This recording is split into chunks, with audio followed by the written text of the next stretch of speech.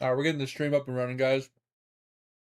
The ads are going to be playing for a few minutes. I'm going to be eating some food, and then when the ads get back, we'll jump into the game while we eat at the same time. Just give us a few minutes to jump in.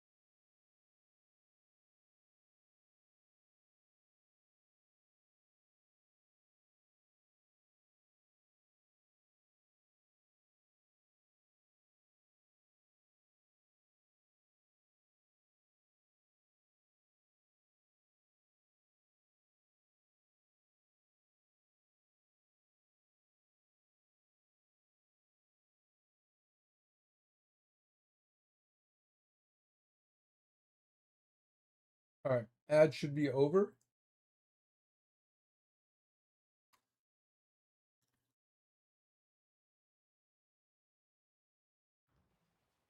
Let's jump on in. All right, so we'll be taking small little breaks just to eat some food. But Would you like a cup of water? Because you look yo, thirsty what a as veg. fuck right now. Thanks to hydrate.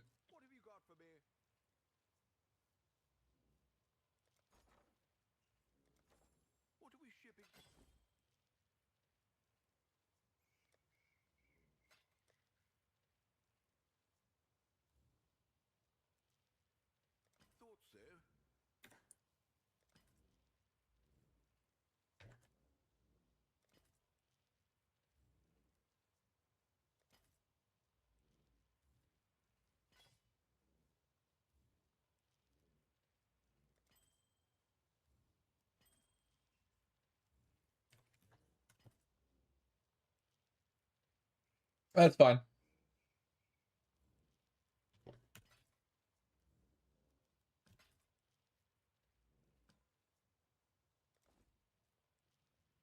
Oh, Hello.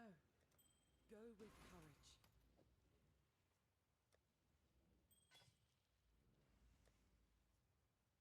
let us dump this.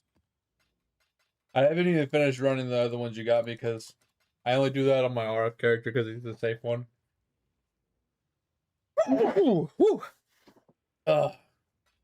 So these are just 30%. All right, let's get rid of what is it? 8%. 1, 2, 3, 4, 5. 1, 2, 3, 4, and 1, 2, 3. Hello.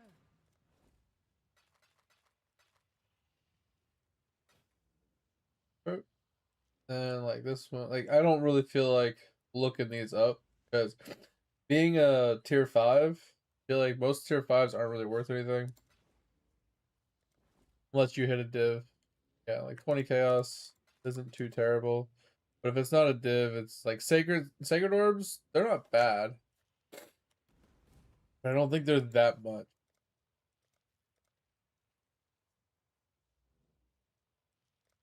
Yeah, it's like 52C. It's like, I think it's about as much as I would make from Greetings.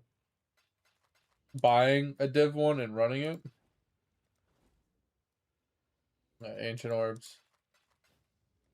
Go with courage. Not really worth it. Alright, let's go to 70. 1, 2, 3, 5, 2, 3. Alright, what do we got? These ones are a little bit more lucrative, but still not really worth it. I mean, there are a few cards that could be worth it, but that's too much work. Unless it's like a known high tier card, I don't really care. I'm basically just shooting for divs, and if I don't hit a div, I'm not running it. Alright. Like, supposedly this one, the last one standing or whatever. Like, look at this one.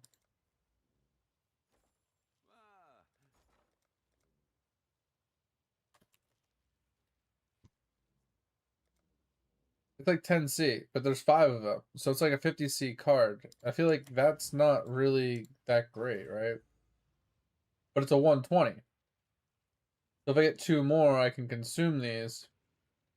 And, what's a Tuco Hama Fortress? I feel like that one's not, yeah, it's 25C. So I feel like all of those are very great. Thanks for the bliss. Yeah, so it's like, I feel like I'd rather convert these ones because these ones can be 8 div. I'd rather get an 8 div one, right, for turning these in than 25C, right?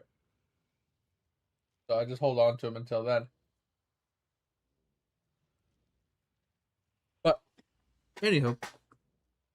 Alright, Edge, tell me what you think about this. Alright, I pulled this build up yesterday. I'm kind of taking inspiration from it and other ones like it. And kind of using it with the block glad that I was running.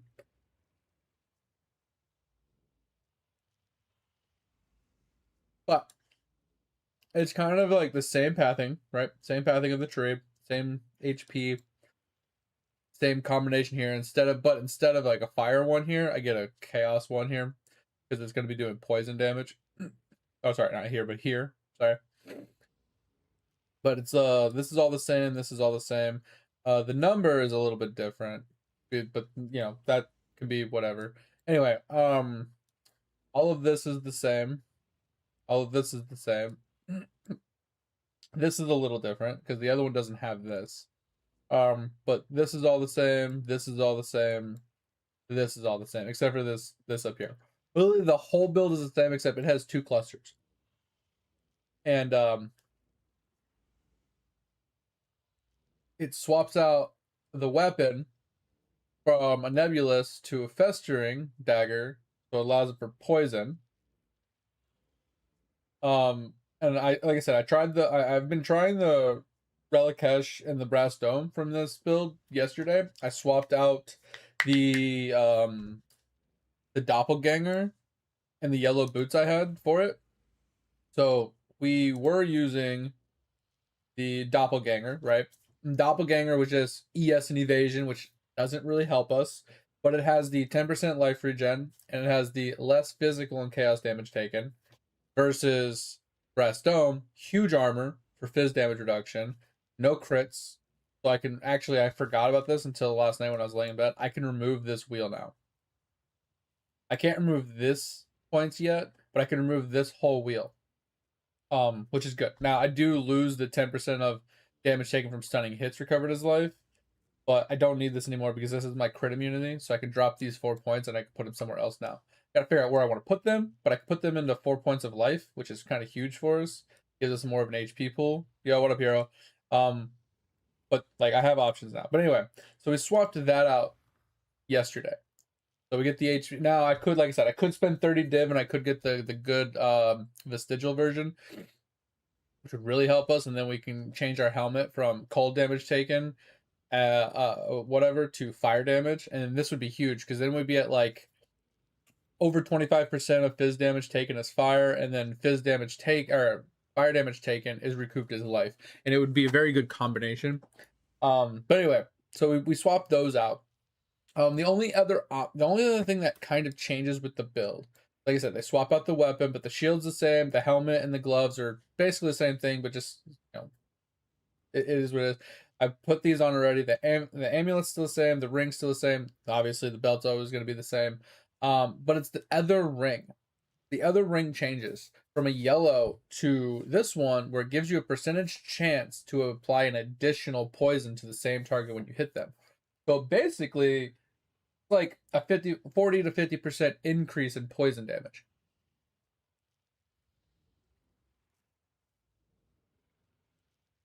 So basically, I'd have to buy the ring and the weapon.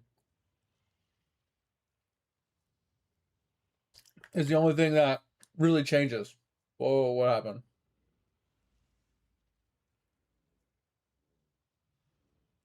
Right. That's kind of like the only thing that really changes is I get the weapon. I don't really need the ring right away, but the weapon allows for all of my skills to poison. And then so the skills slightly change, right? So wait.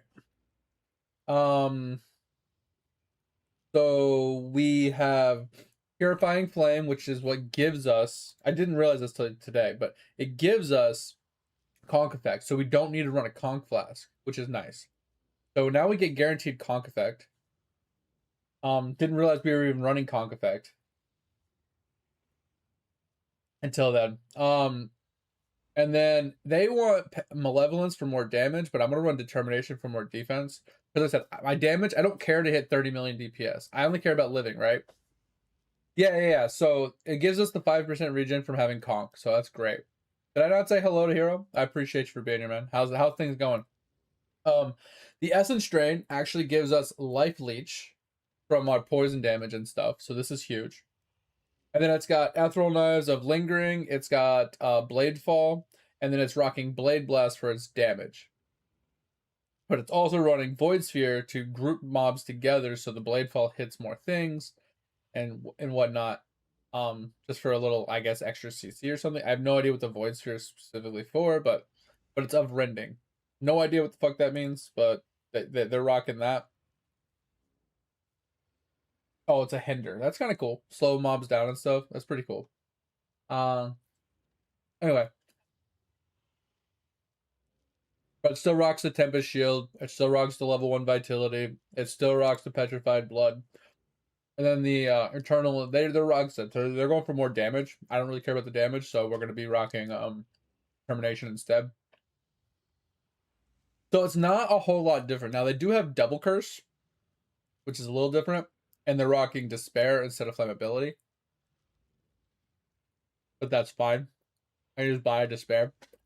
But like I said, I'd have to change up the skills. And I have to change up the weapon and the ring. Which I can't change the ring until I get a Mage Blood to fix my reses.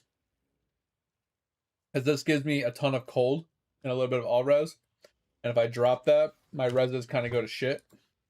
Because I'm barely overcapped, right? I'm fine with my flash proc. But I need to be basically capped without them since I don't have a Mage Blood. Because I can't try to run in to proc my flasks before I have max reses. Because I'll just die like with a one shot before my flask proc. So the Mage Blood is a big fix here. But the one downside is if I don't get a Watcher's Eye, my survivability goes to hell. Because right now, I heal for 1% of my life every time I ignite somebody. The Watcher's Eye will give me life on hit, and with all the abilities, the Blade Blast, the Blade Fall, the Lingering Knives, so on and so forth, all those things hitting, they heal me per hit, which replaces this. So I need to get a Watcher's Eye, which a one prop Watcher's Eye is really cheap.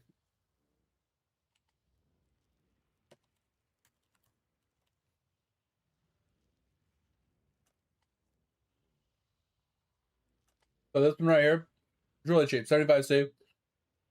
I can toss this on, and like we're fine. All right. And even if I wanted to like juice it up a little bit to like 30, I go to 80C to get 30 life on hit. And this fixes the, like, I could, with that, I could drop this for the sword. And the sword, I think, is roughly 40 to 50C anyway. But anyway, so I'm thinking about trying this out. The only problem I have is the other day off stream, Edge, when you weren't around, I think you went to bed. I tried tinkering with a Bladefall Blade Blast setup with autocast, with cast on, done. And for some reason, I felt like the Blade Blast wasn't really triggering.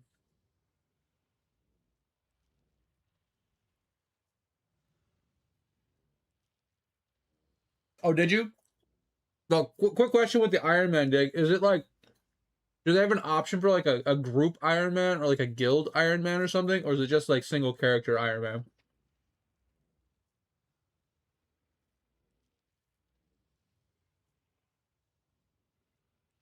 Also, let me change the laundry really fast, guys. Wife just texted me. Give me a second.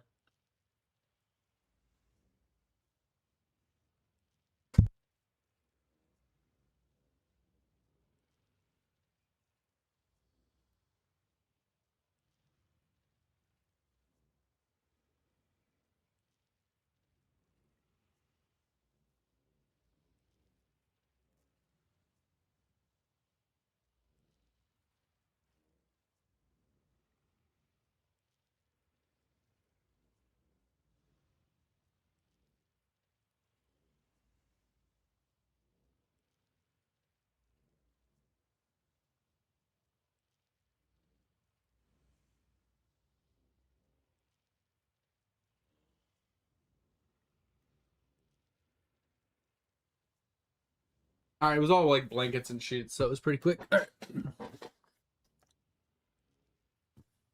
Oh, they do have group Iron Man? Yo, I'd be down for that. I'm assuming if you wanted to join that group Iron Man dig, you'd have to start over.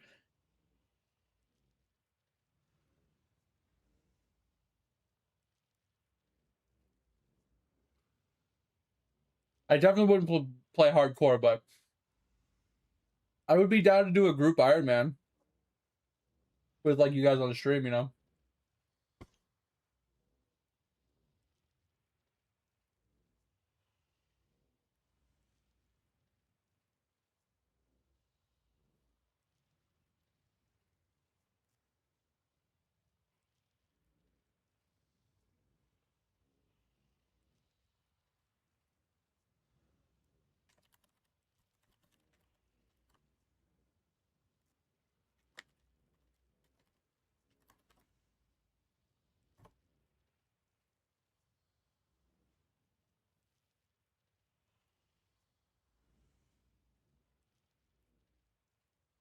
So, Iron Man hero, at least in most terms, the 99% of all terms, basically means you're kind of solo self-bound, but you can group with people, right? So you group up with people in MMORPGs, and you go do dungeons, or you go and fight like rare mobs or open world bosses and stuff. And whatever drops for you, but you can't trade other players and you can't use the auction houses and stuff. You have to you have to find your own stuff. Like just because you're in a group with people and let's say one of your party members gets the item you want, but you don't, doesn't mean you can trade for it. Doesn't mean he can give it to you. You have to actually get it as a drop for yourself still, like if you were solo, but there's a lot of content in MMOs that you can't solo, so you have to be able to group. So, like I said, the Iron Man still holds true to solo self-found. It's just you're allowed to group with other people to complete some of the harder content.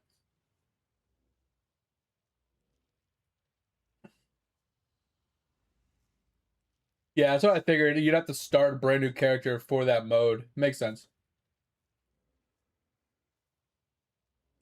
Yeah, it sounds cool. I mean, I'd be down to try it. I mean, it looked cool. I just haven't had the time to play anything, honestly, Dig, other than this. I've been just so enveloped in just playing. This is the first time I've actually sat and played PoE, and I've actually not gotten bored in a very long time. Sorry, I'm still just eating pizza. But anyway, yeah, that's kind of like my thought. You know, we swap out like Detonate Dead, right? Obviously, the Burning, the Immolate, the Flame Surge, the Purifying Flame. Actually, I think the Purifying Flame still stays, but it goes somewhere else because this is what gives us the conk effect, so we don't have to run a conk blast or rational doctrines. We don't have to run that either. But then we get rid of the chance to bleed. We get rid of Firestorm of Pelting. We get rid of Zombie Slam. We keep our shield slams and everything. We get rid of the Wave of Conviction. We get rid of the Flame Wall.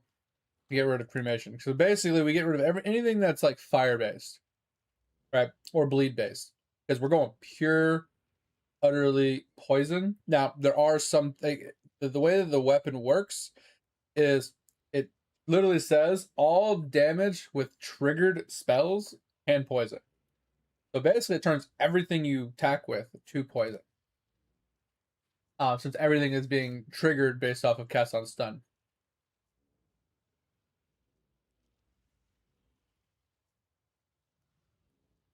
Yeah, that's the same for me, Bill. Like I've been playing the game for like 8 to 10 years or something like that. I don't remember exactly. It's been a long time. And when I first started playing, I was very into the game. I'd play it for like 1 or 2 months every league, play 10, 15 characters. I was always looking for the build and like the skill that I liked. So I was very interested in playing the game because I was always learning and trying to figure things out and understand what I liked and didn't like or whatever. And it was very fun. But then I got really bored. Once I found the skill I liked, it was more like not about playing the game to find something I liked. It was more about playing the game for the content that was being released. And if the content didn't interest me and it wasn't fun, I didn't play. And I haven't had a fun league since Toda. Toda was fun. Toda was a blast. When they brought Toda back for a temporary league, I played the crap out of it. Not as much as I would have liked to have, but I was doing other things at the time.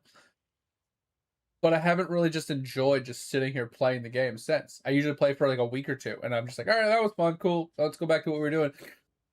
For some reason, I almost quit this league after 5 days because I was just so bit. And then I kind of just segued into Ultimatum, and I got into this like groove where I'm just enjoying just ultimatuming and just hanging out. Like it's just chilling. I don't know what it is. I think it's because I never really liked Ultimatum to begin with, and now that I'm like in it, I'm enjoying it, and now I'm trying out new builds for it, and it's kind of just keeping me alive, you know. Bro, the quality of life for not have like I can just switch things. I can just change my shit without having to buy a brand new chess piece or something. It's so nice. The fact that I can just throw colors in wherever, I can just try different build, like different skills, and oh my god, I can try things. It's so nice. Uh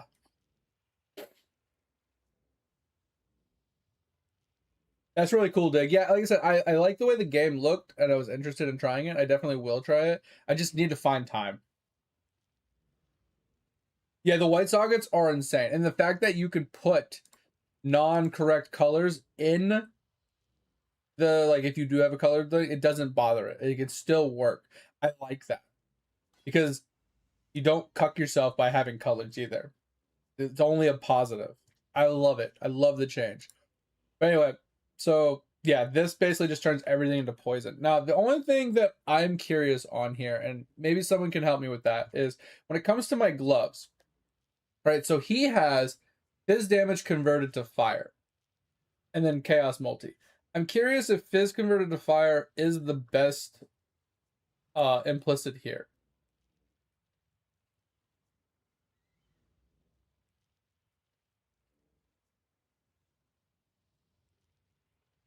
Yeah, that was kind of the same thing with like some of like with RF getting a 6 link cloak of flame with the correct colors was just super expensive. because it was like 5 off colors or something like that, or 4 off colors, and that's hard to do on a 6 link when it's all ent and you need 2 blue or 2 greens and 2 reds. Like, it's just so annoying. But I mean, that's not terrible. It's relatively easy, but it's still annoying as fuck. It just costs you a lot of chromes. Well, all the skills do fizz, but they all poison. That's the weird part. So the way this works is you have Blade Fall dropping the blades, right? And then you have Ethereal Knives of Lingering dropping more blades. And then you just have Blade Blast, right? So it's all fizz based. But with the way the weapon works, where it increases spell damage, increases poison damage, triggered spells, poison on hit, and then all damage with triggered spells can poison.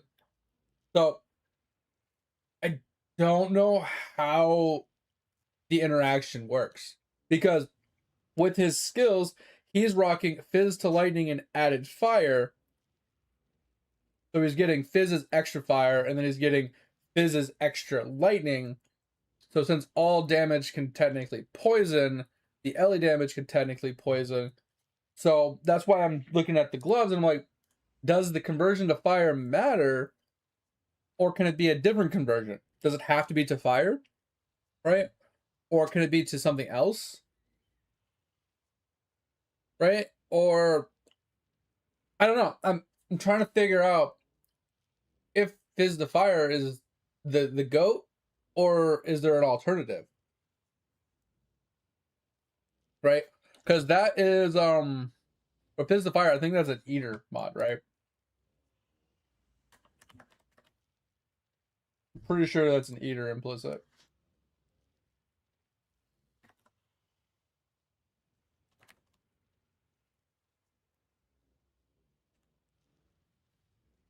Because they have Fizz converted to Chaos,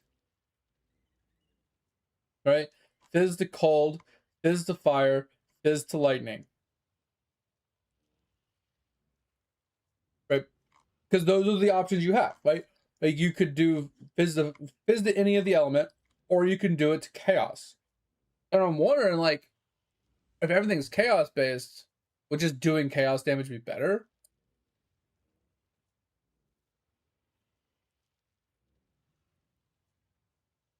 But at the same time, isn't there other options that aren't like a Fizz conversion that could be good, right? Because these are all projectile based. These are all increased armor, physical damage, or ignore enemy physical damage, so that doesn't help. Blind, bleeding, spell suppress. So I thought Chaos damage leeches life could be decent, but I don't think we need it since the Essence Drain skill gives us leech. So I think this isn't necessary unless we need more leech. And then we have, yeah, Fizz converted to cold and everything. All the conversions right here. How many possible stats? What do you mean? Like, how many can you get on one item? Or like, this is the whole list. The list is massive. And then you got like damage per, which I'm not gonna rock because I'm not gonna have any stats. So we'll ignore those. Energy shield we're not gonna worry about. Evasion we're not gonna worry about. Exerts we're not gonna worry about. Fire, like the leech we're not gonna worry about. Accuracy we're not gonna worry about. Yeah, that's not anything for us. That's not anything for us. That's not for us. That's not us. Also not us. And chance to poison, I don't think we need chance to poison because I think the way the weapon works, I think it fixes that. We don't need that. Yeah, withers expire slower is a possibility, so our withers are always there.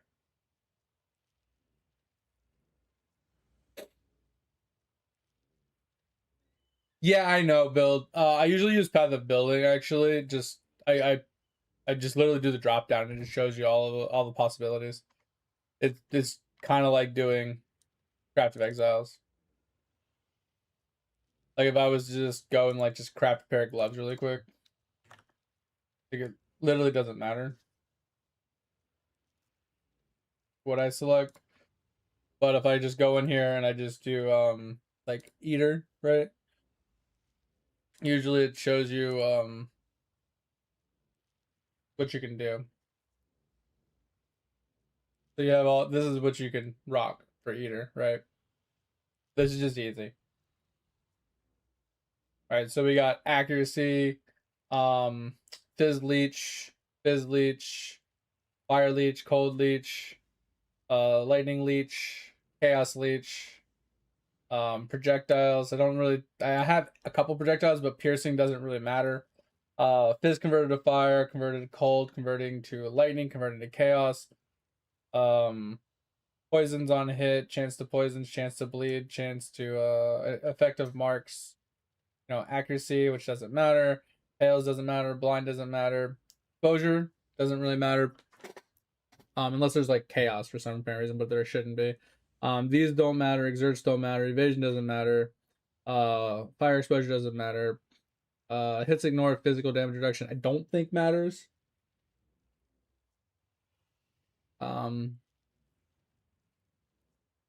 honestly, it does say that's a damage increase, which is interesting.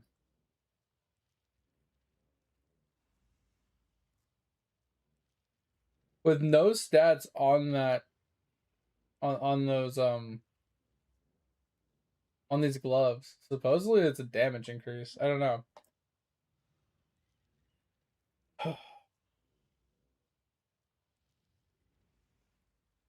And supposedly this is a damage increase. Like is that true?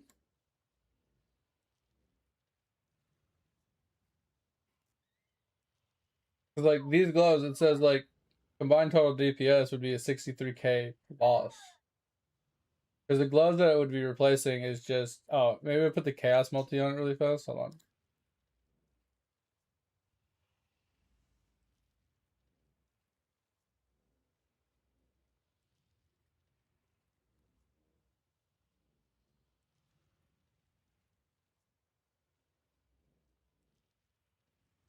I kind of want to match the one that's on there just because it's 12%. Like that's expensive, don't get me wrong, but um I'd like to at least match it so we can look at the damage difference. And then so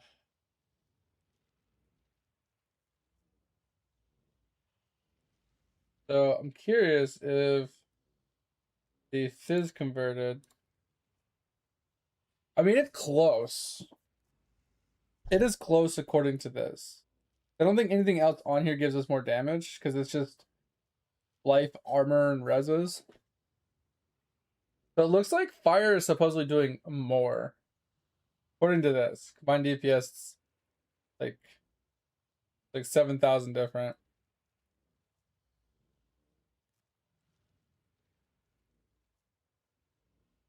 I wonder if there's any other options.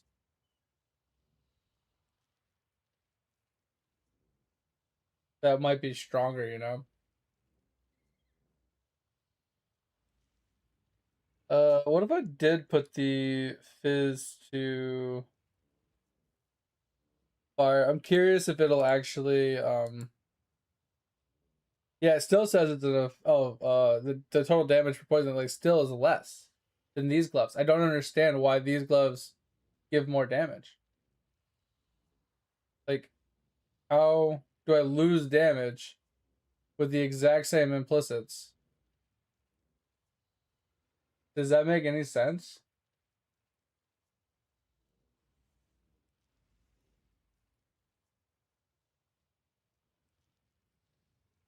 Never understood that. Like, why did things like change like that?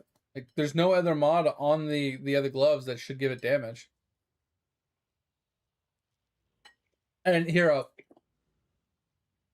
there is a massive list of those implicits But the problem with that is it's like you can get implicits on the helmet, the chest, the gloves, the amulets.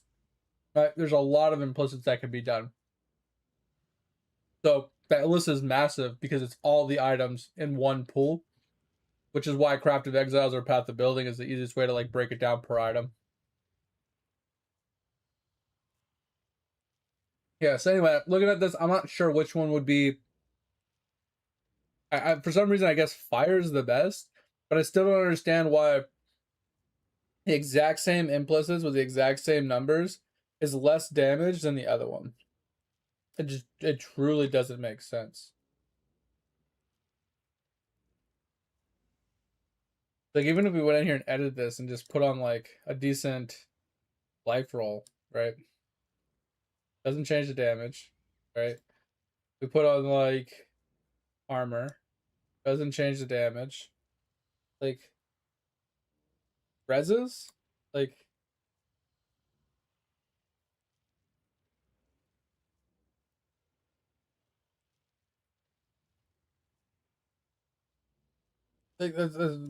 all this fucking thing has a bunch of reses, a bunch of armor, and a bunch of life. Like how does it not do more damage? How is it not? I don't understand how it does less damage.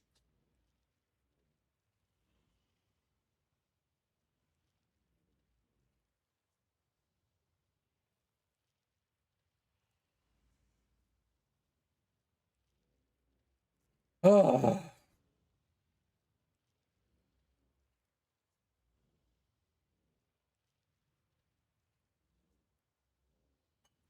I don't get it.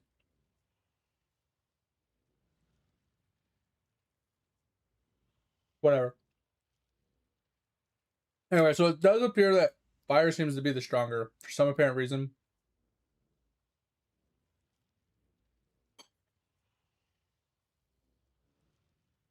Don't understand why. But supposedly it does better. If it's converted to chaos.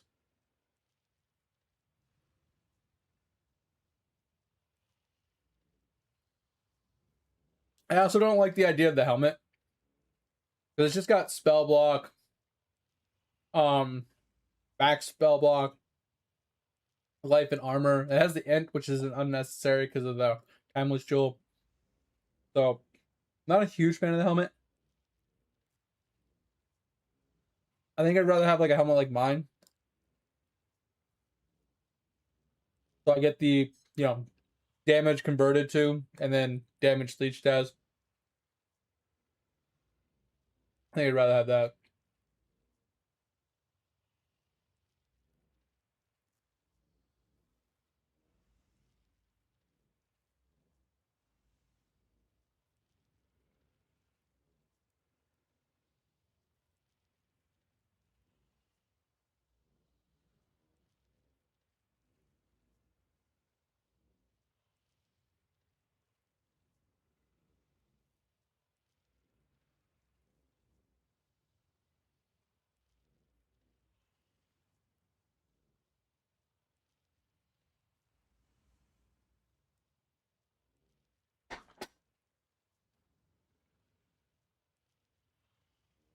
All right, we're almost done with pizza. We have like one more bite.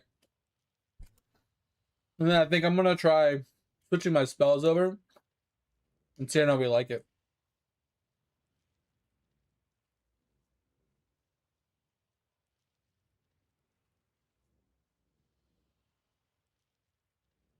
I really need a blue in here.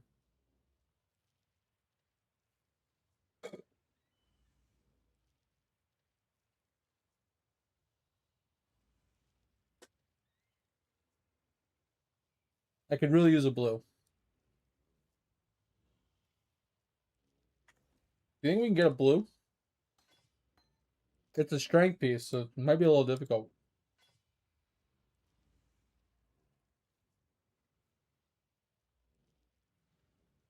Four nons. That's actually insane. But I think we just go with the two. Come on, just hit a blue. Hit a blue. Hit a blue. Hit a blue. Hit a blue. Thank you.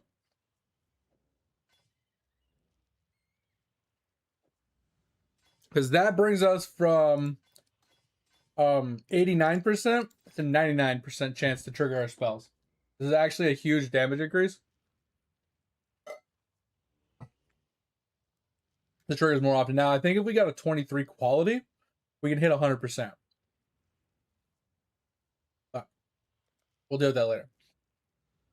All right, and yeah, I think I have one here. I don't have one in my helmet. I know I'm going to change my helmet out later, but that's fine.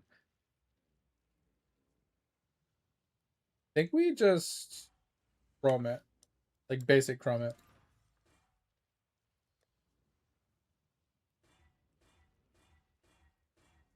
Come on, hit a blue. Hit a blue.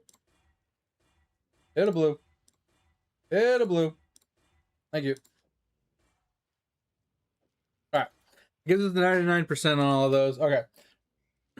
So let us start with this. All right. So let's go buy this. I said, I think I'm just gonna buy this for ADC. Holy hell. All right. That is a lot of Watcher's Eyes. Is that just Elder farming? Or is that Shaper farming? Or is that, I think it's which one is it? I don't remember. Anyway. Alright, so we have this. Alright, let us buy the feasting. Or festering, sorry.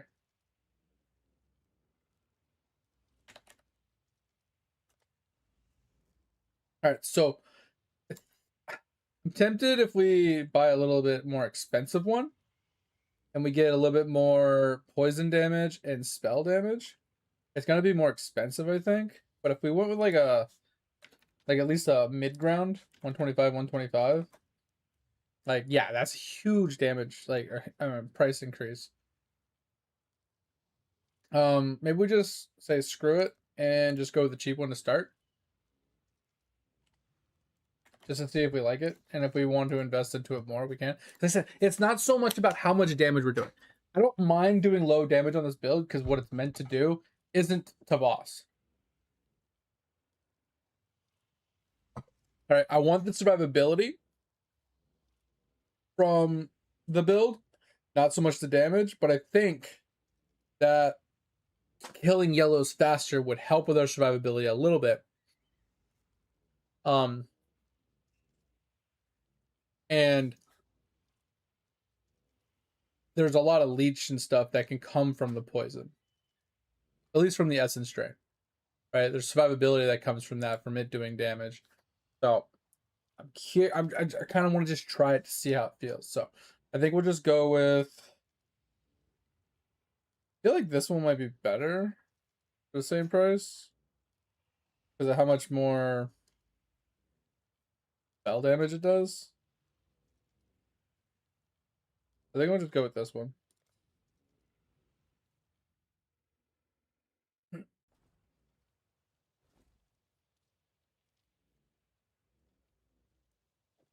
Alright.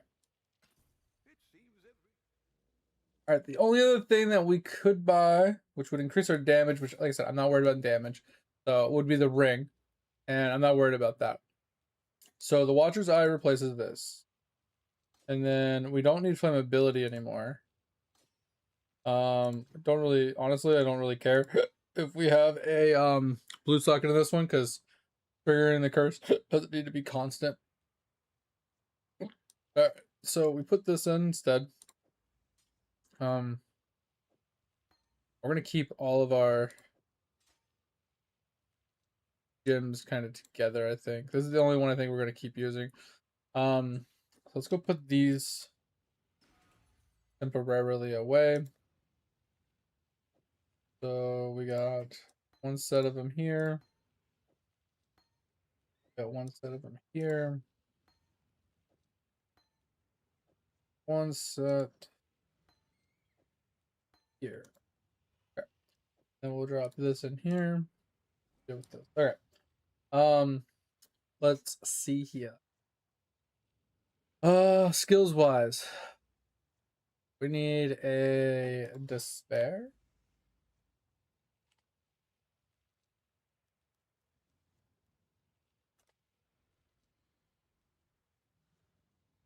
If we can get a 21 for pretty cheap, yep.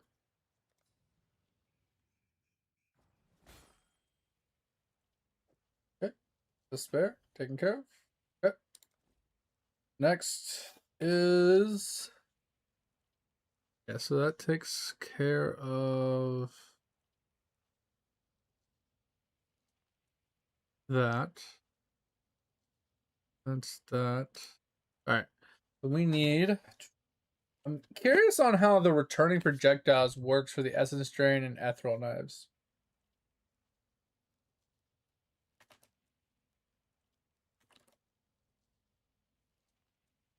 Yeah, so supposedly the wickedness one is really good. I don't know. I haven't looked at the differences in them.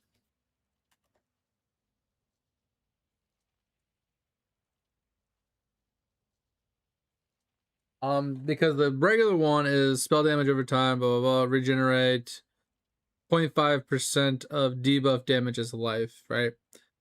But wickedness is 1% debuff damage as life. It shoots more projectiles. I don't know what the downside is.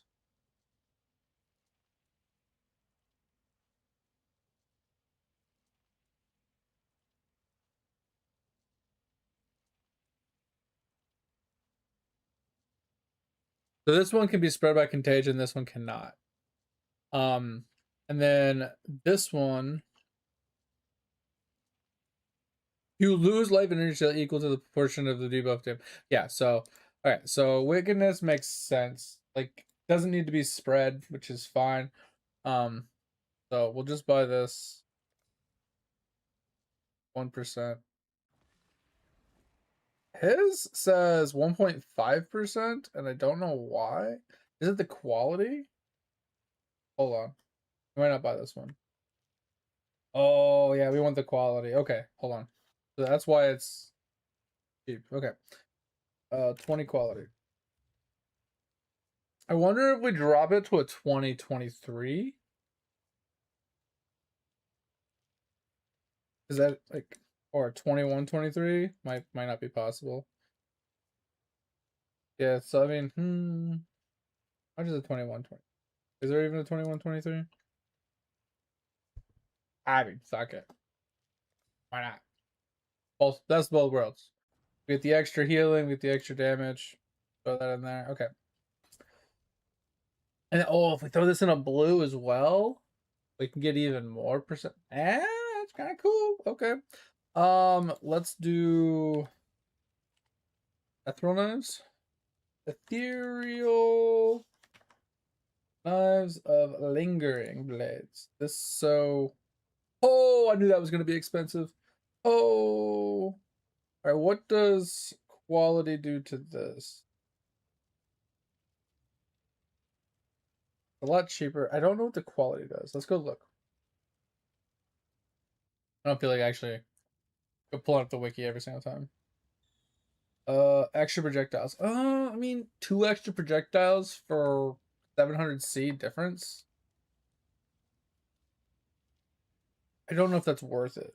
What if we did like 10?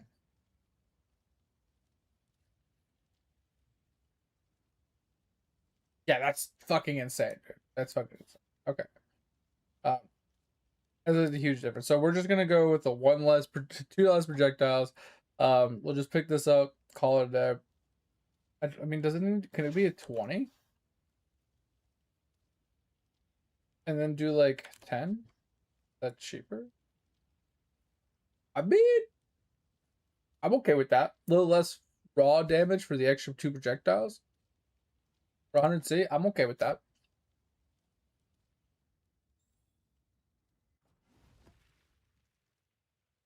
Yeah, 2020. Yeah, fuck it. Extra projectiles. Boom. All right. Do we need the returning projectiles? Is the question.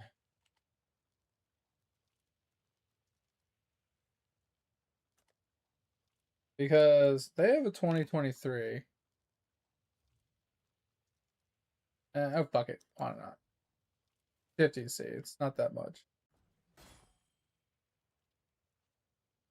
And it's just projectile speed. So, I mean, it doesn't need to be a 23, but it's whatever. Okay, so that takes care of one slot. What? Yeah, and the next one is a little different. It is, I don't know how I feel about the Void Sphere.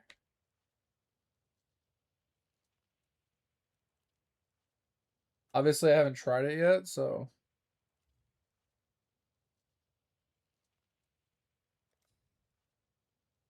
But I'll grab it. I think the Spell Cascade, they want us to do Greater Spell Cascade, but I feel like that might be too expensive. We'll look at Spell Cascade last. Blade Fall. I don't know what the quality does for Blade Fall either. But the 2023 is like cheap, so screw it. Probably gonna fail to connect. Oh, there it goes. Come on. Where is it? 1+ volley. I mean, okay, I'm not opposed to that. It doesn't need to be 23 at that point. We could probably save some money going to 2020. But all right, and then we just need Spell Cascade for that. Now we just need to do Blade Blast. I think I might have something.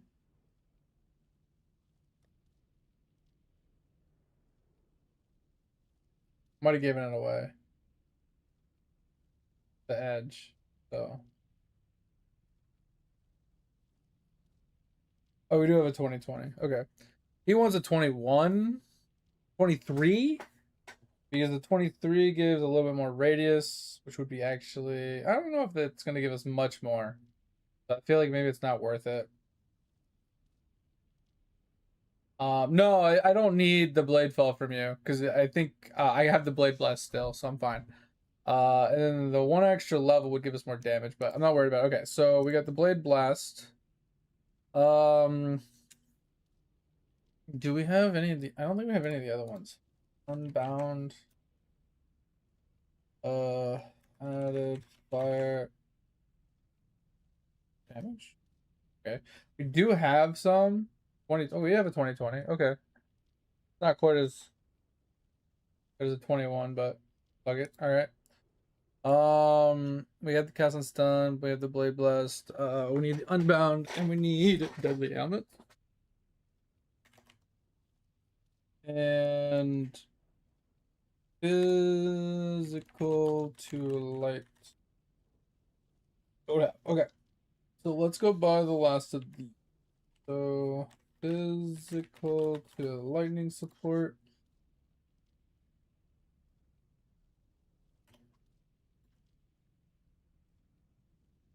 Okay. I said if I like it, I can always upgrade these gems to a higher level on another day. The ailments.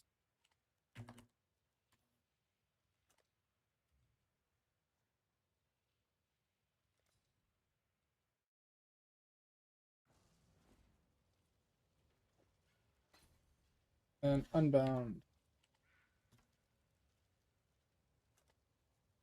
And we just need the the spell cascade one. Okay. Now, how much is spell cascade? As a 2020. Let me see. How much is greater?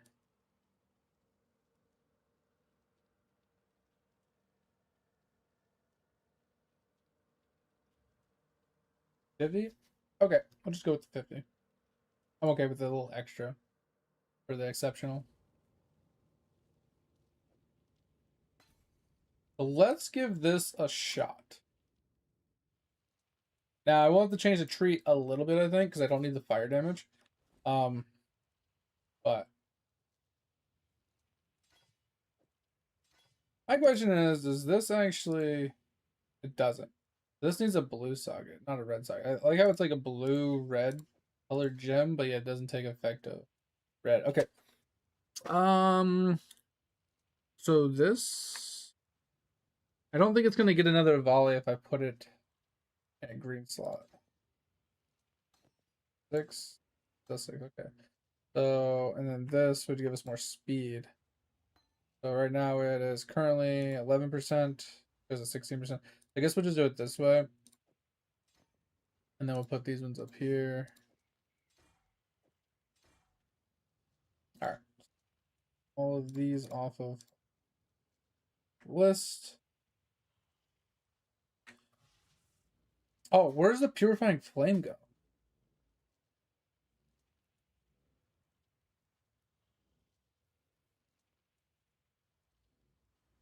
Okay, hold on. Because they have purifying flame in here still. So they have that. Four link, chest. So the chest is taken care of. Yeah, how do they fit this in? Hold on. I have something that they don't have, obviously. So I have Tempest Shield. This is technically in a 4-link. Do they not have movement skills? I don't think they have a movement skill. Oh. Because they have Withering Step, which is technically their movement skill, and it auto triggers. Because it's in the weapon. Like, this isn't in the weapon. They have, like, the Vitality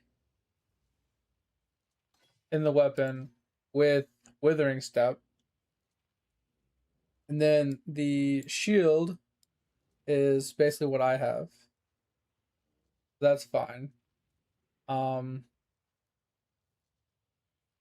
helmet is basically what I have.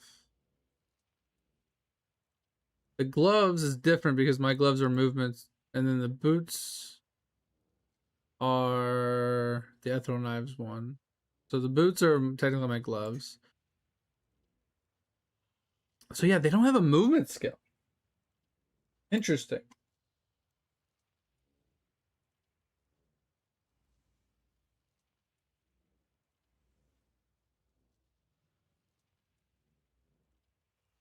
A macro system built in? Oh. Yeah, see, I like that. That was one thing I liked about WoW Dig is like they had a macro system so you can macro a bunch of buttons together and set it to one key. It made things a lot simpler. It also allowed for people that were really good at writing macros to like really, excel. I don't know how I feel about not having a movement skill if I'm being honest. But we can try it. I kind of like my movement skills, especially Frostpoint to get up and down terrain. But like this is like this. I do have one open slot. I just don't know how Frostblink would work in it. What if we put Tempest Shield in here and put Frostblink by itself?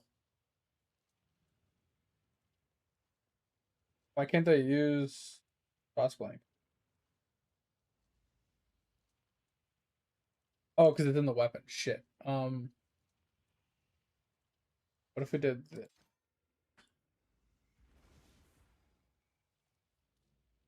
Alright, so now we can still use it. We can put Withering Step. Curious, would Withering Step put this? Okay, hold on. I gotta try something.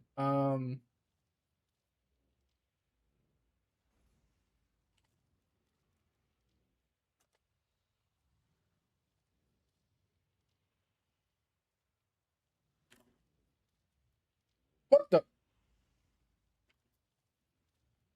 What the? What the? Where's the cheap one? Okay, I'm just gonna buy one. There we go. Just... Bro, what the fuck is that shit? Alright. I think Withering Step shares a cooldown with these, right? Says this skill's cooldowns do not recover during effect. It says grants elusive while you have this buff, monsters around your less blah blah blah has wither. Using a skill or losing the elusive buff ends the skill effects. Or this is why the cooldown is kind of crucial. It's a 3-second cooldown. You have 3 seconds between usages because it can't gain stuff during effect. But it says shares a cooldown with other blink skills. Cannot be used while already. So basically, I can't use Frostblink unless a loose Withering Step is on cooldown, which kind of sucks. But I also think that it kind of needs to be. I need to have Frostblink to be able to go around terrain sometimes. But maybe not. We'll test it without it. It's just I don't have another port skill to put in here to make it worth it. Because I just have an open slot at that point.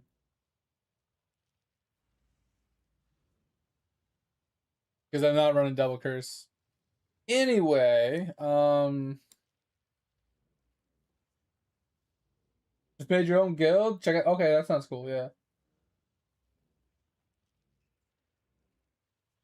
Yeah, like I said, that game looked cool. It sounds cool. I definitely piqued my interest to try it.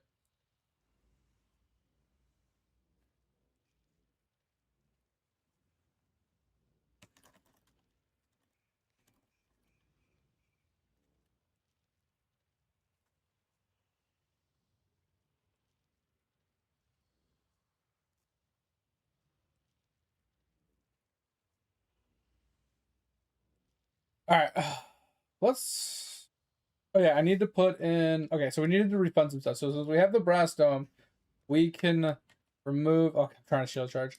We can remove the cast on stun or the stun ones here. It gives us points, so we can put the Watcher's Eye in here for healing.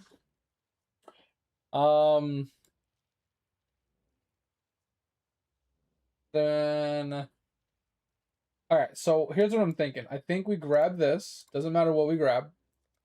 We rune graph it, and then we grab this for the Countess 55. And then that should give us enough mana reservation to uh to get to 55. I'm hoping. So let's rune graph that really fast. Chaos. I used a lot of chaos today. Holy crap. Rune grabs. Which one is it?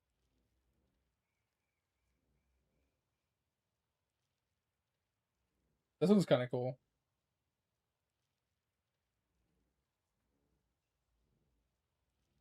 But it costs a lot of life.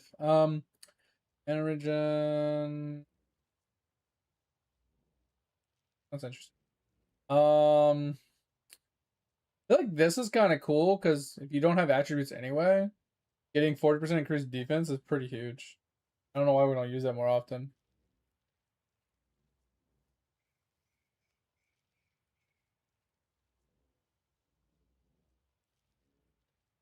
What is the reservation one? This one's really cool too. +1 to all skills, like all non-exceptional support gems, pretty huge.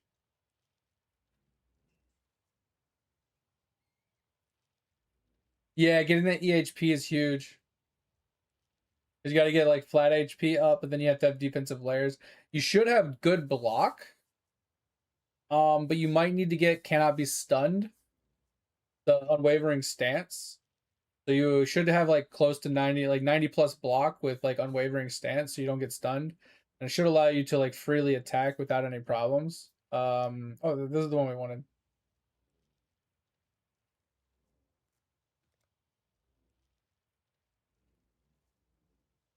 Yeah. Let's get this. Yeah, because that's the one that we run, right? Yeah, treachery. And then wrong button. Use this here. That should. I think that puts us to exactly what we need. All right, let's give this a shot. Let's see how let's see how it feels. Let's see how it works. Oh yeah, we have one more point to put in. I'll just get some HP. That puts us almost 2400 HP. We were at like 19 or 1800. So hoping this extra HP makes a big difference. One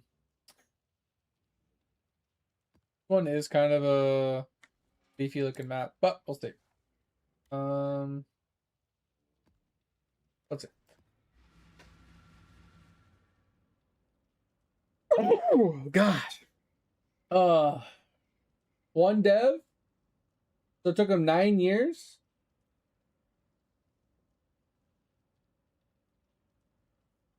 Yeah. I mean, so when your team is relatively small like that, Dig, it allows for you guys to get like kind of like a cohesive like idea, I guess is the word I'm looking for. And there's not like too many hands in the cookie jar, right? Well, this is kind of crazy, not gonna lie. All right, let's. This is the only thing I have a problem with this build is I don't have a movement skill to run through the map. It's cool for the damage. It's good for that. And the survivability I think is fine. It's purely I think the lack of movement skill is necessary. So I think I'm gonna put shield charge on, even if it doesn't have the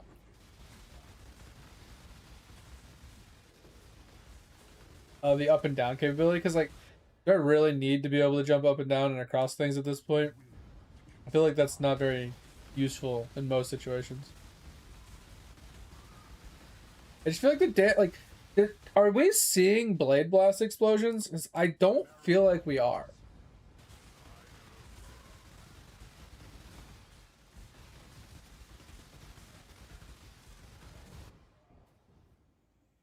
Is it just me, or does it not feel like there's like no blade blast going on? I don't even know how to tell what it looks like. I almost need like a skin for it just so I can see it. I don't know what's going on. Like this yellow just doesn't seem like he's really dying. Yeah, so what skills did you end up going with for your Bleed Glad?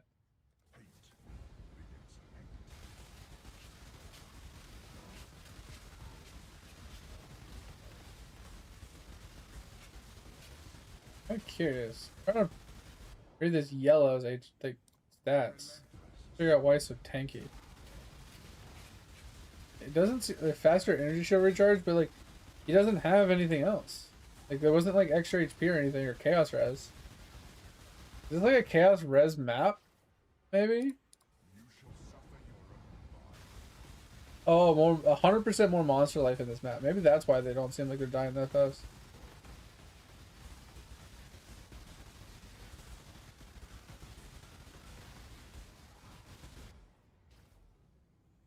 %7 more? Okay. But yeah, what skills you end up going with? And like what's the struggle bus on your EHP right now? Like did you get crit immunity? You should have like 90+% block. Did you start stacking armor at all so you can get some extra armor in there for some survivability? Get your auto flasks. Okay, I don't like not having a movement skill. I think we just gotta put shield charge back in just so we can actually zip around the map a little bit. You like the damage though. I think I like this more than the... Oh, I didn't change the fire skills out either. So we do have fire skills that we can swap out. We have fire multi. It doesn't need to be there. Like we have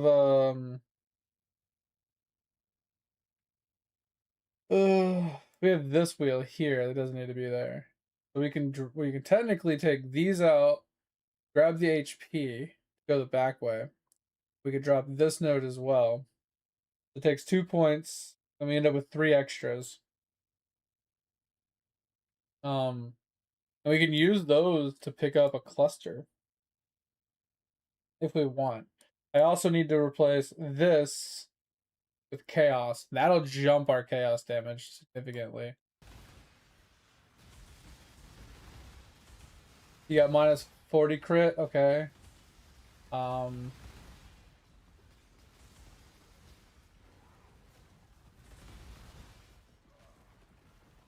the 60% fizz is based off of armor, and it's not based off of so don't pay attention to the 60% fizz on the sheet. Like if you go here and you go to this, mine says 90%, and it's not 90%.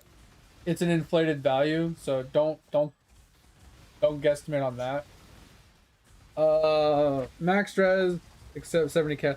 When you say max res, you saying 75 across the board, like 75, 75, 75, and then you got 70 chaos right now.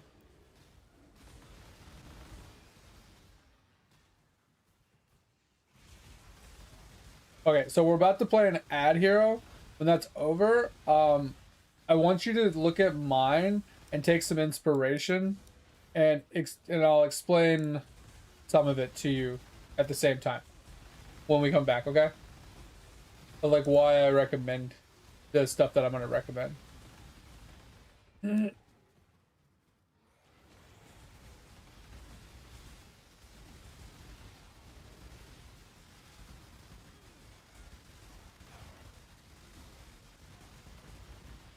Okay, sounds good.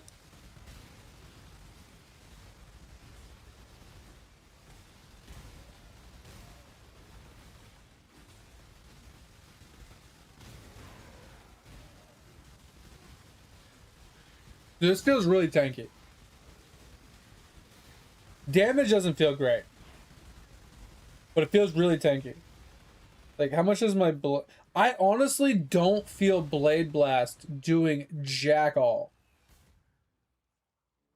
I truly don't feel like it's doing anything.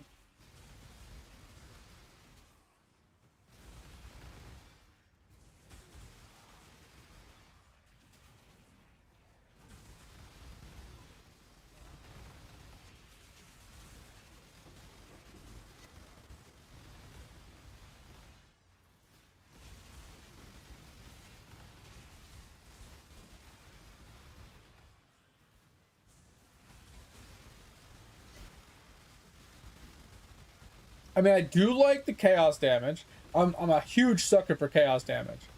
And poison's dope because with how fast it's attacking, it's stacking poison after poison after poison after poison, which is just a scaling like increase in damage.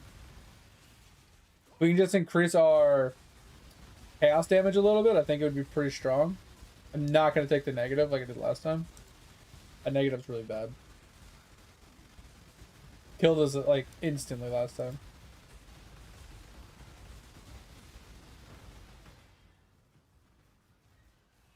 Alright.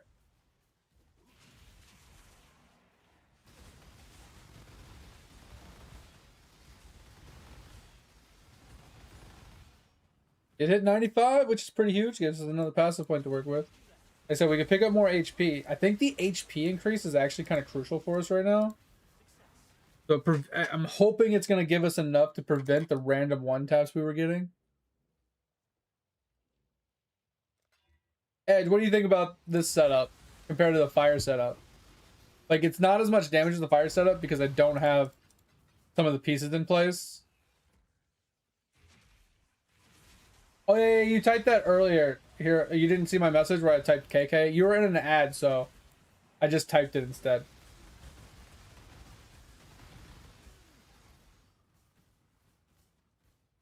Oh, yeah, it'll avoid the ES, right? Is that what you're trying to say? Oh, you just allowed it? Oh, okay. I was like, he already said that.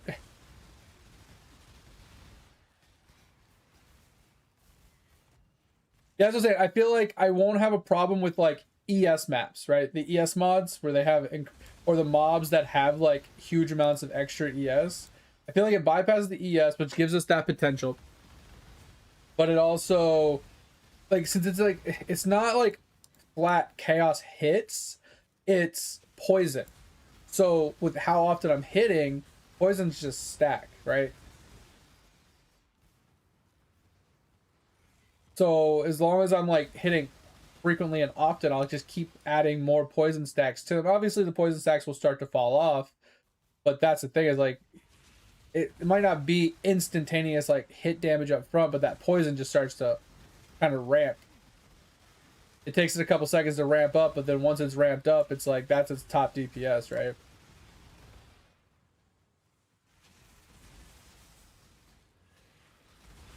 And kind of like you were saying with like bosses, it's kind of nice because a lot of bosses have like a lot of ES, and like having to break through that ES first sucks. Especially like, oh my god, Croesus Edge. Poison damage on Croesus would be huge because like even though he has the ES, you could still kill him. Just like that's why I was always trying to get the Death's Oath to work for Sims, because if I can just do chaos damage, I don't have to worry about his ES. I kind of want to try this guy. Once I have to actually get a little bit more damage on him, right? I got to get the chaos one, which is going to be expensive. But getting the chaos one for extra damage, and maybe a cluster to get us started, would be kind of huge for our DPS. And if I can get that, I think the damage will go up quite significantly.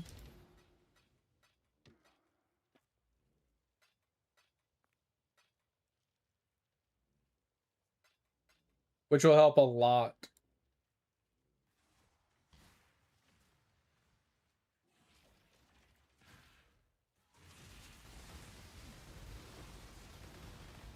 That's the only thing I'd be worried about. I'd go into, like, as long as I could live in the sim, I wouldn't die, but I would also kind of struggle because like with lack of damage means that they would just take forever. All right. Sims, I'm okay with not having shield charge, but in regular maps, I need shield charge. All right, so first thing we need to do, we need to refund the fire nodes. So I think I'm gonna stick to this because we're gonna lose a little regen from the fire cap, but I'm okay with that. But I obviously we don't need this is only 5% nodes, but we need, I think using these 2 points rather than this 1 point. It costs an extra point, but it gives us 10% life, 5% per point. I don't know if it's necessary, but it just feels bad using 1 point to get across, and I'm already crossing this way. So we'll just do that, and we'll refund this because I don't need to be up here anymore. Right, yeah. So that's that. All right, so if we look at what he has, he rocks a large cluster to grab Mage Hunter. That's all he cares about. I think he just wants the Mage Hunter for a chance to gain power charge on block. And then increases spell damage, chance to block. I don't know if the power charge is necessary. Right? Because power charge just gives crit chance. And I don't think I need it. So I feel like this is unnecessary. It says it gives him very little damage, but I think it's for his block. And I don't need the extra block with my setup. I don't know why he needs it. Kind of. I have Withering Step in my weapon, which auto triggers when I block when it's off cooldown. So it does apply Wither to like mobs that I'm standing near. They don't last that long, which is the problem. So I think they fall off before I do Withering Step again. So it's not a permanent Withering stack. I need new gloves and stuff. Because like Fizz converted to fire is what I think it's worth it. Because like this is what we were talking about earlier, Edge, when you were AFK or whatever, is he has the implicit Fizz converted to fire, but he doesn't have it on the actual gloves himself. So I'm wondering if I got the implicit, because supposedly that Fizz to fire implicit is the strongest implicit that I could find. that he's rocking. So I'm wondering if I did the implicit there and I crafted it on the gloves, if it would make it even more damage. But I need to get gloves closer to this. And then I need to get I'm going to change the helmet. I don't like his helmet. I'm going to have like my helmet instead, but I'm going to change it a little bit. But one thing that would really help is this other ring. I don't know how expensive this ring is, but I didn't want to buy the ring until I was comfortable with the build. And I think I'm going to wait to buy this until I get a Mage Blood as well, because the negative to reses is going to cut into my max reses that I currently have. So it's kind of like a kind of a cuck a little bit. But the 40% chance to add extra poisons, this is huge for our DPS, because more poisons means more damage. But I'm just trying to think, what do I do with my points, right? That's why I was like looking at the tree, because he runs this cluster, and I feel like it's weird running this cluster because he's just going up to get up. He gets this and he gets this, but he uses so many points just to get this and this. I feel like it's not necessary. I would rather see either another like cluster like this, right? Where it's like you only need one unspeakable gift for explosions, because I don't think they stack. They might stack, I don't know.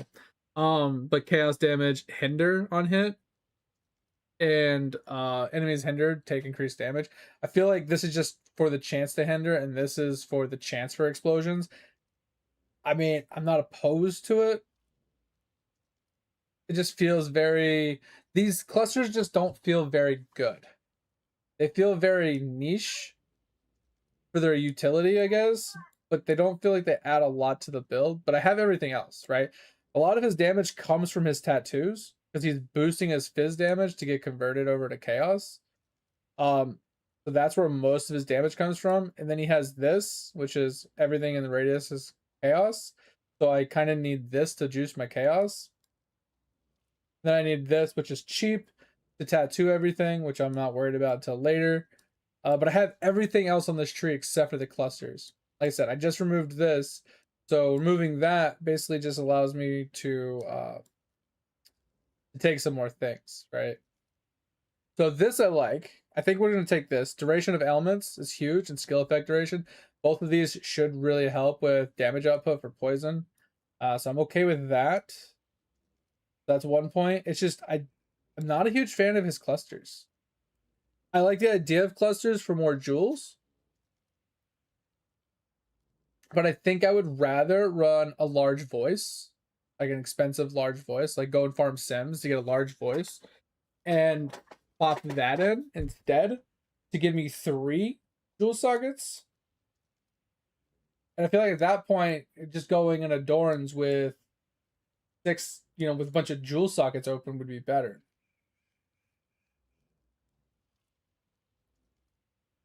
The other thing is he takes this person, which I think I should do, because this is where a lot of his damage comes from. Lightning, cold, and fire gets converted to chaos. So that fizz converted to fire is really strong because it converts it to chaos. And like the purifying flame, most of that gets converted. So I think this is where I'm lacking a lot of my damage. I think I need to do this to pick this up. Now, technically, he picks this up. I'm not a huge fan of this because I then lose Conk Effect just to get Malediction, and I don't think that's necessary. I don't know what Chaotic Might does. Oh, Chaotic Might is actually really strong.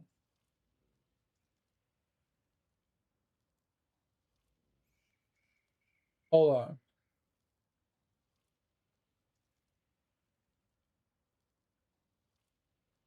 Is there a checkbox for Chaotic Might?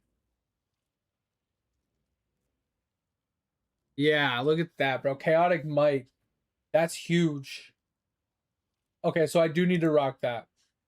I think I need to go and do this and get these 2 points.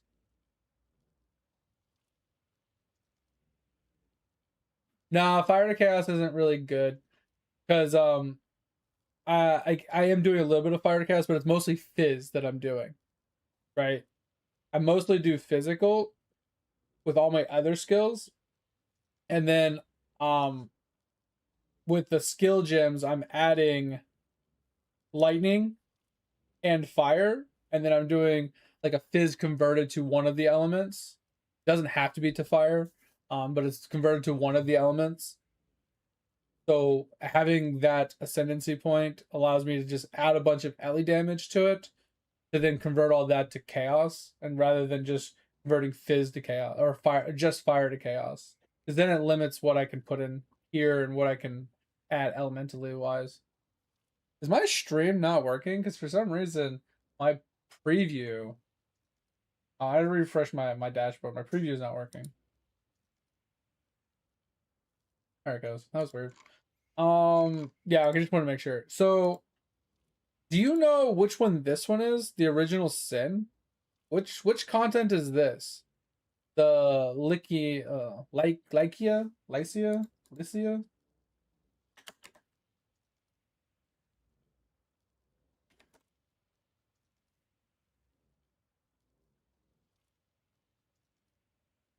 Forbidden Sanctum? Bro, suck a dick. How am I supposed to do that? How am I supposed to do that? I don't know how I'm supposed to do that.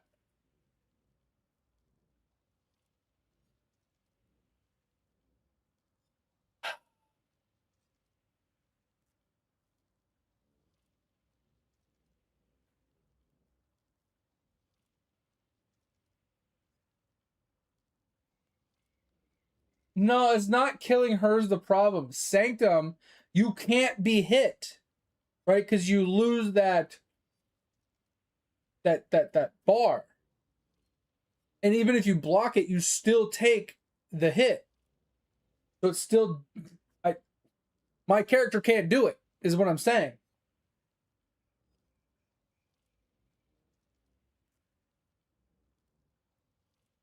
Oh, wait.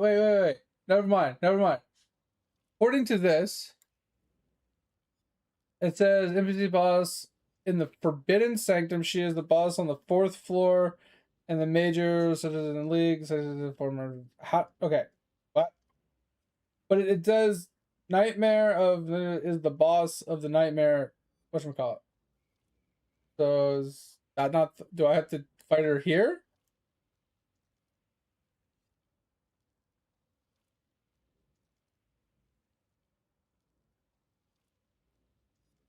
Do I have to fight her here, or do I have to fight her in the Forbidden Sanctum?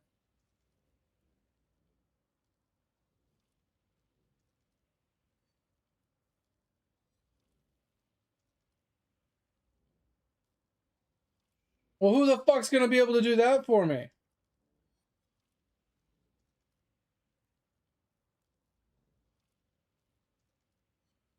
Because even if someone completes it all and lets me come in and click the altar, don't I have to be part of the sanctum the whole time?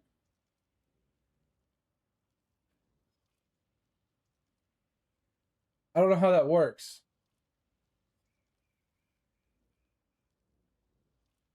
But how do I get to the end without going through the sanctum? Just like in PoE 2, when you're doing like the ultimatums, like someone can clear the entire ultimatum, kill the final boss, but you still have to go from room to room to room to room to room to room till you get to the end. Am I not wrong?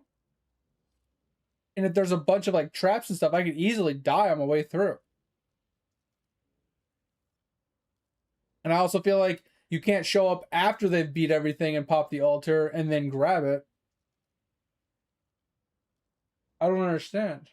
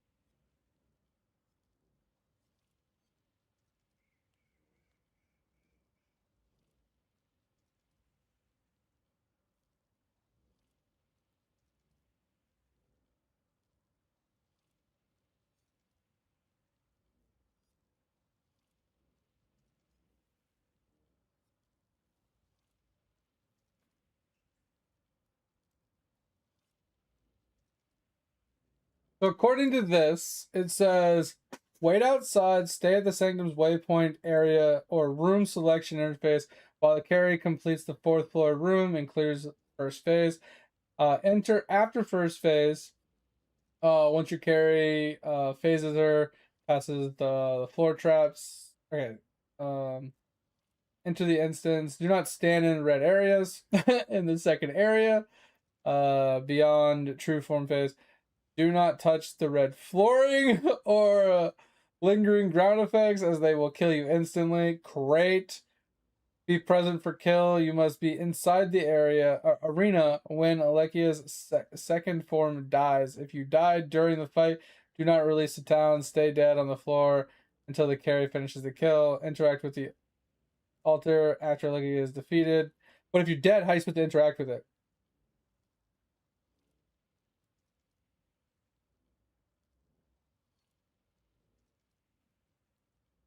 But it says buy a low level one and run that one because it's easier.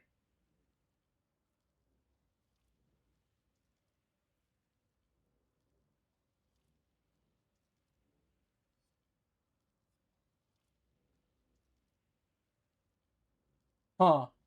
Hey Edge, do you think you can kill her? Do you think you can do it on your with your archer dude? You want to try it?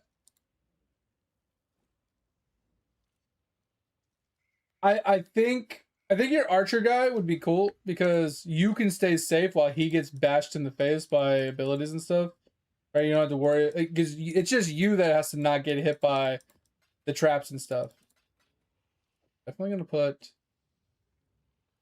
shield charge instead of frostpoint.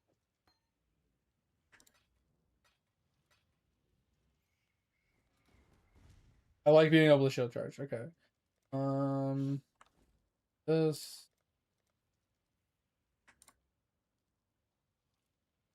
Huh. Interesting. Both 23C. Not too terrible.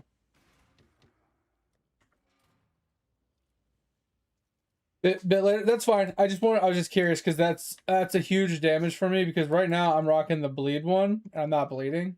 So I need to replace this anyway. What I could do and temporarily, I could put damage with hits and ailments to rares the longer they've been around me. I could probably rock that for now.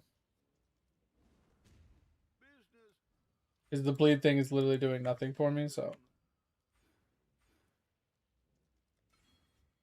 Should give me a little damage while they're around me. Alright, so back to what we're doing. So we have points. We have 4 points to work with. And like I said, I'm kind of not feeling the clusters. But I also feel like if I get regular jewels, they're not going to do anything for me anyway. Because like the only one I could pick up would be this one for this, which I don't need right now. This one and this one. So I can get 2. I can get 2 jewel slots. I can get 2 if I go up this way as well. But I don't really know what's going to give us like the best damage because he's rocking like 2 regular jewels as well. So he's rocking like chaos multi with regular multi.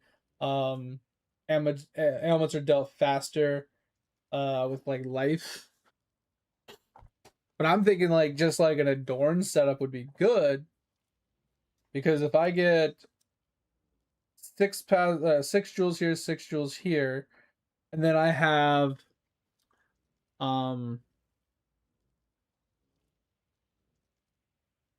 then I have the 1, 2, 3 jewels here, right? Like, I guess it's 9 jewels, so that's 8 corrupted jewels to work with. Give us a lot more life to work with for survivability purposes. More damage from damage over time multi. I'm liking that idea. I think I have some that I was gambling on my Death's Oath. I think I gambled a bunch on my Death's Oath and I won a lot. Yeah, like I have these. These are already prepped and ready to go. So like I could drop all of these. And this one's Corrupted Blood Caving Inflicted, which I don't need, but it's super expensive. I forgot about that one.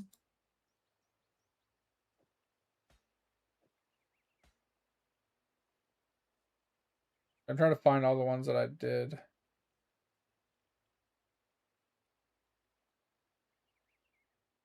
I got 6. Which is huge. That's huge damage in life.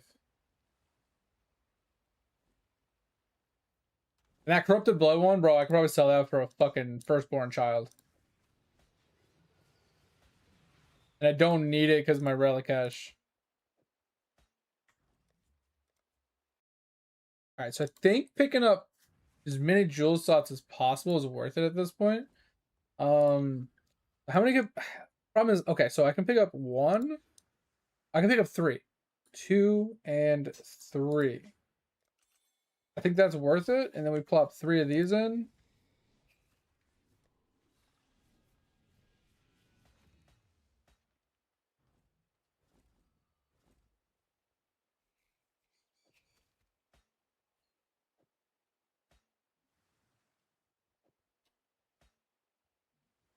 Damn, alright.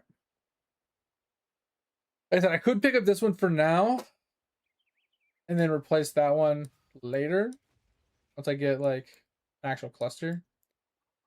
Because, like I said, I still can replace these 2 points for this, these 3 points, these 4 points, that point, gives us, like, clusters to work with. A lot of clusters to work with. And then we still have HP points to put in here. So I'm okay with all of this. Alright, that's huge. That's huge. Okay. Let's head back. Yeah, we're up to 2800 life. I'm happy with this 2800 life. I think that's comfortable. A lot of people are closer to 6k, but I feel I'm pretty happy with this HP. Yeah, block, not running. Let's just type in block. Let's get rid of the block ones.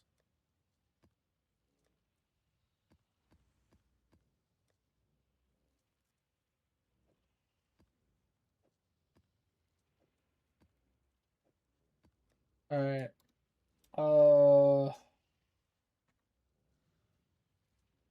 These like minus res, yeah. Minus res.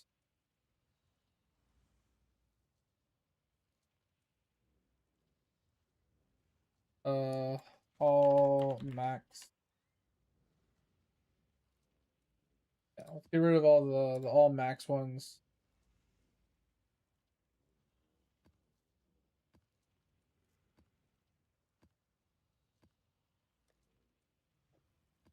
Trying to get rid of the ones that might kill us, so I don't have to read it so much. And then the regen ones, I probably can run light regen ones.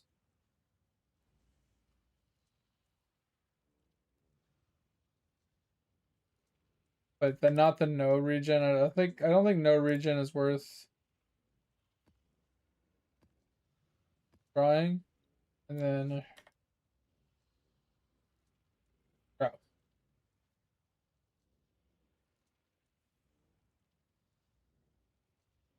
Where is the life recovery one? Yeah. Less recovery rate.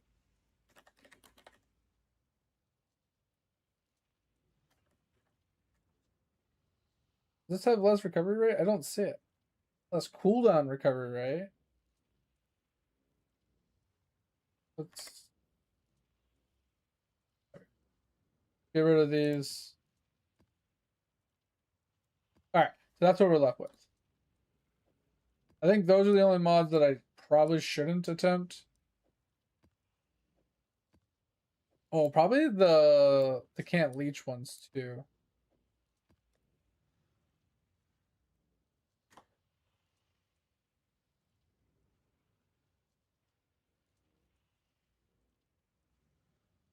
But this one doesn't look bad.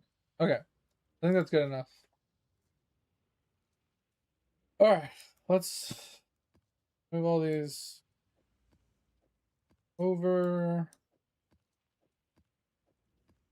So things don't randomly fill in holes.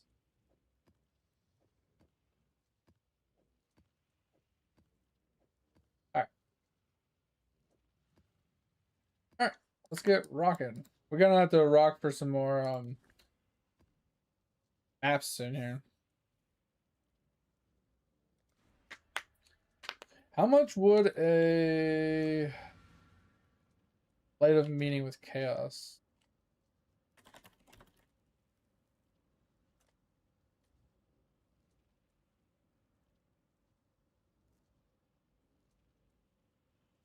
Do this.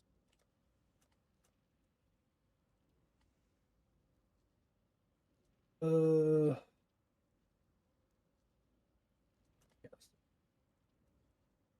Like, not terrible, actually. I'll just buy it. That's actually a lot cheaper than I thought. I was thinking like 5 div or more, probably. It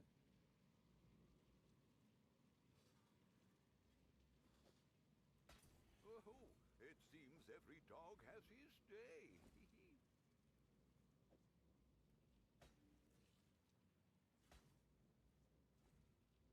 I'm okay with this. I'm okay with this. This is decent. This is tolerable. They said a lot of our damage is actually missing from the lack of conversions. Because we don't have the LE converted yet.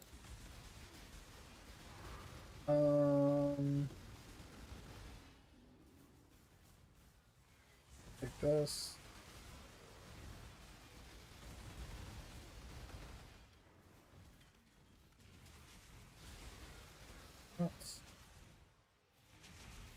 Yeah, because I'm being janky with this. I'm not even rocking the Abominable Force.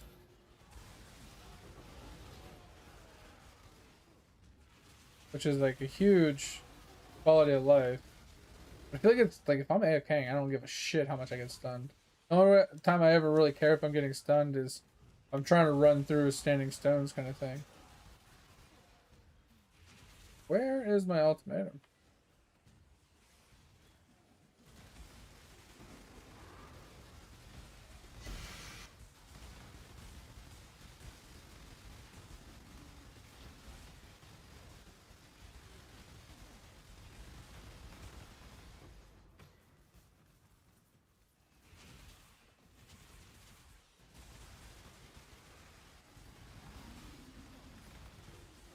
Maybe some contagion would be cool though. Because this one shoots out a lot of projectiles, but contagion would allow things to like spread. But it would just be the ED contagion spreading, not so much. Yeah, so I think the projectiles are actually better. They just go through the pierce a bunch of things and they come right back. So everybody's getting hit. So it's lots of leech. Like that's crazy amount of leech.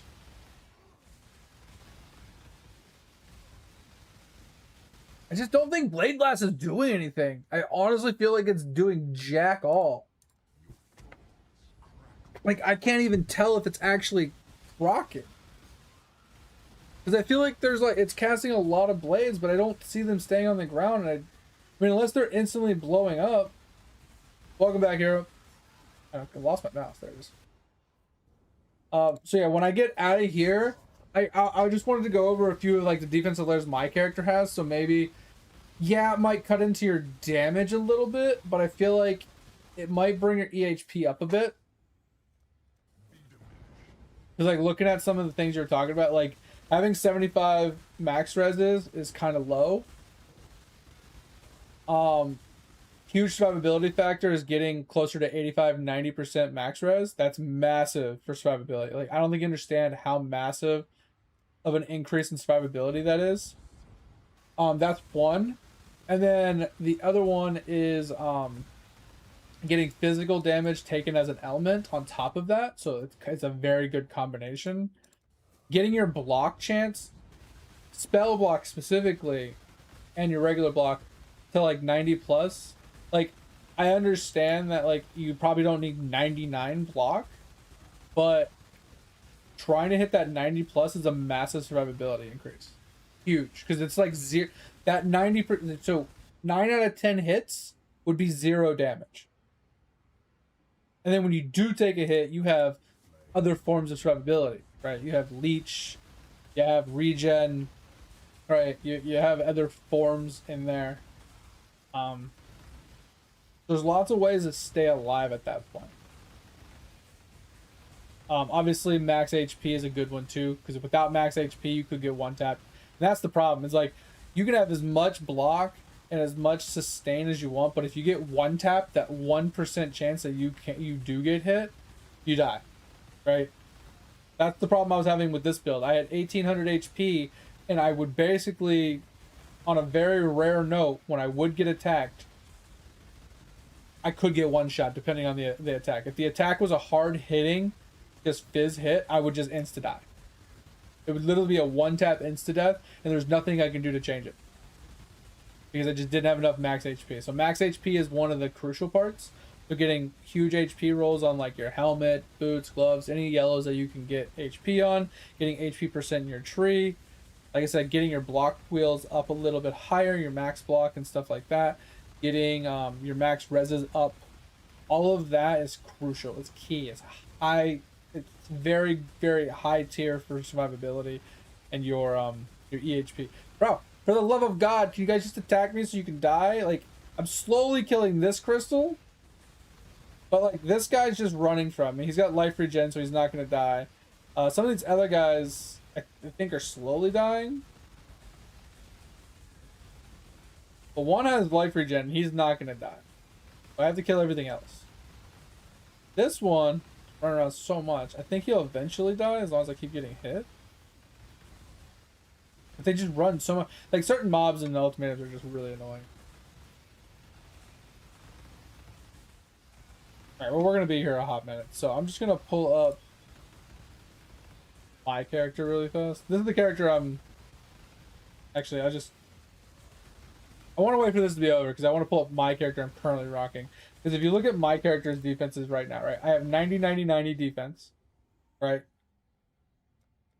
Or resist, right?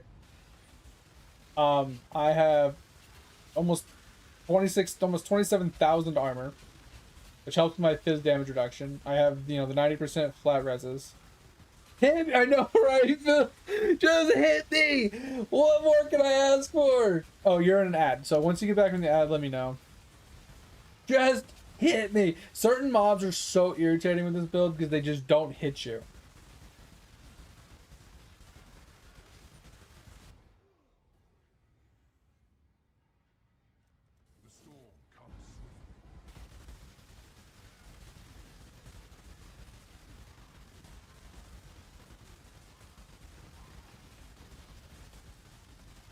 Look how much regen we get from all this leech. It's crazy.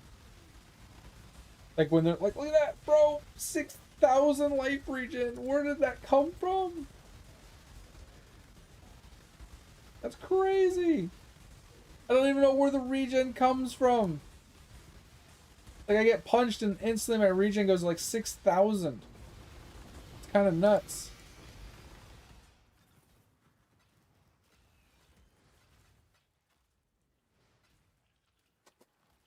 Let me pick all this up.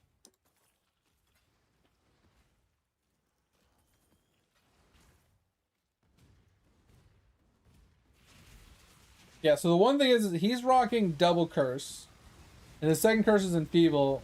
But he's not rocking a movement speed or a movement skill. And I hate not having a movement skill. When I'm mapping, I at least want shield charge. Bare minimum.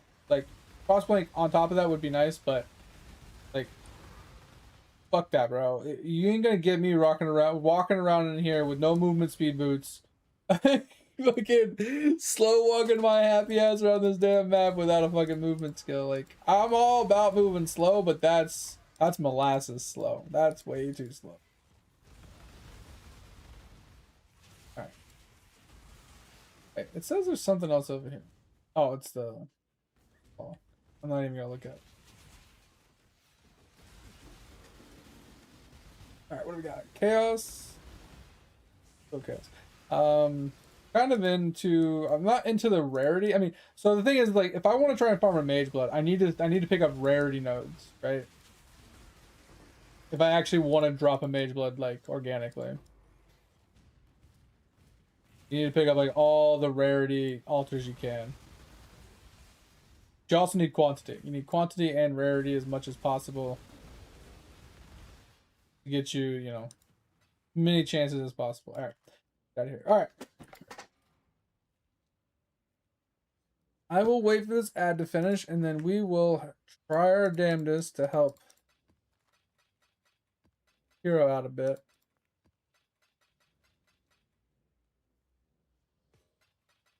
All right. Yeah, it's like that's the thing about certain games days. Like it's so enjoyable just to hang out and play it. It's like you can't get off. You know what I mean? Kind of want to sell these gloves once, because the thing is, I need the int right now because if I can crushes my shit. So I need the int right now. But once I don't need the int, I need new gloves because these gloves actually don't even like they're. I mean, they have HP. It's fine. I mean, I can get a little bit more HP and they have okay armor, but they're just kind of meh, right? I really need to get a Mage Blood. Truly, like that's what I need. I need a Mage Blood and I need a Pro Genesis Flask, and I'm good. All right. Hero, you back?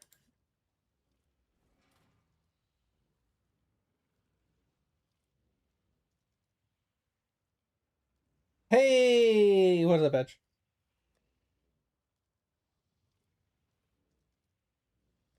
Any regrets? Not even a single letter.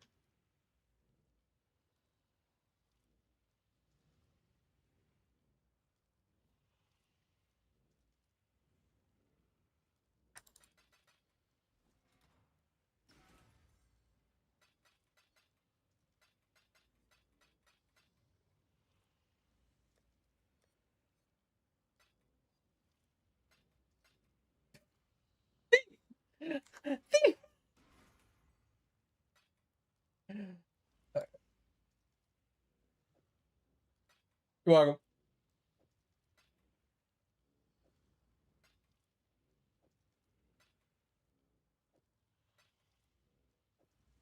Hey, you got like all survives and defeats. Hell yeah, that's what I'm talking about. That's pure AFK. That's huge.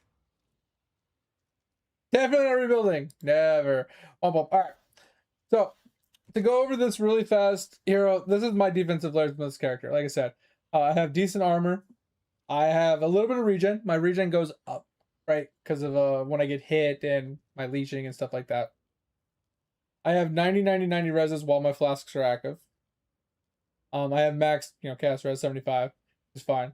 My block, it's showing as 8179, but it's not taking into effect my lucky block. This is my block without lucky being involved. Or the triple shield being involved. Right. With my triple shield, my triple lucky, I'm at 99 point something block chance. And then the rest of this doesn't matter. Right. So this is where my EHP comes in. Mine's not great. But this is where most of my EHP comes in.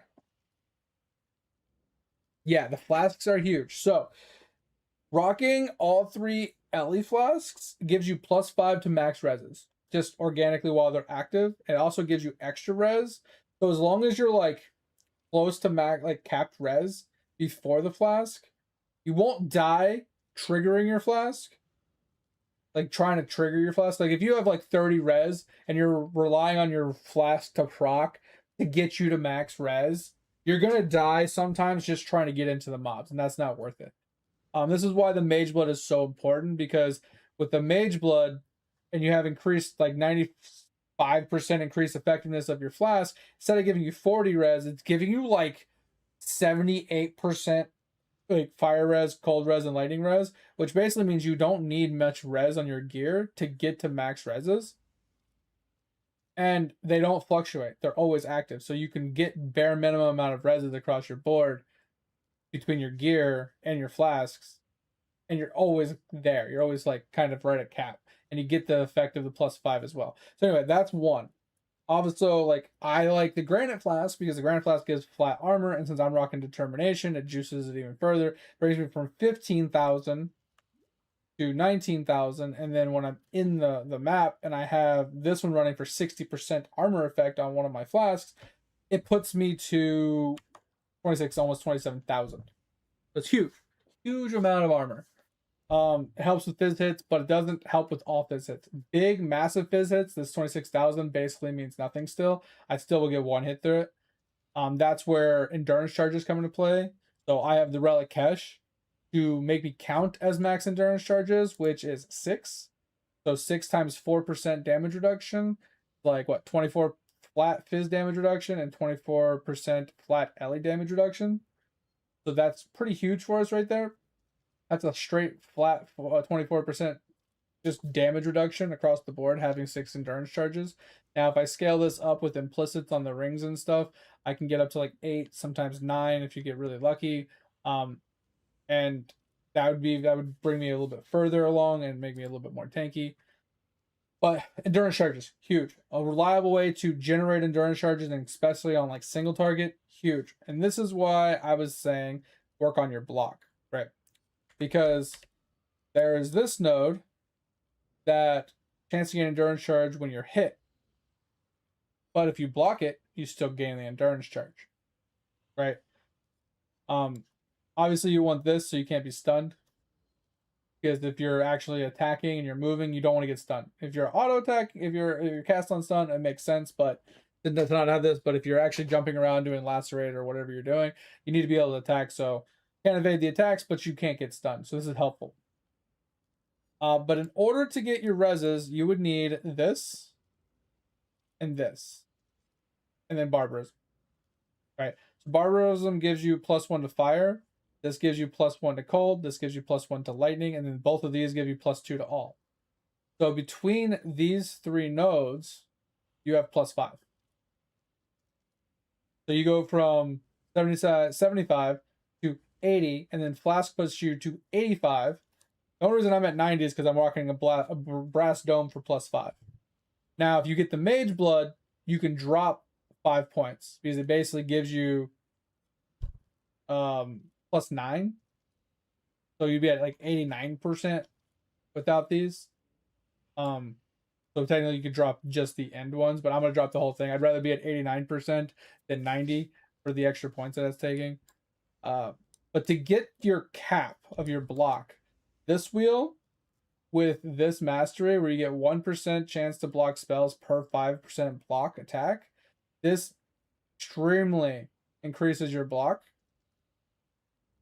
And then you finish your spell block, this wheel here with the plus to max spell block is how we get a little bit higher, because the max spell block really helps with the lucky to get to 99. And then this wheel up here also increases more spell block, and then you rock Tempest Shield. Tempest Shield gives you a flat 25%. This will put you to basically 79 spell block, and probably roughly the same for your attack block as well if you do it right. I mean, if you're not rocking the anvil, maybe it won't be 79. You might be a little lacking. But these few points basically get you to 90, 90, 90 block.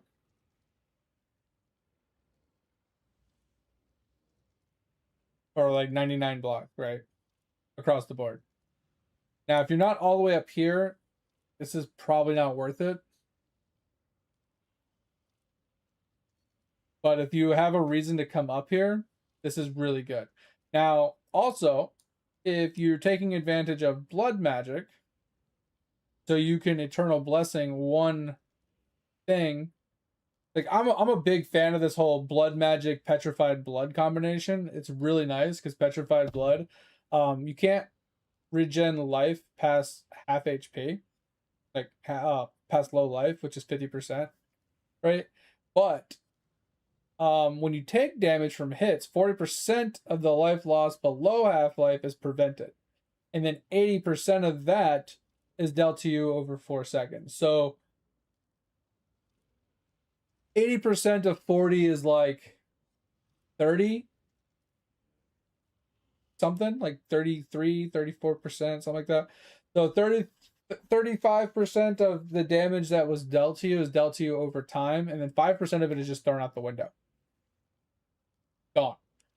So for small hits, this really saves your bacon. Like you just take a little bit of the damage and it's dealt to you over time. Your regen takes over, your leech takes over, it keeps it from happening. But it does cuck your life pool in half, which kind of sucks, which is why you take advantage of this. You count as 55% of your life on low life, so you get an extra 5%, and then you just stack a little extra life, and your life pool's pretty fine. But it does hurt, or it does make things difficult because you have to worry about your life reservation because you can't go below the 55%, or your there's a weird way this works, Hero, where if you reserve. So okay, let me back up. So since Petrified Blood doesn't let you regen life past 50%, right? So if I was to unreserve this stuff, right? See how it doesn't go above this, right? Let me turn this on, turn it back off, right? See how it doesn't raise above 55%? This excess you can reserve. But as long as you have even one life point between the 55% mark and where your actual reservation stops, even if there's 1 point, one life point. So let's say your 50% was 2,000, but you had 2,001 total life because you were reserving 1,999. You would have permanent leech from Slayer. You know how Slayer, it doesn't it prevents life leech from turning off when you reach full life. You obtain that with this method. Because since you never reach max life, your leech never stops until it runs out.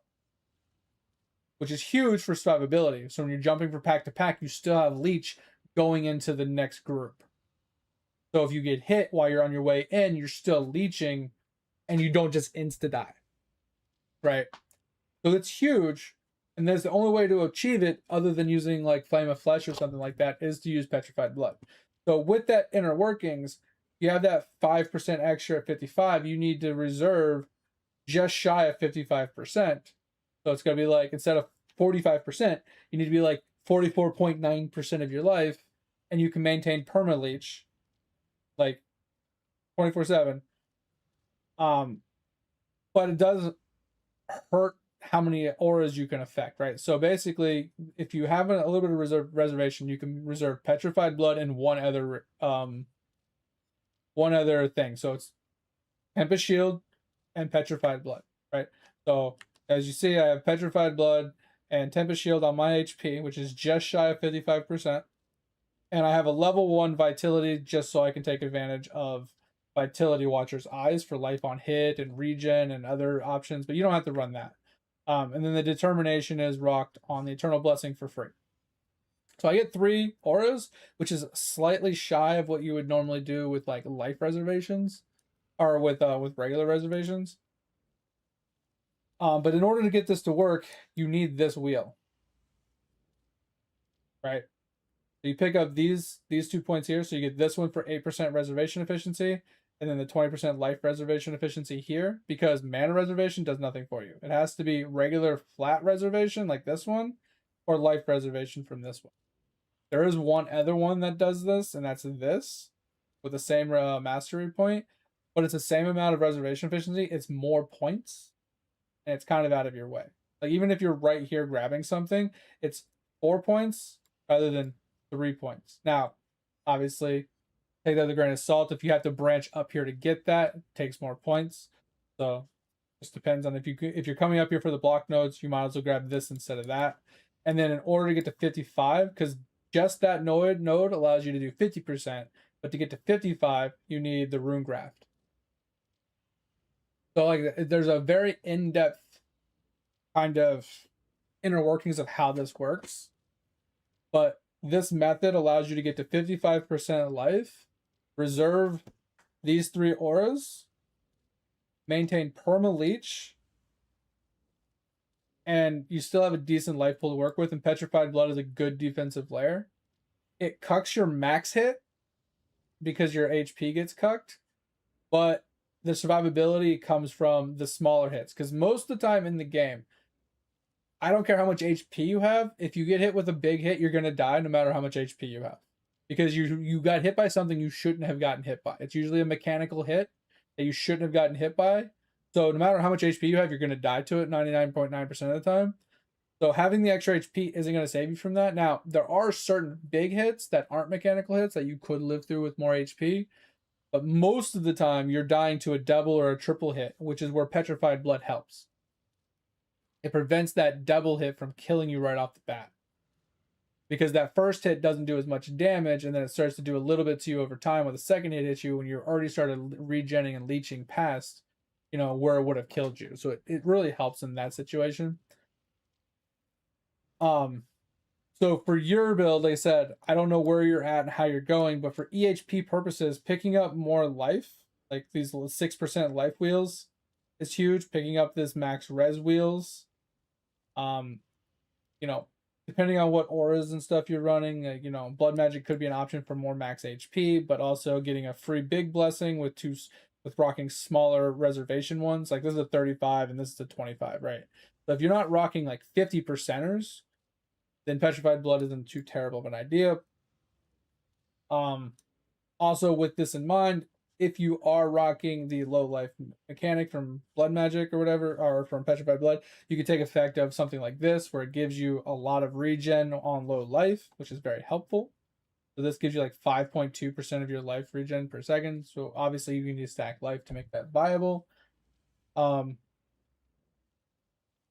either way, coming into the middle here is very strong for almost any build, because if you come through here and you pick up these like life nodes here, these life nodes here, and then you combo it with Unnatural Instinct right here, you basically get whatever.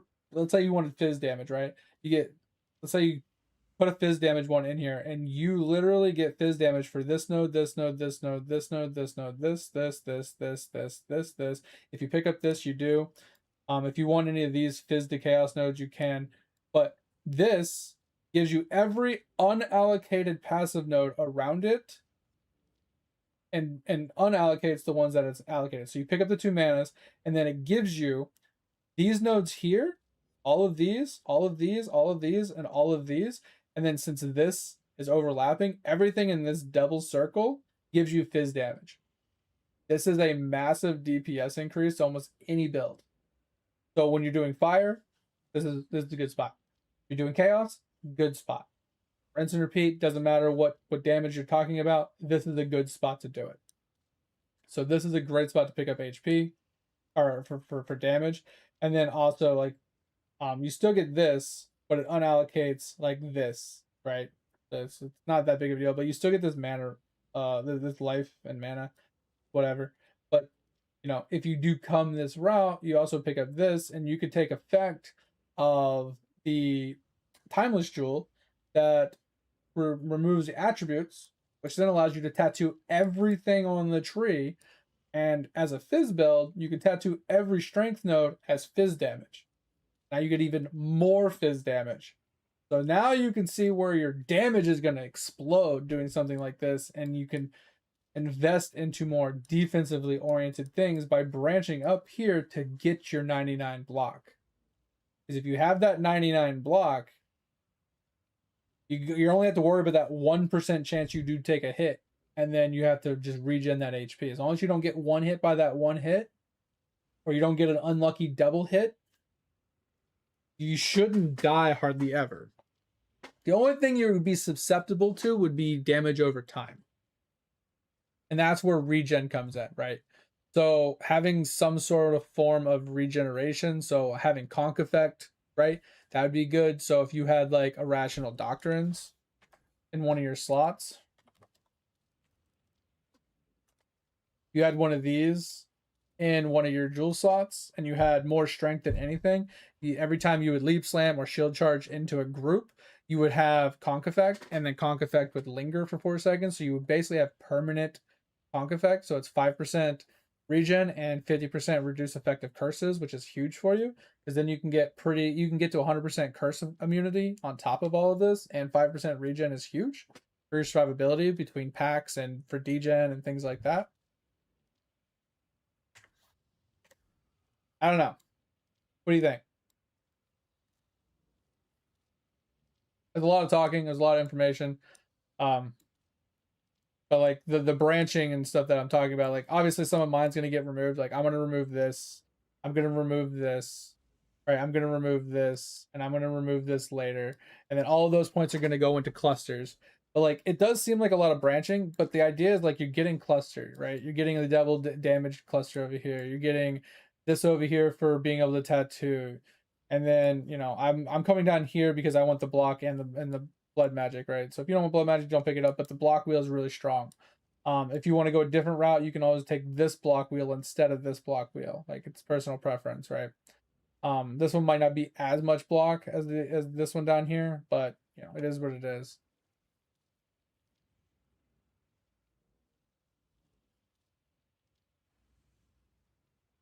Yeah, I was gonna say, like, I feel like the takeaway is getting the 99 block, right? Because you said you had like 78 attack block and only like 30 or 40 spell block, and that's where you're gonna die a lot.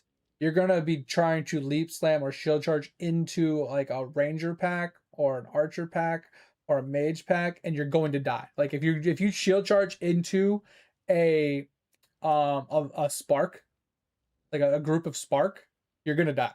If you shield charge into frostbolts or ice spears, you're probably gonna die if you get hit with them, right? Even if you're immune to like the freeze or the shock or whatever, it's just so much Ellie damage coming at you from like one grouped up source. It's so much upfront damage unless you jump sideways to avoid the hits and then jump into them. That's a positioning factor. It's experience factor. But if you have 99 block, you just go right into it and you don't give a fuck.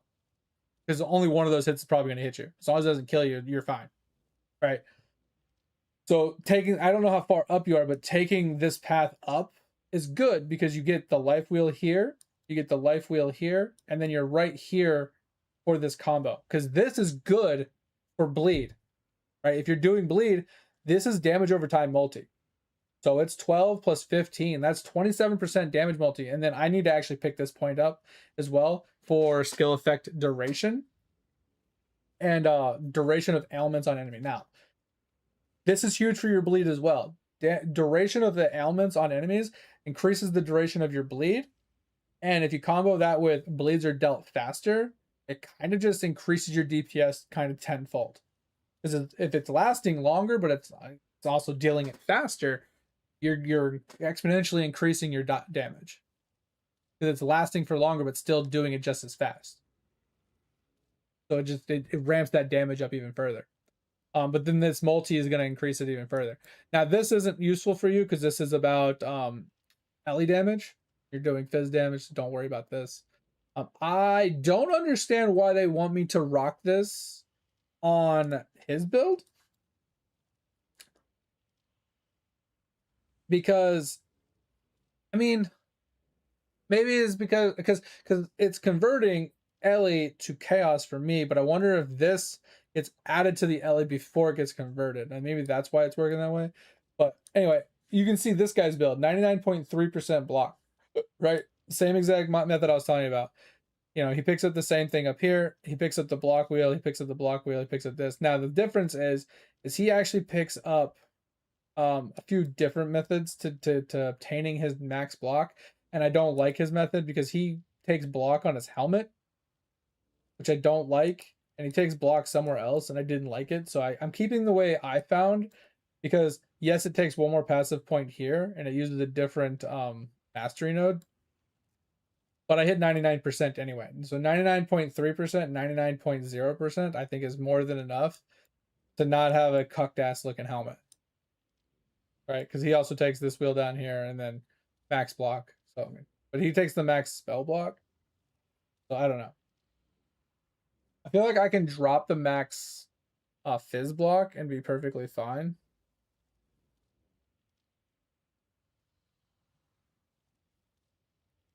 But I'd have to be testing later. But this is kind of like the idea that I'm thinking, right?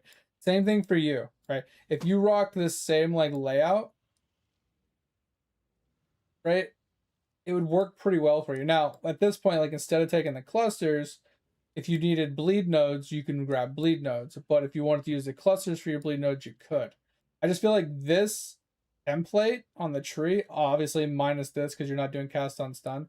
So minus this, is like a great template, right? Because it gives you the block, it gives you the reservation. Obviously, if you don't want to run blood magic, then you're not going to be rocking this wheel here. You're going to be rocking this wheel over here instead. So it's like apples to oranges. You just change those two outs, whatever. So it's like personal preference at that point. I like blood magic. It just simplifies things. I don't have to worry about mana cost and mana regen and mana leech and all this other stuff. It's super simple.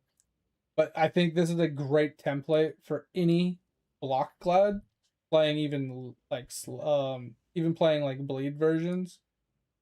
I haven't looked into the lacerate versions. I mean, we can pull up a lacerate version and see what you think. POE Ninja really fast and kind of take it with a grain of salt and see like how they're building it.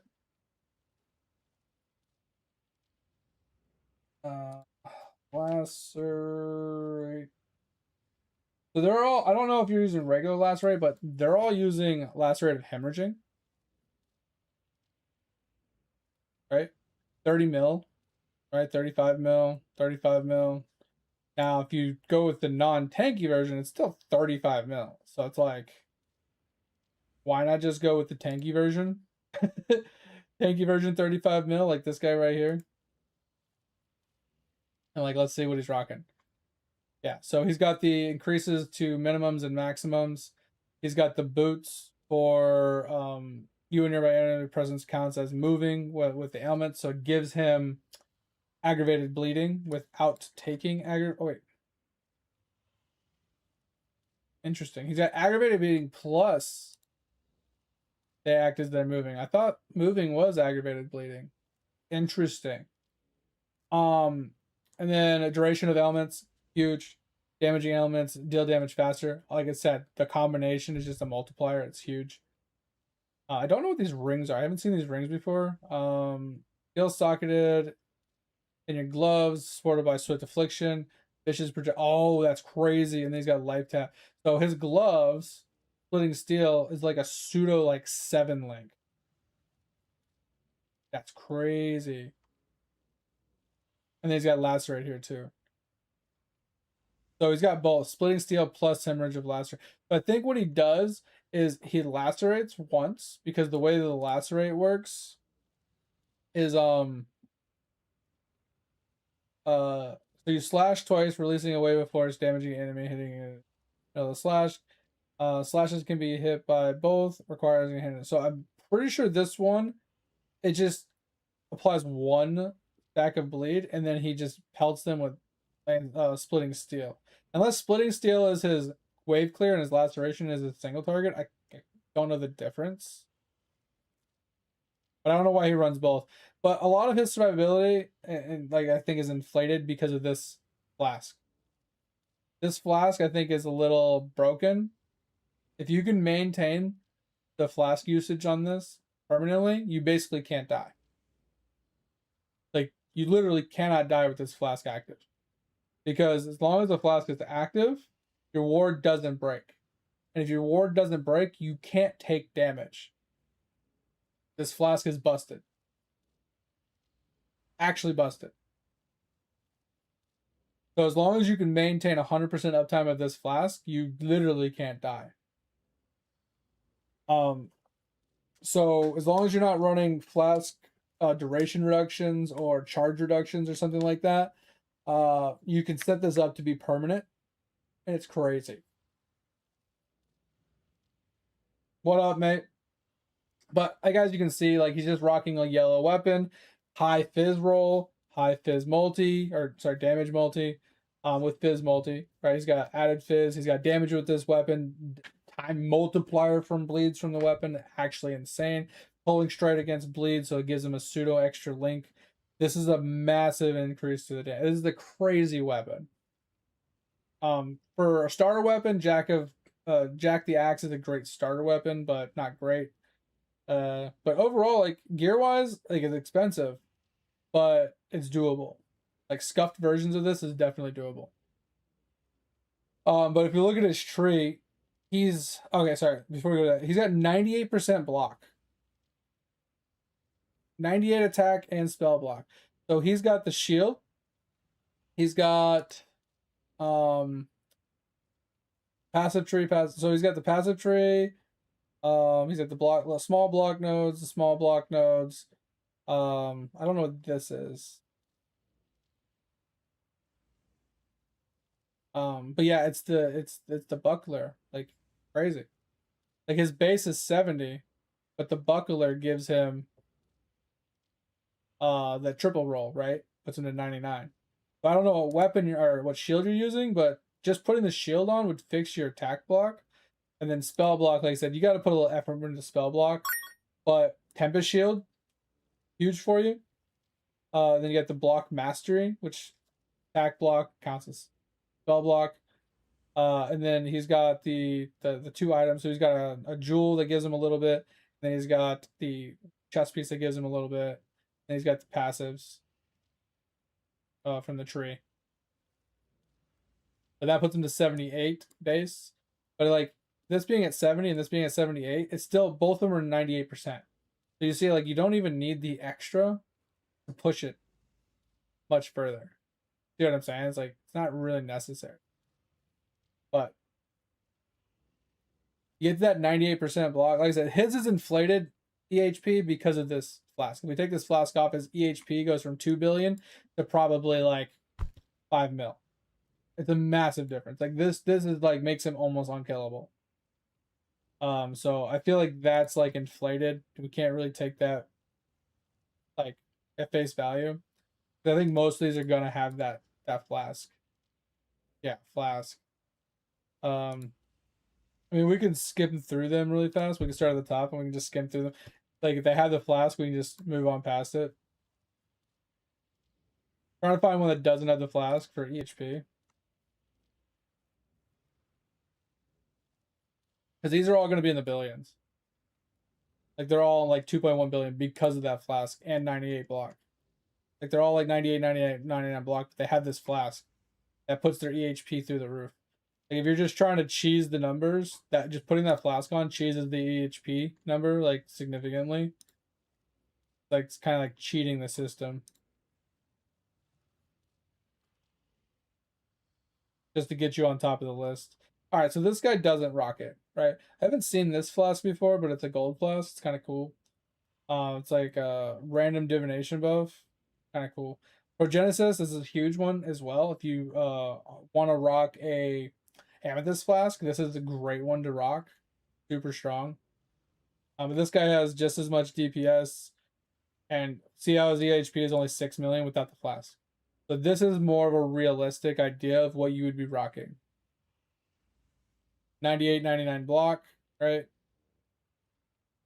Fizz taken as lightning, and then he's got only 77, 76, 76.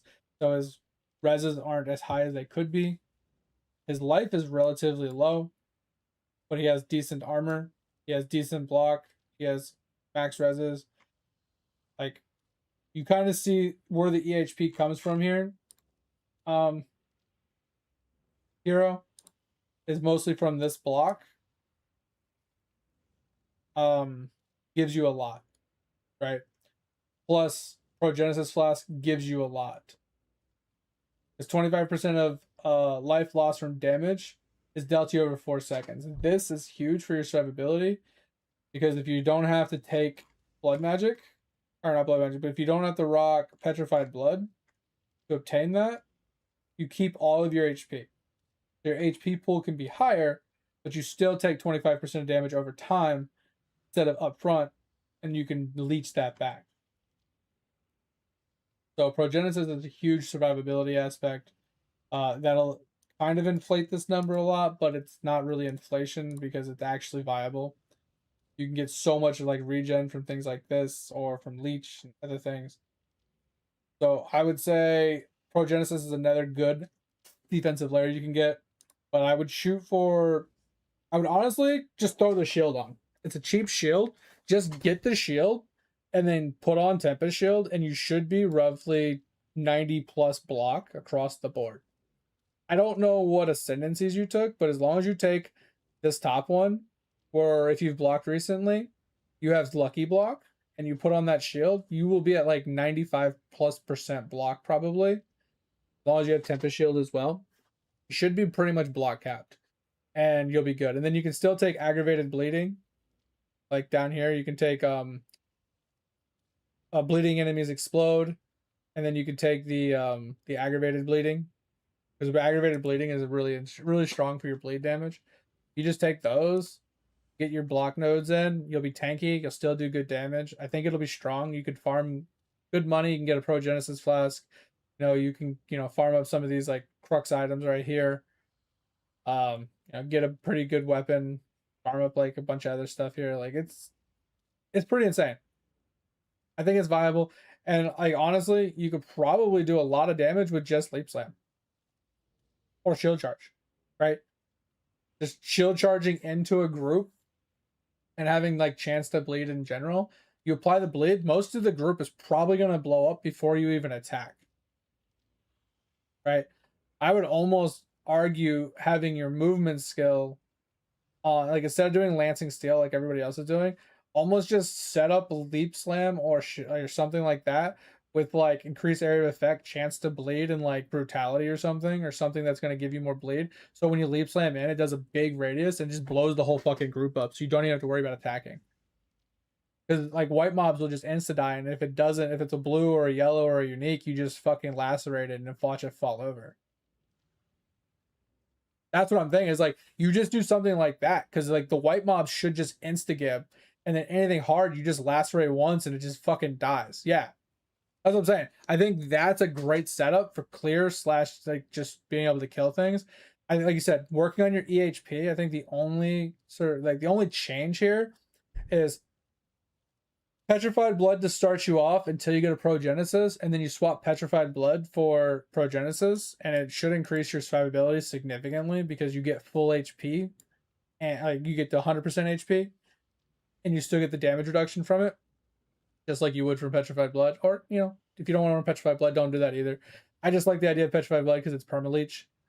But like, yeah, getting max reses would be good, right? Because he's not even running like res flasks.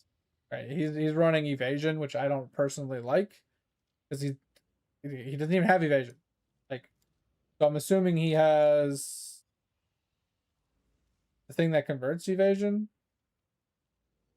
Maybe not. Yeah, right here converts all evasion into armor, so it's giving him more armor for having an evasion flask. Okay, cool. I personally would rather just have an freaking granite flask. But that's me. He's also running a tincture, so that's an option for you.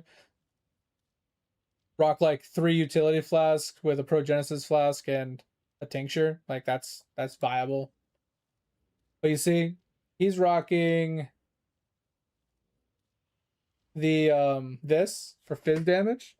I don't know where he's rocking it currently. But you see he is running this.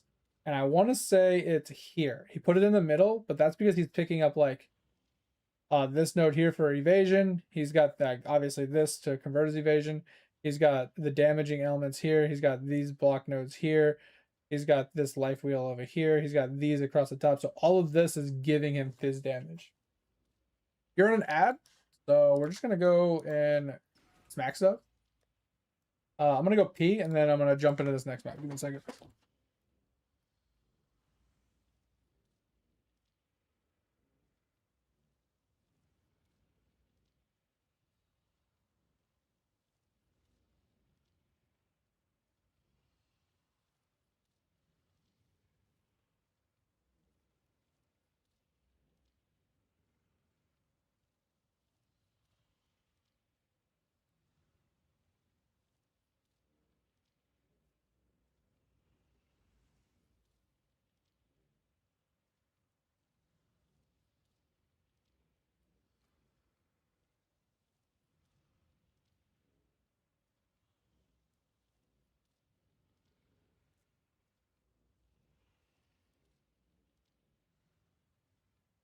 I'm kind of curious which method gives you more points from this, because it says passive skills and radius. But does that mean this one as well? It does. Okay. So this one gives us 1, 2, 3, 4, 5, 6, 7, 8, 9, 10, 11, 12. Okay. So 3, 6, 7, 8, 9, 10. 11, 12, because I would take all these. And then we get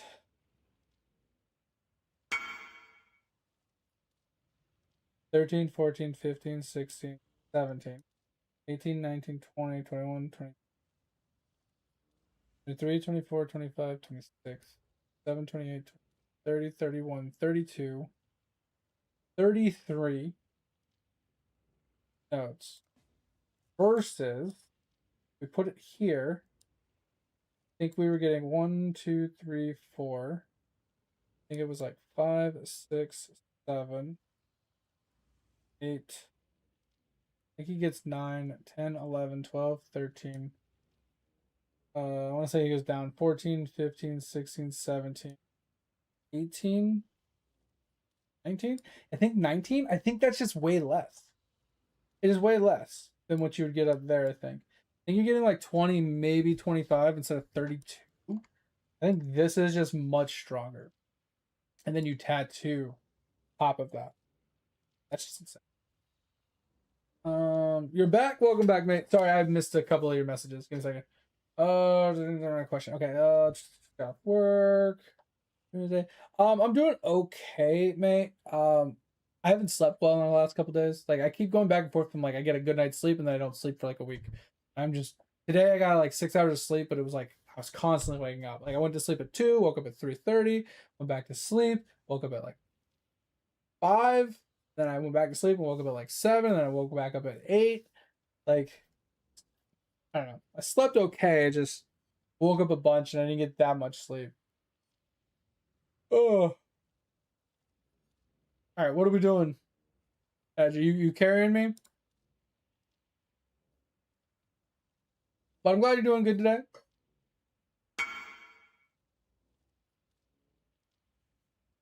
All right, what are we doing then? What are we doing?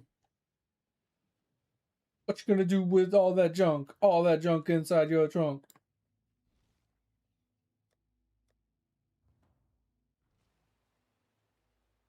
Do you need like EXP or something? Do we need to go like farm some maps? I said my characters are not mapping characters. In no way, shape, or form are my characters mapping characters. They are stand still and kill things characters.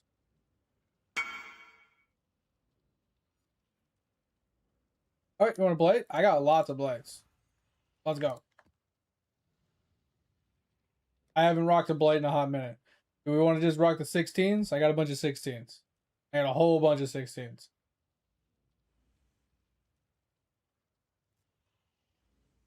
As I said, I'm not very effective in Blight because I don't even have an attack skill. But if they hit me, I can attack them back at least.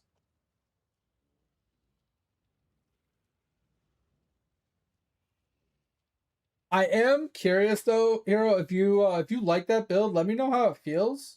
If you think it feels relatively tanky and it has decent damage, because if I do want to try this character again, I probably would try to league start it as a lacerate, like as a bleed glad. All right, Edge, did you want to do a 16? I need answers. I didn't know what tier because we got some 13s, we got some 12s, we got some 14s, we got some 15s, maybe 10. All right, I only have one 10, so. Okay, we'll do the 110.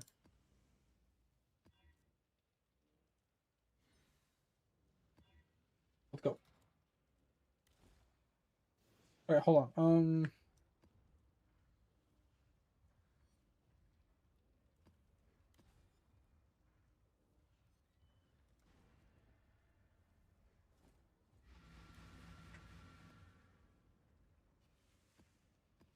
To fix it afterwards. Feels pretty nice. Yeah, that's what I was thinking. Like, because the one thing about the build is it has guaranteed small pops.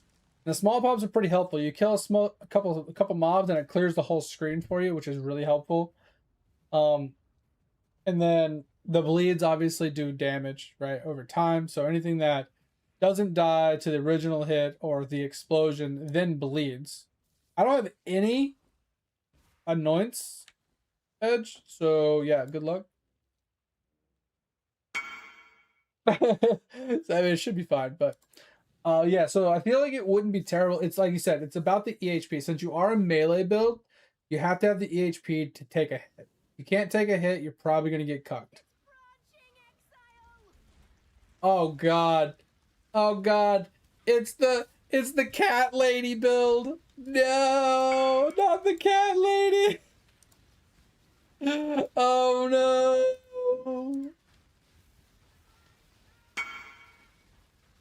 My crabs have cats. You mean your cats have crabs? Oh my god. I can't see fuck all.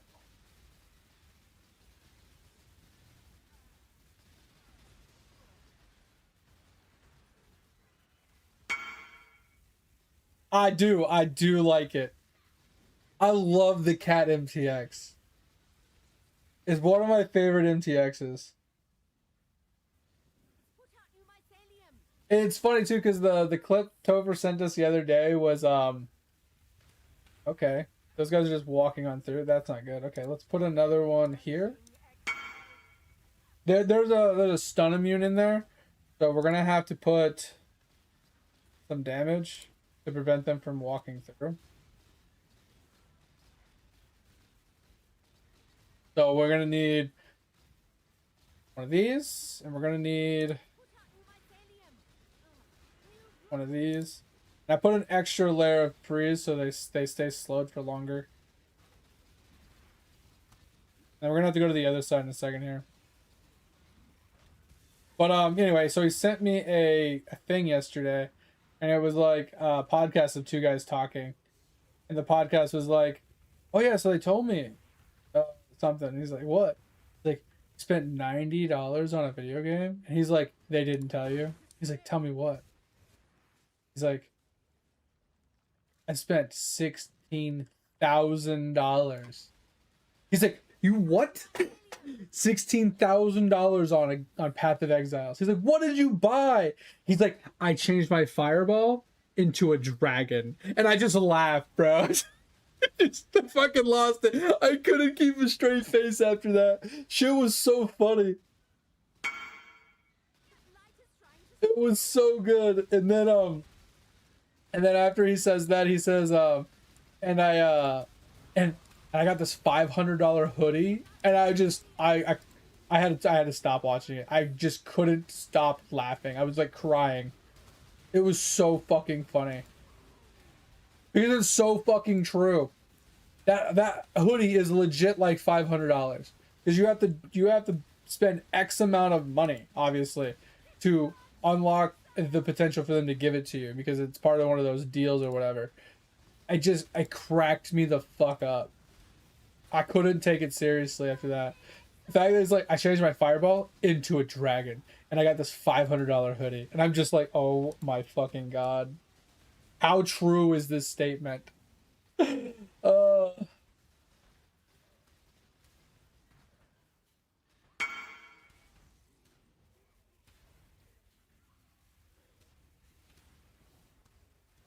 So, too many cats, never too many cats.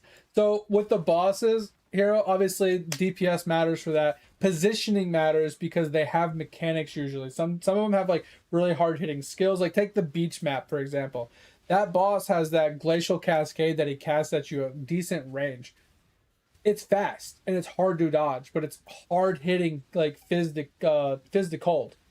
So if you have like 90 cold res or like really high cold res, it helps a lot. If you have fizz taken as an element, it really helps as well.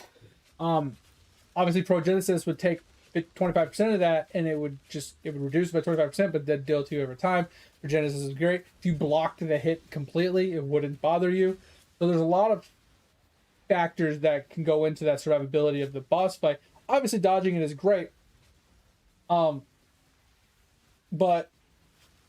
if you literally just leap slammed onto the boss, lacerated him, and then he died, you wouldn't have to worry about it. But if he doesn't just die right away, it's literally about just either blocking the hit, negating the damage in some way, shape, or form, and then just leeching back up or healing in some way, shape, or form.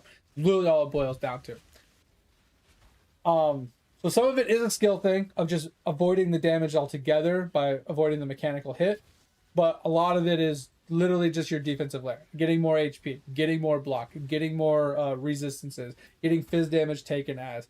There's a lot of little layers there you can throw in, right? More armor, right? Your pantheons. That's another thing, right? Depending on what pantheons you go. If you want to reduce the amount of damage you're taking over time, because specifically for Petrified Blood, you need to reduce the amount of dot damage, because that's what you're susceptible to, right? But like if you need something like this, where you get more physical damage reduction percentage for a nearby enemy, or flat, right? If you're on a single target boss and you're fighting a single target boss, 6% flat fizz damage reduction while there's only one nearby enemy is great for like uber bosses, right? So you go into a Searing or an Eater or Cortex or any of those fights where there's no adds, that's a great one because it's just a flat 6%. And then your small ones, obviously, depending on if you're poison immune or you're bleed immune, if you have those, you don't need to rock those. But if it's a regen fight, you rock the enemies can't regen 50% of their 50% reduced regen rate. That's pretty huge for you. If not, you got things like additional physical damage reduction while you're stationary, up to 9% plus regen. So if you want to stand your ground and face tank a boss, this is a great one.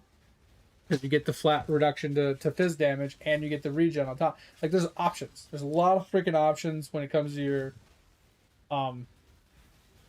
ascendancies as well.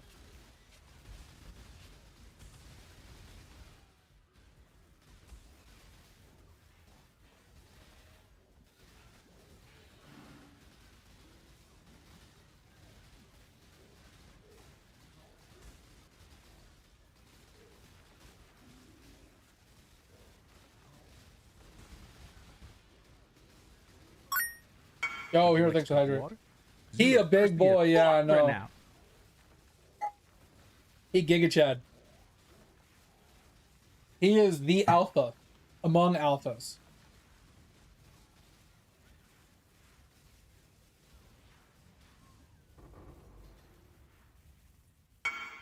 Wait, why did these things just randomly open?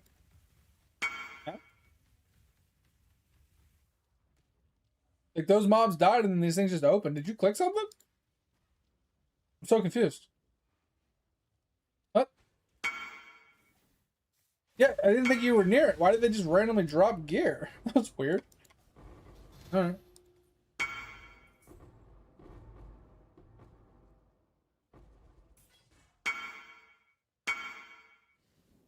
Oh, that's actually hilarious. I love that. What gives you that stat? Because I love that stat.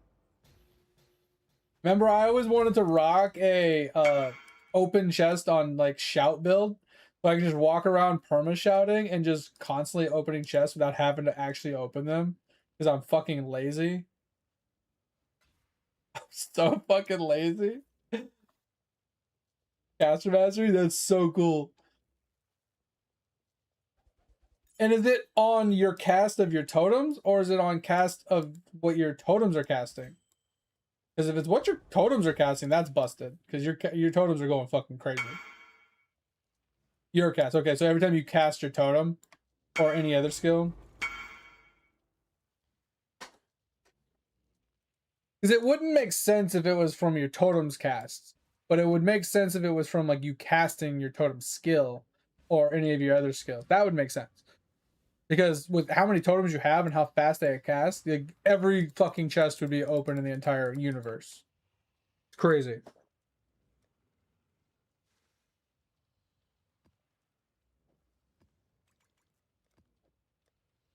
Wait, curious question.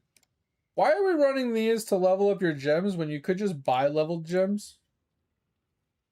Are we being cheap? Are we being cheap? I don't mind running these, like if you want to just chill out and get some EXP and just hang out and just be lazy. But you specifically said to level gems. And I think to myself, I know we're poor, but I don't think we're that poor.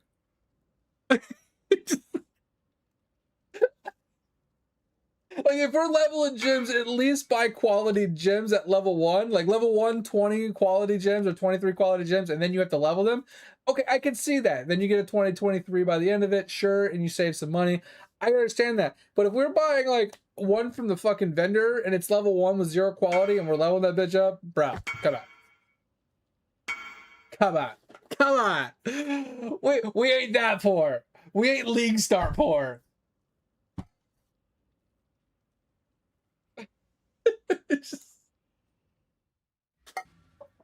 God. You know, it's funny though, I say all this and then I go and look at the quality on my Righteous Fire and I just want to go and cry. The tight budget right here. Oh, I gotta go and spend 1 transmute, guys, to go get me a gem. Don't mind me. Hold on, now I need to go level it. Oh wait, now I gotta go run some labs so I can quality it. Hell yeah. All right, now let's hit it with a Valor. Well, I gotta level to 20 again. Sucks to suck. It's like the League Start fucking drama, bro. You locked in at level 1. Let's go. We're winning today. But anyway, here, I'm glad you're liking it. Obviously, like I said, we've got to work on your survivability a little bit. How much would a Pro Genesis cost you? You know, 60 divs sounds like a lot, but it's such a strong flask. This flask is ridiculous. You bought the Ortho? No way. No shot you bought the Orloff. It's cheap? Bro, this flask is busted. It's busted. Now, I will say, if you're relying on this for your survivability, if it falls off, you are a wet paper bag. Just throwing it out there. This is about speed. This flask is about speed unless, hear me out, unless you have a way to generate charges fast, right? Because it basically completely and utterly uses itself in one go. Literally a one use flask, and you have to recharge it all the way. And it has a very low duration. It's a speed flask, right? But if you can move fast enough to keep this active, you will not die. Now, bosses, that's a different story because you have no way to generate flash charges on bosses. Now, if you can find a way to generate flash charges on bosses reliably and you can keep uptime on that, you won't die ever. But I think it's hard, right? POE flask charges. Let's take a quick gander. Trying to see.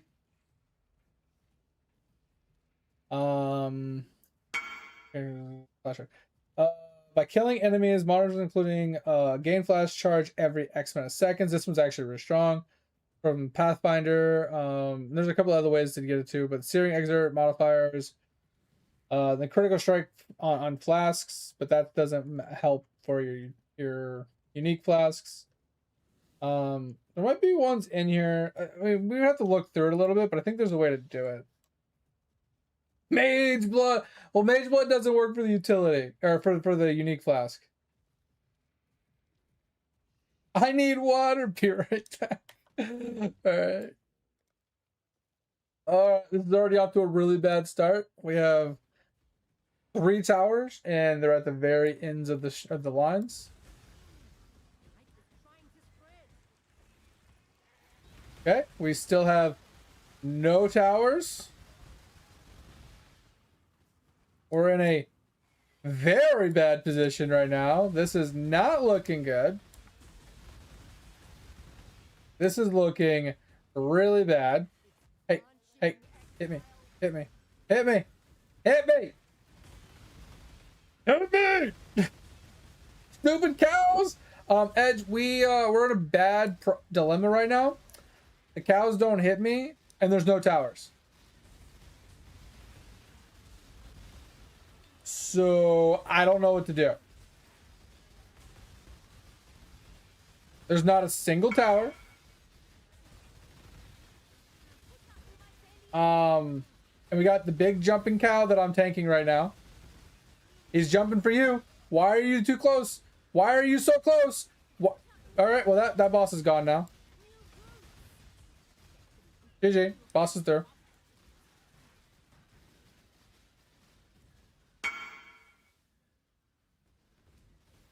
You always stand in the wrong place for that boss. I don't know why, but the boss jumps towards you and you're standing by the pump.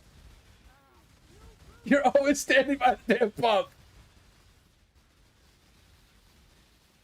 All right, I don't. Can you go south and play some towers before we actually lose this?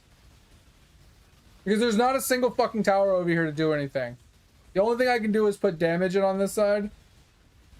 So, and if I leave this, they're just gonna walk through. All right, that's GG. Because I'm literally face tanking a unique boss right now.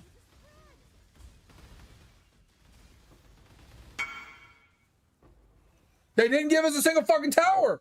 They gave us 4 towers, Edge. There was one here, here, here, and then one was here. Why? They didn't give us a single one in this area. They gave us the one right here and here, but nothing in this area. I hate it when they do that. This is why I wish that the breach was, the blights were a little different, where it didn't tell you where the towers were, but you could place the towers within like a small like unit radius from where the lines were. That would be really cool. Alpha Temple, sure, why not? Let's give it a shot. Why not? Let's go. Hook a brother up.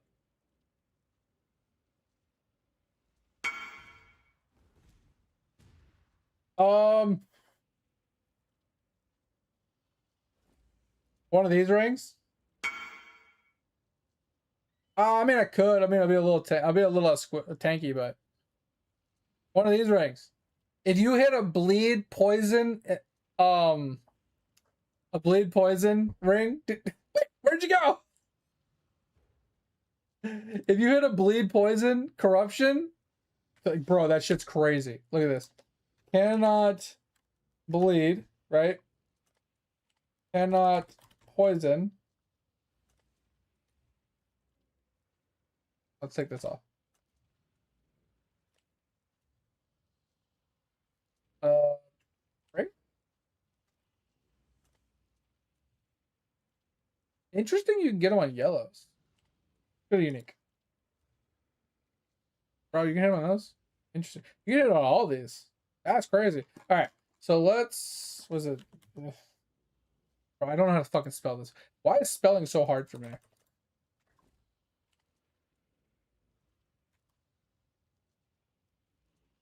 Like, look at this. 175 divines, man. Let's go. Mage blood incoming.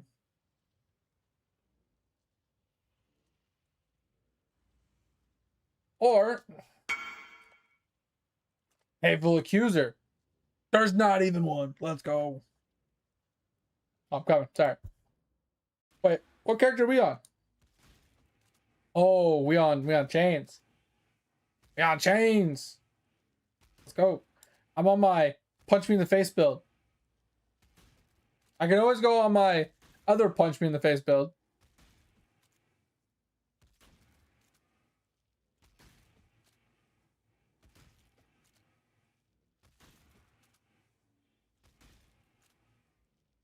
I really want to try and do the Sanctum.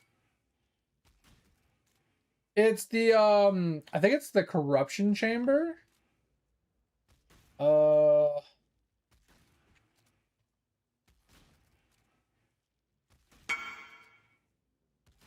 I don't think it's Catalyst. Hold on.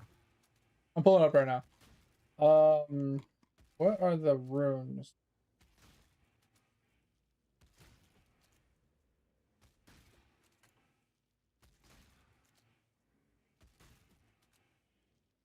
All right.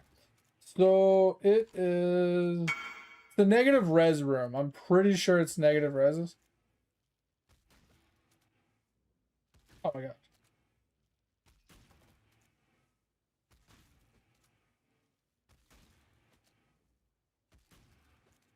Yeah, I think it's this one. So it says, Locus of Corruption contains an altar of corruption, allowing a player to corrupt an item unusual ways. And then so you're looking for a Locus of Corruption. Reduce player res in the area, contains a corruption of altar, whatever. The tier 1 is Corruption Chamber. The tier 3 is Locus Chamber. I think tier 3 is the better ones. Yeah, so I think you're looking for Locus of Corruption.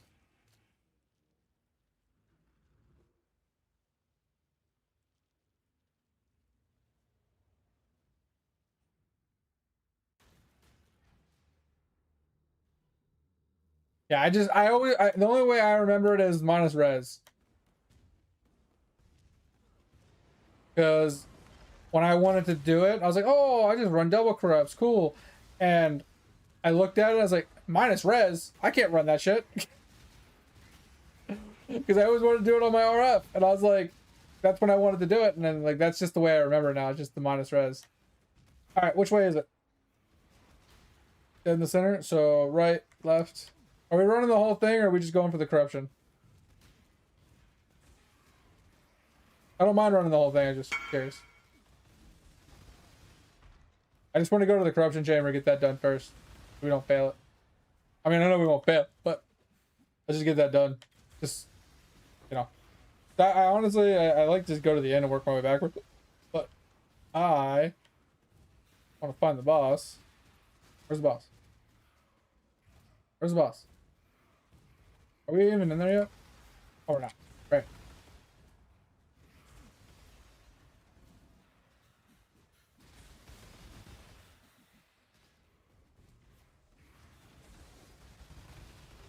What we gonna get?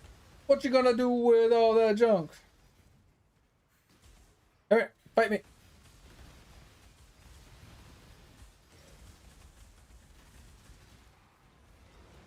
What we gonna get? What we gonna get? Come on, corrupt it. What we gonna get?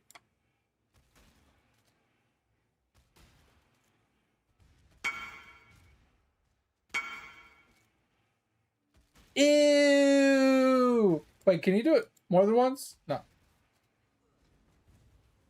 Ew, icky, gross. Alright, what do you want to do now? I want a refund! I know, right?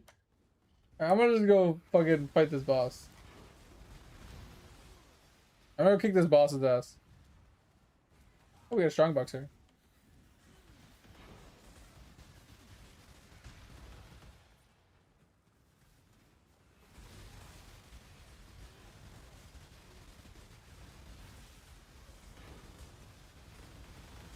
Oh, I do see the Blade Blast triggering. They're just not that big.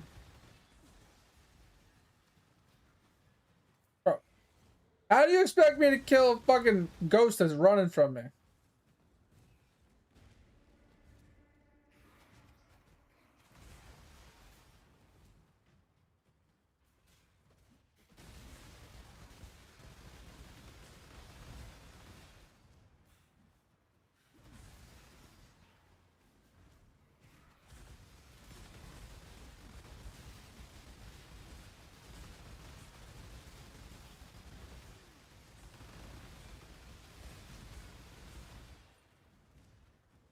I'm not hating the damage output, and I don't even have good gear yet. Like, I don't have the conversion. All right, can we? I really want to do. I really want to get my 4th ascendancy, and I really want to get that bloodline. Oh, I haven't done my 4th ascendancy yet. Yeah, I haven't done my 4th ascendancy yet. But I also like it's not gonna help me on this character right now. Can you hit me? Hey, hey, hey, Atswaddle. Hey, hey, can you hit me? Thank you. Can you hit me some more, please? Please and thank you. Can you hit me? Can you please hit me? God damn, hit me! Piece of shit. Just hit me. Oh, there we go. There's some damage. There's some damage. Hit me some more. Hit me some more. Yeah, yeah, that's what I'm talking about. Jesus Christ. Hit me. Hit me. Bro, hit me!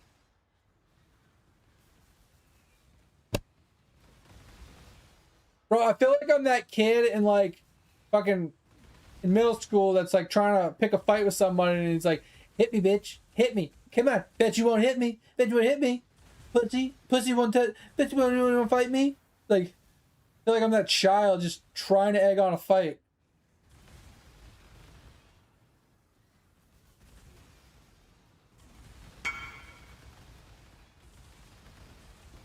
Hey, I killed him.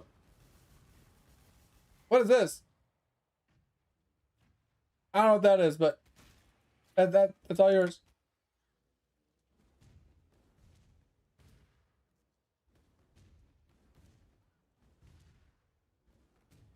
Hey, great build. Kick that boss's ass like a motherfucker, but he has to actually fucking hit me. Oh, you know what? I kind of want to try. Oh, do we have any currency? Hey, do we have any currency to roll these boxes? I kind of want to try it on Eater or Searing. I think Searing would be a bad idea, but I want to try it. Because it being chaos damage, I'm kind of curious what my damage is like in its current form without anything else.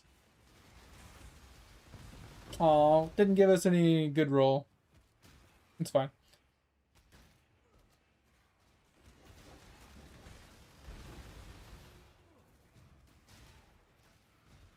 Photographer, not a bad one. What else we got? Got another photographer. Oh, another diviner.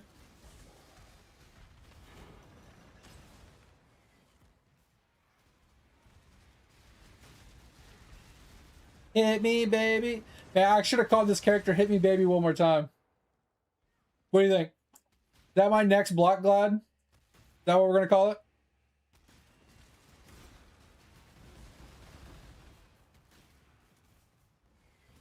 Gonna make it a homage to Britney Spears?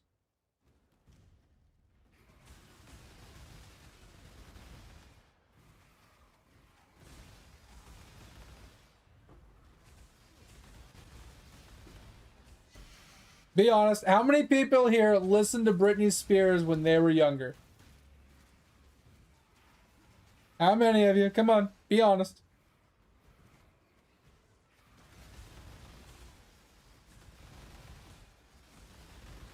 And Christina Aguilera, come on. Who?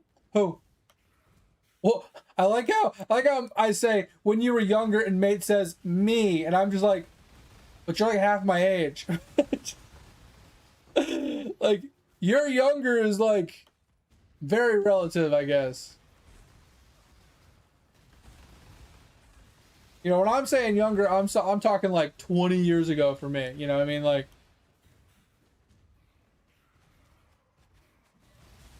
I'm talking, I listened to her on CD. On my portable CD player.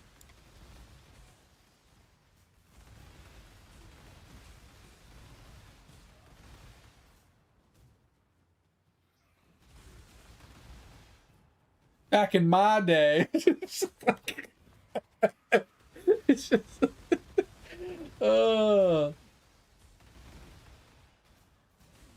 back in my day.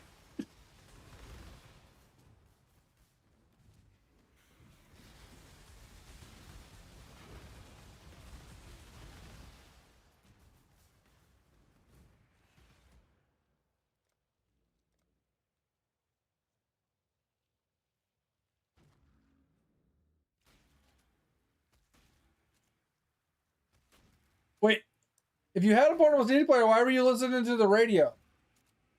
Now, personally, this is what I listen to a lot on my portable CD player.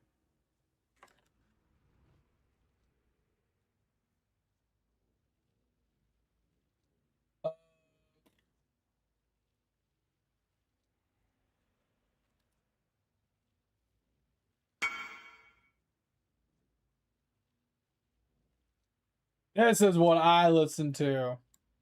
Hell yeah. I listened to this CD so much as a child. Holy crap. Did I listen to the crap out of this CD?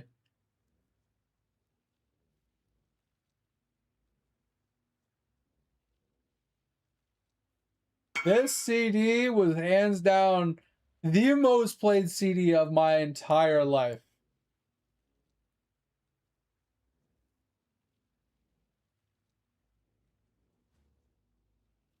What is that? That's a cool weapon.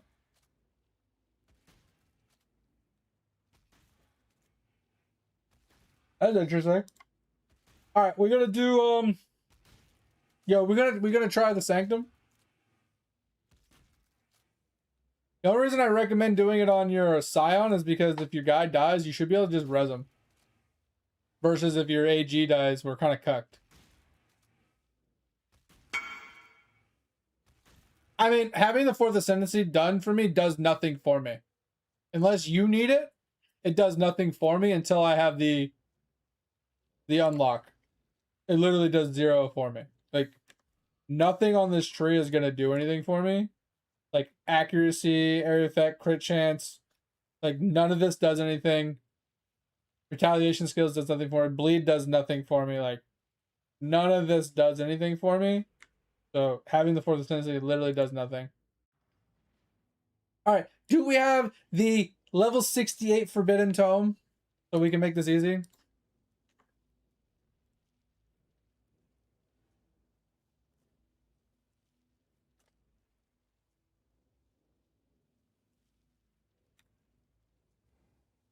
$300C! Bro, you guys are high!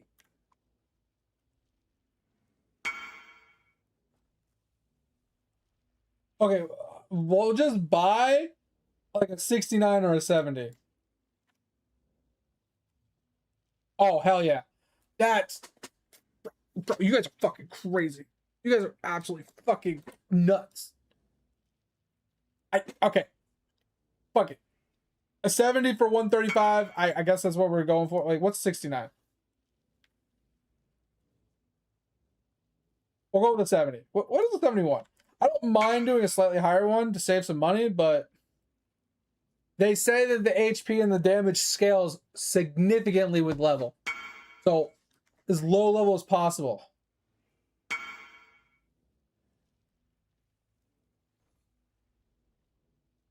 I'm trying to get a cheap one. Okay, I think 72 is fine. 45C is really cheap. If we fail it, we'll just buy a better one, like a cheaper, an easier one. You know what I mean? We'll be able to judge it. 45C, I feel okay with that. No, I'm saying, you pick a room. And that's it. You pick a room and you go. It's just like POE 2 Edge, where you pick the room and you kind of get to the end. That's literally it. Just don't get hit by traps or mobs. Anything you can do to not get hit, because even if you damage reduction, you dodge it or you block it, you still take resolve damage. It's about it's keeping your resolve maxed. That's all it's about. And my build can't do it. Welcome back, mate, because I have to get hit to do any damage. So you go through, you go do your thing, I'll follow behind. Ah, shit. I should have stayed outside. Fuck me, I should have stayed outside.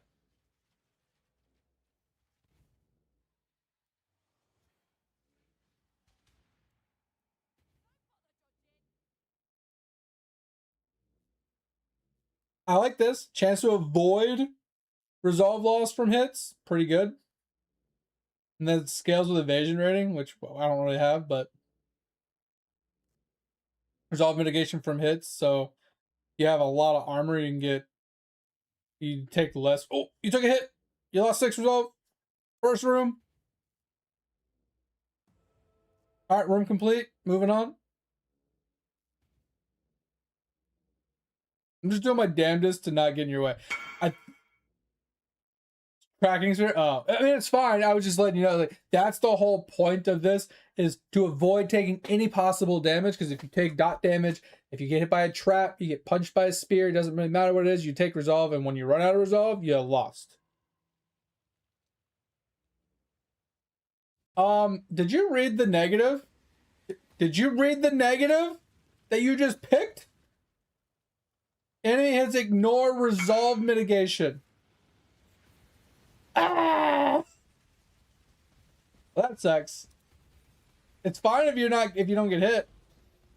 Hey, hey, hey, hey! Let's talk about this. Let's talk about this. What? Why are you chasing me? He's chasing me. No, he hit me. No, this guy's gonna hit me now.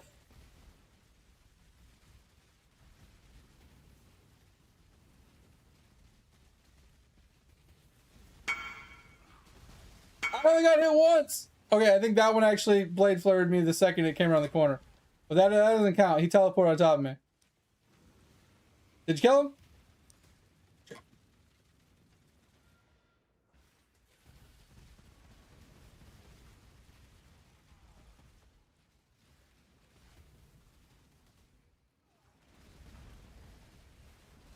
Bro, leave me alone! Oh my god, I got smacked again by something. Get me out of here! See, I wasn't supposed to join. I fucked up, Edge, and I joined before you got to the last room. Because you have to get to the 4th room. Oh shit, you gotta kill everything. I fucked up. I fucked up. Okay, I just got blasted 7 times in the face. There's a mob right fucking here at the door. He punched me in the face like 7 fucking times. Jesus Christ. I fucked up. So I'm wasting all your fucking resolve. This isn't good. I thought I had to join the first room and stand there and wait. I had to stand outside in that vault room and then join when you got to the end. I fucked up. Hopefully, if we fail it, I'll just get another one. This is trial. This is trial and error right now. 45 CM, okay with wasting.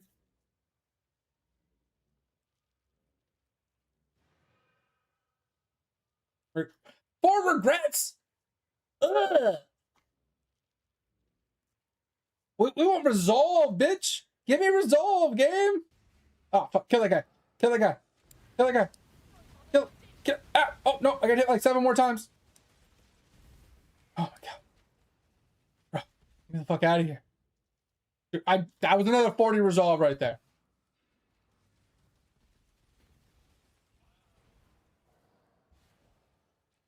I'm good now. I was just saying, like, we walked in the door, the guy hit me 5 times, and we lost 40 resolve. We're definitely not making it to the boss at this point.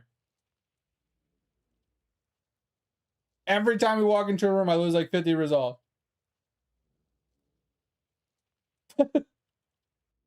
We would have been great if I didn't join like an idiot. I just, like I said, first time, didn't know what we were doing. Ooh, you gained some resolve. Hell yeah. Keep that up. Keep that up. Get more. Anything, just look for resolve doors. Don't look for anything else. Look for anything that's going to give us like a buff. Or that's going to give...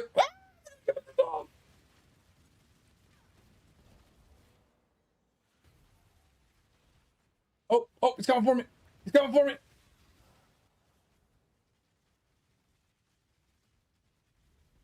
Coming for me.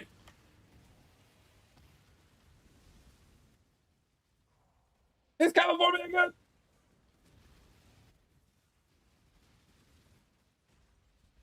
No, leave me alone.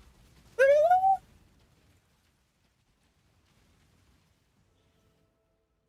Thank you. That's fucking scary. They kept teleporting to me. Yo, more resolve, huge. Let's go. We're getting it back. We're getting it back, Edge. We only got to make it through 4 floors of this. That's it. That's not a lot, right?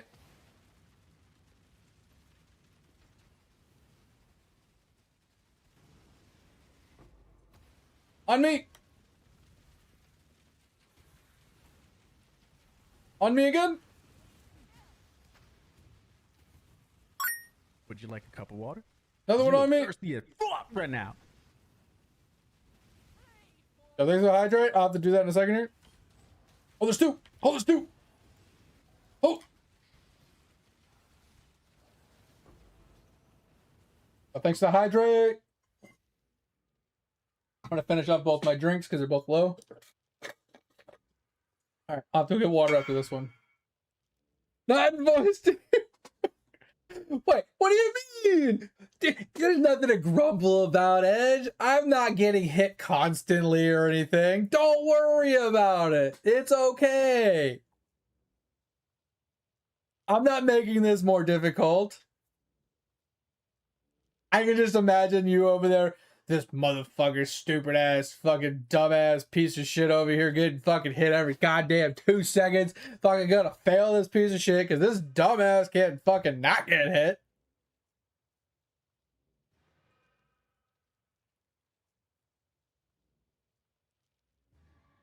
All right, what do we get? What do we get hit with? Non-unique relics have no effect. Okay, well, we no longer have relics. Oh, what did we get hit with? 50% increased merchant prices. Lose 20 coins when you lose resolve. Okay, so we have no coins. Cool. Enemy hits remove your resolve. Okay, what did we get? Duplicate a random offering. 100% inspiration. That's pretty good. Your next purchase from the merchant has no cost. Interesting. Okay, okay. You didn't fall, bro. 100%. I'm pretty sure I could have called you fell asleep last night because we were talking, and people were like saying, "Oh, you know, good night, you know, Topher, have a good one, appreciate you, blah blah blah." No one, you didn't say a word. You're normally pretty good about talking back or chiming in on some of the stupid conversations. But Topher, so I was talking to Dig. I think Dig might be lurking. He's playing that that game, that soul game or whatever, that he linked us in Discord that he was talking about, and it has group Iron Man. He's liking it, and I'm liking the way it looks, and I was contemplating playing it. I just haven't pulled the trigger because I'm so busy doing all my other games that I've been playing. But that looks good. Yeah, group Iron Man. It sounds cool. Like they have Iron Man, hardcore. They have okay, where am I? What am I doing? Oh, fuck me. What do I do? What do I do? What do I do? What do I do? Where do I hide? No, I don't know what to do. Keep him away from me. I'm so scared, bro. What do I do? Freeze him. Kick his ass. Okay. Oof, oof. Okay, we're good. So they have regular, and they have hardcore, and they have Iron Man, and they have group Iron Man, and they have hardcore Iron Man and group hardcore Iron Man. So they have a lot of options. And they have tons of professions, and everything you do in the game has XP. So, you know, between the fishing, the looting, the combat, whatever else there is in the game, everything has its own EXP bar to like level up and to do things. It looks cool. It sounds cool. It like reminds me of like a Terraria-esque like side scroller up and down, jumping from platform to platform, similar to like Maple Story, right? Like that kind of a hybrid for the two for me. Both those kind of sound very in the same comfort zone of it. But it's MMO. What? What, Edge? What happened?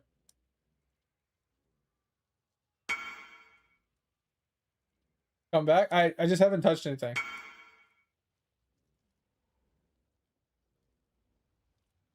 I don't need to follow you. I only need to be there for the final kill, Edge. I don't want to keep following you from room to room and ruin the result. You have to get to the 4th floor. That was just floor 1.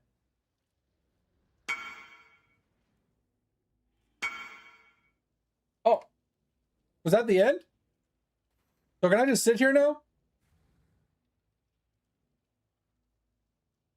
Okay, I can just sit here now, right? Holy hell. That's so much better. Now you don't have to worry about me. But yeah, Topher, I wanted, like when he first showed it, I was like, ooh, that looks interesting. I think I want to play that. But obviously I've been busy. But like this looks dope. Right? You got like all sorts of different kinds of abilities. You got AoEs, you got spells, you know, you got the hack and slash, you got these dashes and dodges and all the platform skills, like the huge talent tree here.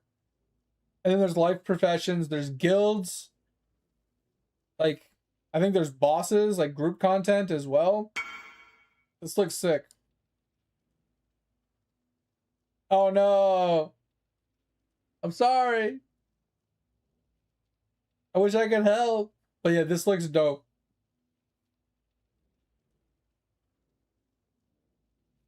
Dude, that's what I thought, Tover. Just looking at it, I was like, oh yeah, it reminds me of Terraria and MapleStory. Because Terraria, in my opinion, is very MapleStory-esque with the side-scroller and like whatnot. But Terraria has like the added benefit of terrain editing and stuff.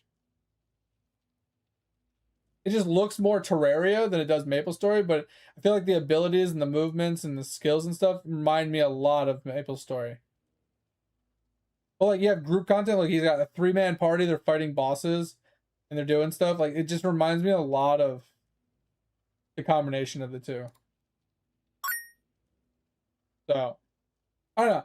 And like the UI here is just very Terraria-esque with the items and stuff. But yeah, it looked cool. Looked interesting. 185 days. Let's go. Oh yeah, I thought that was pretty sick. Having a group Iron Man sounds pretty dope.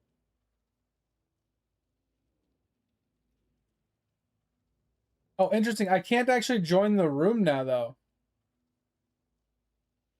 You see this, Edge? Is that bricked now? Can I not get in now? Maybe when you come to the next floor, I'll be able to get in.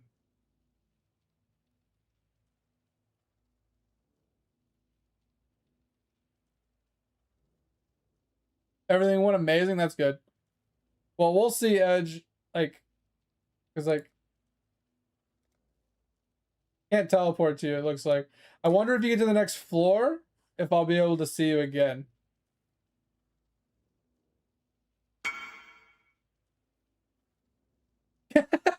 Bro, people love running this, Edge. Now, you can make really good money from this if you get to the 4th floor. People drop mirrors and mirror shards and like shit tons of divines and stuff. Like you can make a lot of money from running this.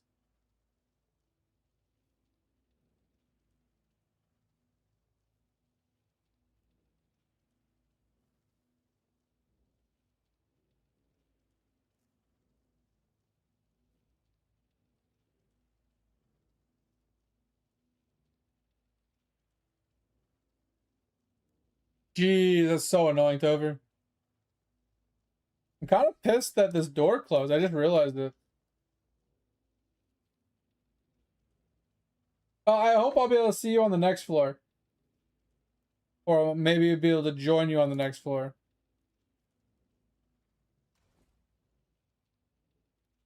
Since it's all about the 4th floor anyway.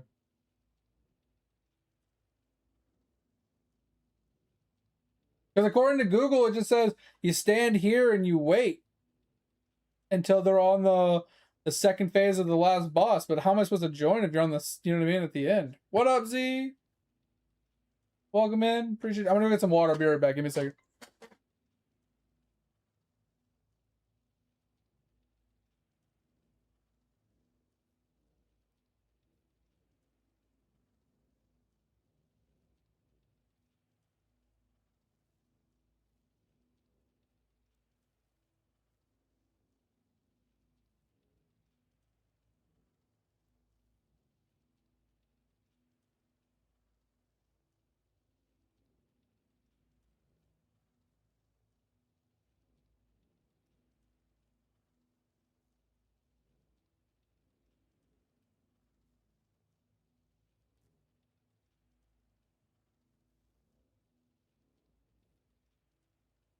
Bro, my legs are killing me.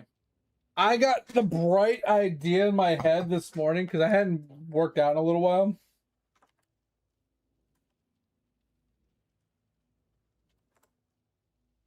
To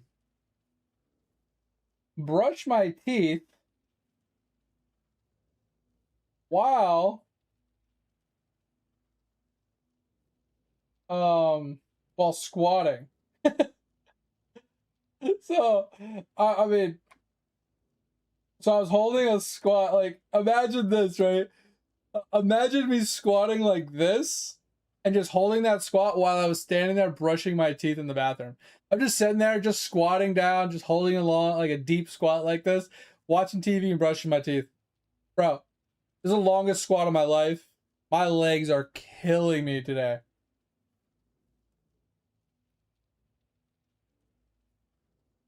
It's crazy.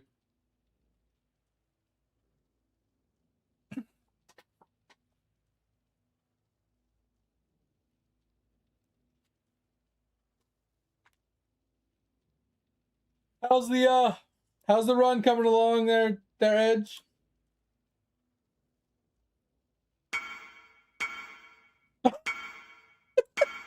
Is it that bad? Do you want a voice? Do you need someone to talk to?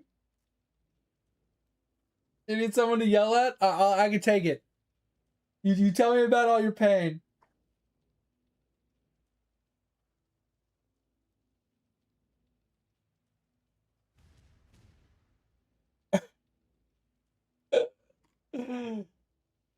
On the upside, at least I'm not there eating all the resolve hits.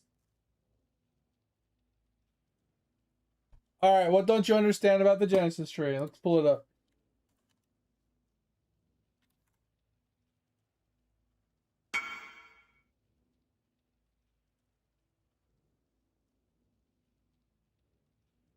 Oh, you're doing fine with the resolve?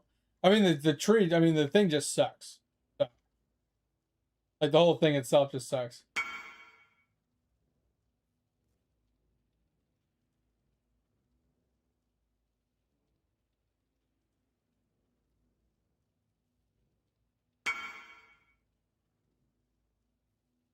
What do you mean you don't get anything back? You always get something back.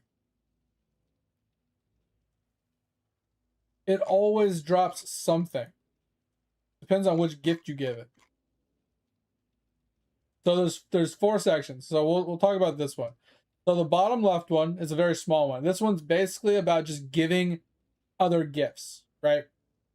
So mysterious worm gifts, rebirth other worm gifts, which is like this section here. And then the other A is change what type they're going to give you. From doing breach. And then there's a worm gift stash box next to the tree. Yo, I see Edge. Let's go. All right, so that was floor 2, right, Edge? So I don't need to follow you in floor 3. So I guess I won't worry about following you until you get to floor 4. When you get to floor 4, I guess I'll have to follow then, just so we don't get locked out. All right, so just let me know when to join floor 4, I guess. More pain. All right, and then the bottom section, this A, B, C sections is for additional chances at different worm gifts. Okay, so this one's just about converting worm gifts into other worm gifts. Don't worry about that. I guess it has chances for other things and stuff, but we'll ignore that. Then you got the top right one. Now this is the good one. This one drops uniques. So you give it the ancient ones, the unique items. So you give it like the ancient worm gifts, and depending on your tree, it will spit out uniques kind of in line with what you pick, right? So for example, I think it's this one up here increases its chances to be Foulborn, and then you can go into the specialization of like like you want it to be more int based or dex based or whatever. You can go into a specialization up here. Some of these are like chance for them to be double Foulborn versus, you know, incorrupted, and then things like that. So this is about getting Foulborn versions of uniques and spawning uniques. And then you got this one, which is just about gear itself. So this used to be used, I mean, it's still somewhat useful for getting 6 links, right? So it's about spawning gear to drop 6 link body armors or weapons or whatever it is you're trying to spawn. But this is about dropping just regular gear. Not very useful. I usually ignore this one. And then the bottom right one is my favorite. It drops pure currency. Beat it 1, it drops you stacks of currency. Depending on which option you go to. But it can drop more currency, it can drop more rare currency, it can drop full stacks of currencies and stuff like that.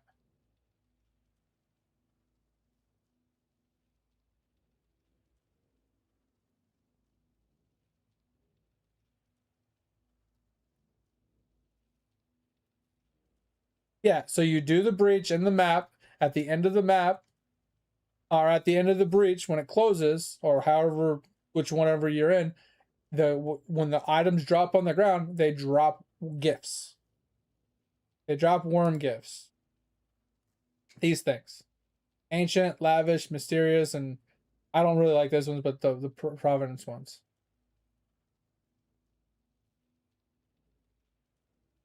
And then, like I said, if you go to the worm gift locker, you can turn on the affinities. So whenever you go to your stash, when you try to dump everything in with that control click, it'll go to the worm stash.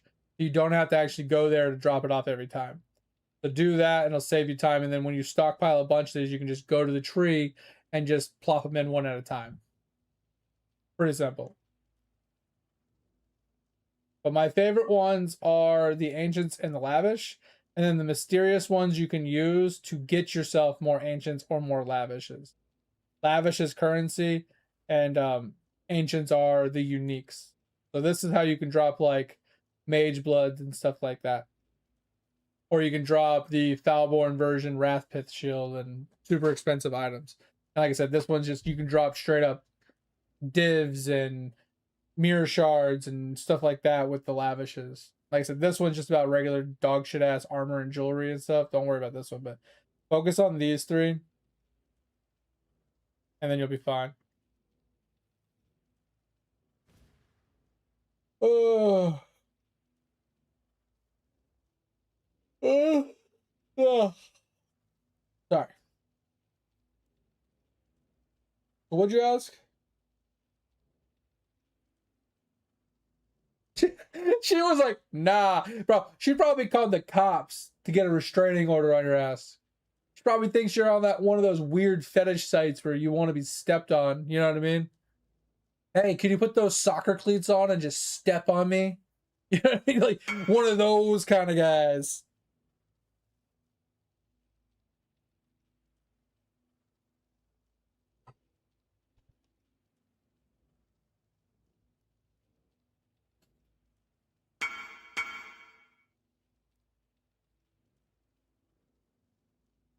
What happened, Edge? Oh, you're you in the hidey hole. Let's hear this. Let's hear the suffering. Let's hear the suffering in real time.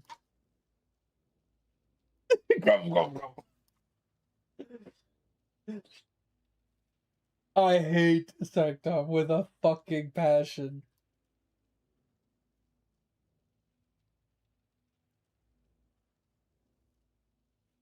Yeah, that's the problem. It's like doors locked. How am I supposed to join in the middle of the boss fight if the door's locked?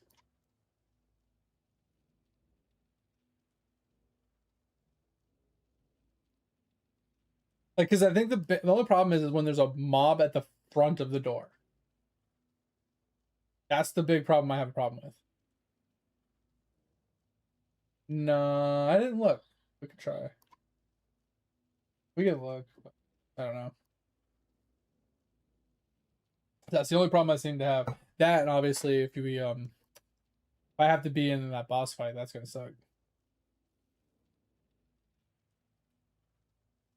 Because it literally says die and stay dead on the floor and don't release so you can get the reward at the end. And I'm like, but I can't die.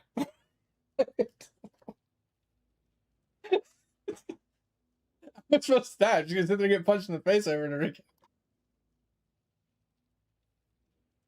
I'd have to almost take my shield off just to instantly die, but then I don't. How am I supposed to res to get the reward? Does it want to kick me out if I? Yeah. Yeah. Mm-hmm. Unless I got one hit, then I wouldn't use that much resolve. But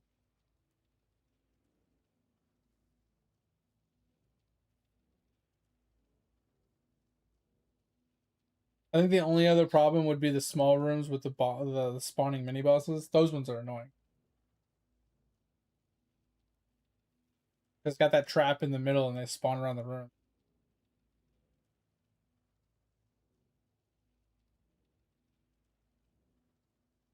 What was it?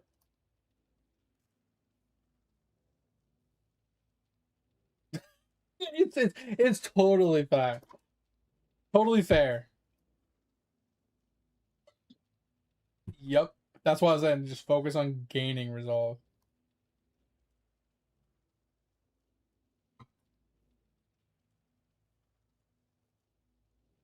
And it doesn't help that we don't have relics to give us buffs and benefits. And then if you get those negative ones where it's like, oh, you no longer can mitigate resolve loss, it's like, bitch. Really? Floor 1, first room, we hit that one? Like, come on, what are the odds? Yo, okay, so we're on floor 4 now? Good luck. I'm sorry if I brick this. Yeah.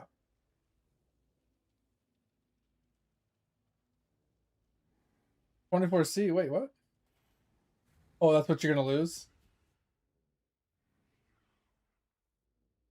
But I spent 45 on it. No. Oh, I do have a minute of just whatchamacallit. Okay, so that's actually huge. Literally don't know.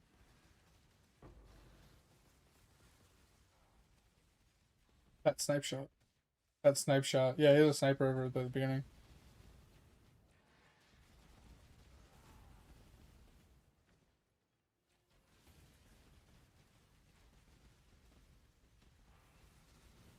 Nice to know I have a minute of invulnerability. We got 25 seconds left. As long as we clear the front door, within a minute, I think we'll be fine.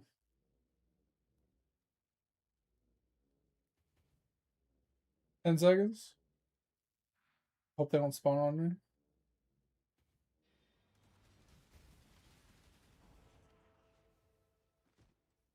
All right. And I ran out of time. Good timing. Oh, we're at 200. That's good. We only got like 7 more rooms to go or something like that.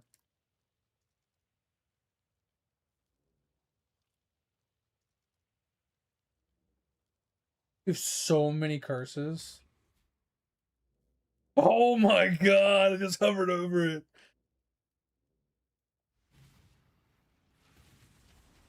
It just moves me in every time you go to the next room. The second you click on the door, it puts me in the room with you.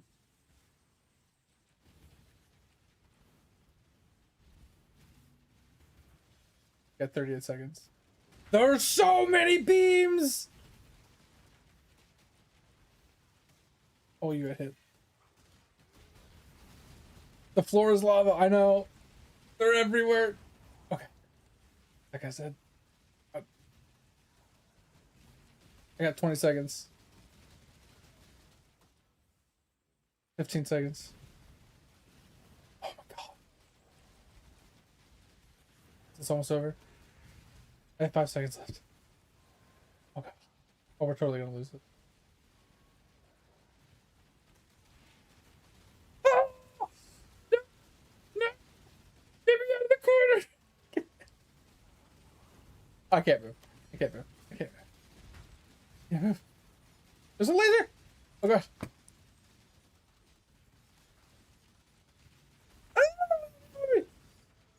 Oh my god. Alright, we only lost 140 ritual. Holy hell.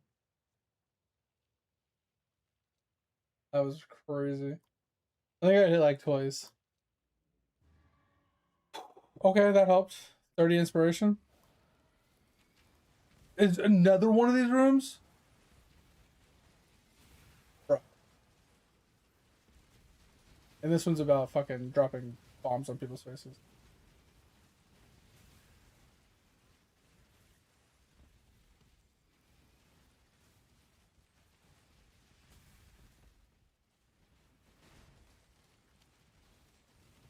That thing not gonna die? What's going on? Did he die finally? Oh no, there's another one here. Yeah, we're not going in there. Feeling a little uninspired, are you? I expected more from you. Wanna try again?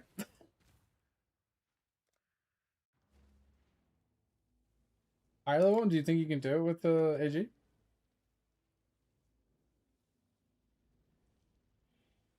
What do you mean? This one. Oh, do you want to try it with an 81? Because those things are stupid cheap, but I feel like the mobs are just gonna be so hard to kill. That's why we were trying to buy the cheap ones, so they're easy to kill. Or what?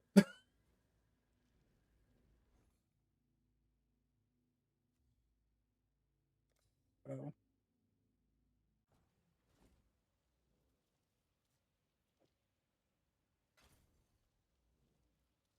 And I didn't realize running like really like tier 1 maps to get forbidden tomes was that lucrative.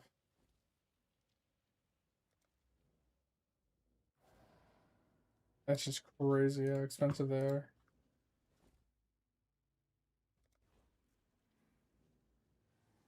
I'm just there.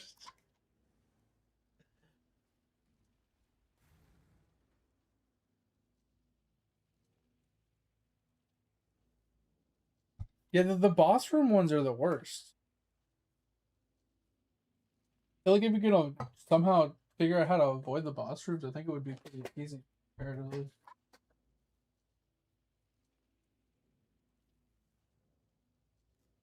Yeah, I think that's the downside.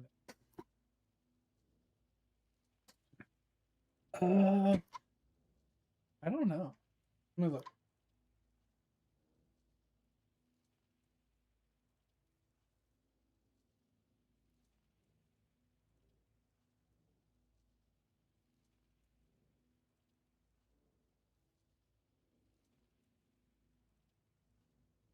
Oh man. Yep.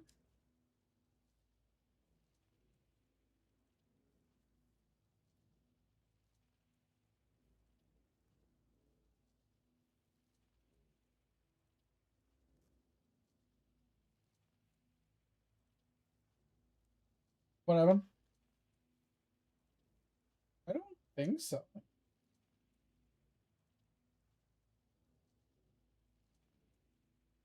Mm.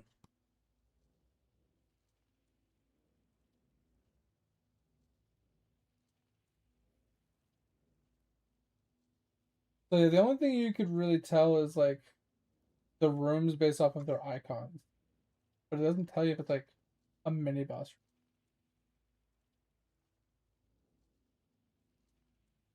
Because like you can only tell if it's like a fountain, if it's a resolve fountain, if it's a affliction fountain, radiant fountain, merchant, like packed rooms. I haven't found anything else.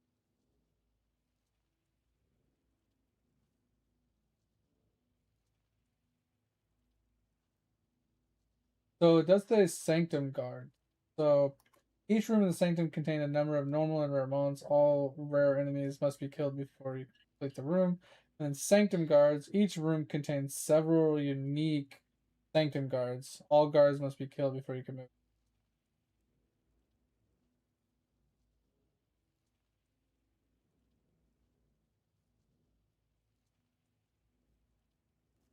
I don't honestly don't know if we can do this. Difficult. But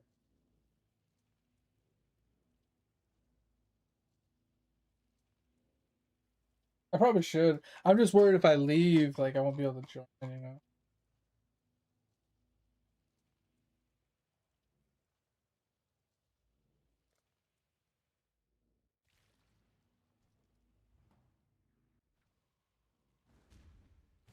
To make some money while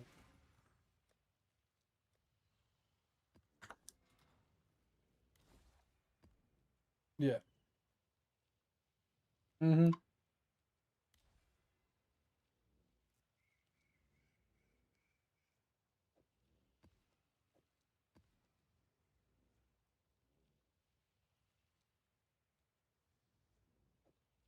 That didn't sound promising.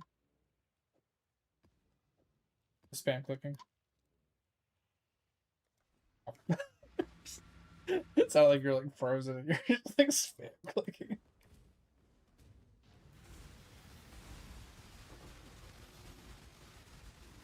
Yeah, I don't know how I'm supposed to reliably clear that.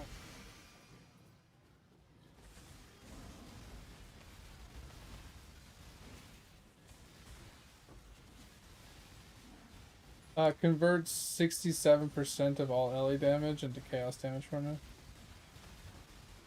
And then it gives me chaotic might, which converts all my fizz damage to chaos damage. Basically, it gives me like all my damage.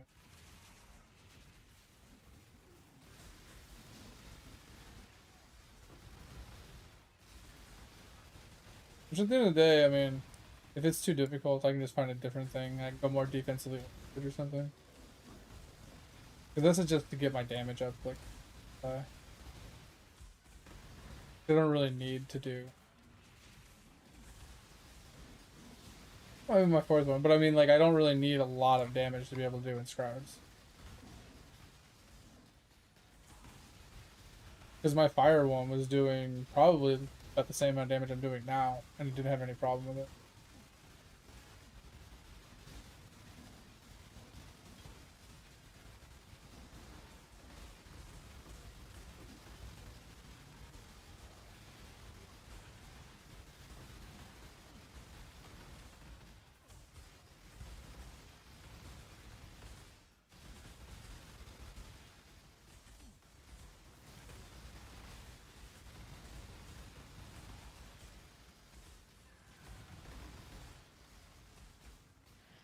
Alright, that guy won't die.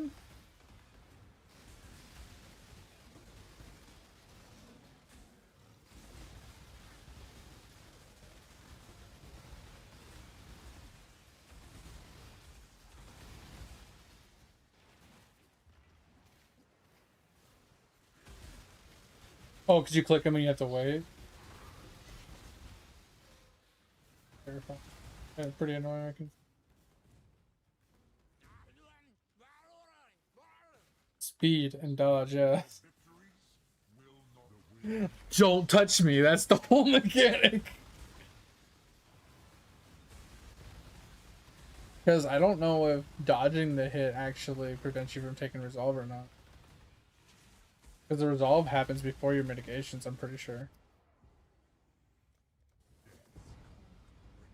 That's gonna suck.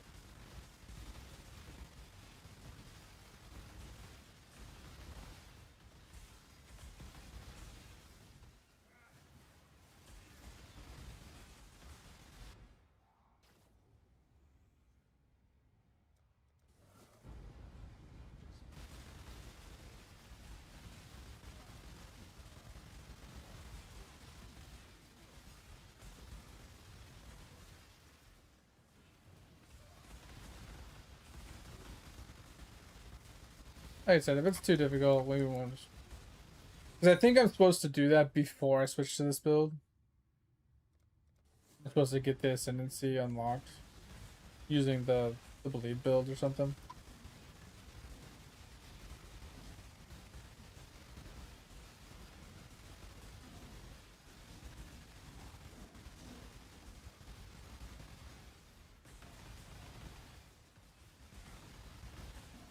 That's the purple ones.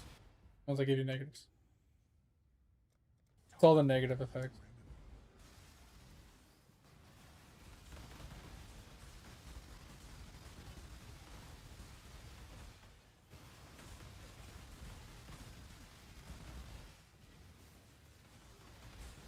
I think one of the goals of Sanctum is to get the box thing unlocked so you can fill it out with a bunch of relics and stuff to give you a bunch of buffs and benefits to reduce the downsides of things, more resolve and stuff.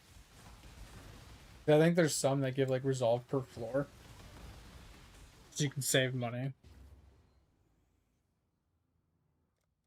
Yeah, which that one's fine too. I was just saying, like, if you get it per floor, it saves you money. As long as you like have a good couple floors, you can keep your stuff topped off and you don't spend as much.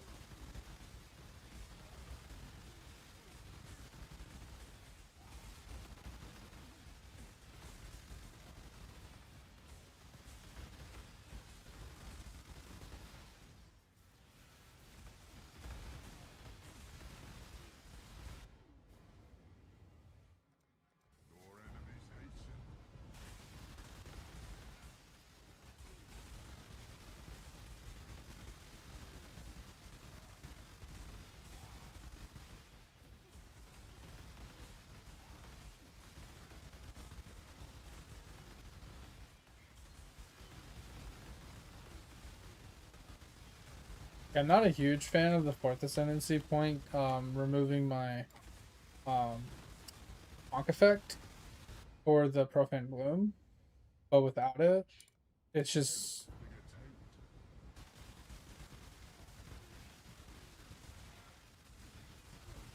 not gonna do.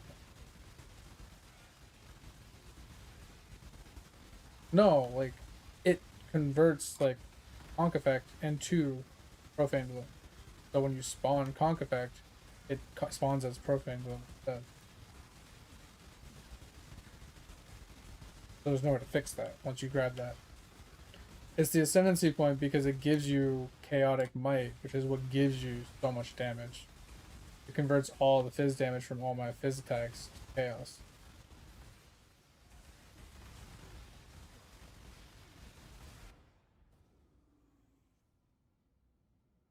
Because it's the bloodline. I don't understand what the disconnect here is. When I grab... No, I'm losing Honk effect. Because it's being converted into Profane Bloom. With the ascendancy point that I pick up to get my damage.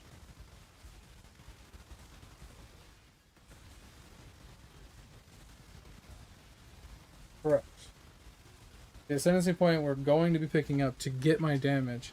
The reason it gives me damage is because it removes concentrated effect to give me damage.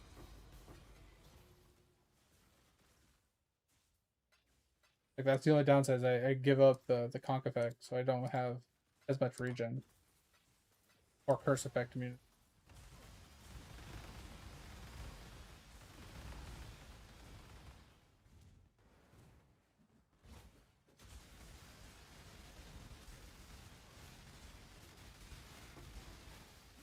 But I might not need it with all this leech I'll have.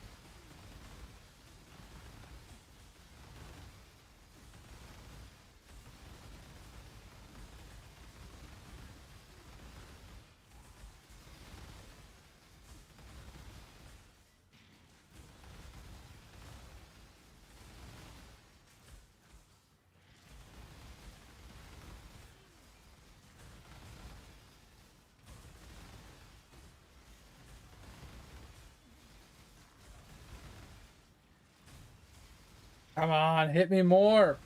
Hit me, baby, one more time. Punch me in the face, damn it. Step on my feet. God.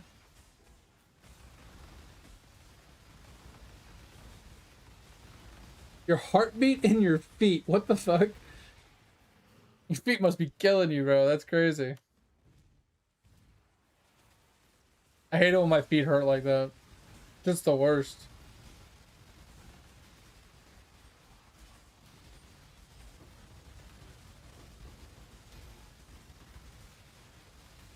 Where you need one of those foot soaking bath things. You know those like foot massage soaking bath things? Bro, those things are so cool. I had one when I was younger.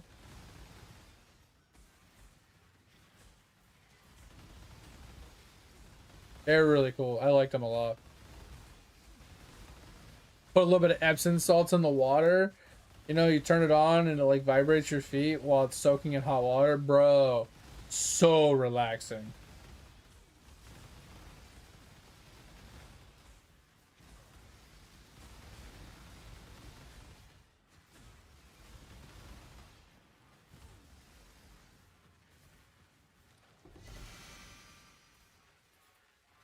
You want to pick up the ghastly jewels still? Or you think you're fine? Ghastly jewels.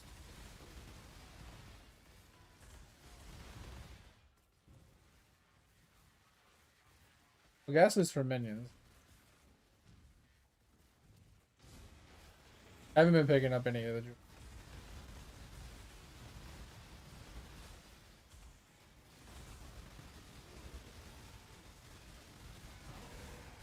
Yeah.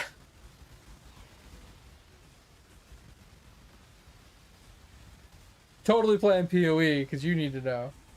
I mean, maybe if I found a cool bow, you'd want to play.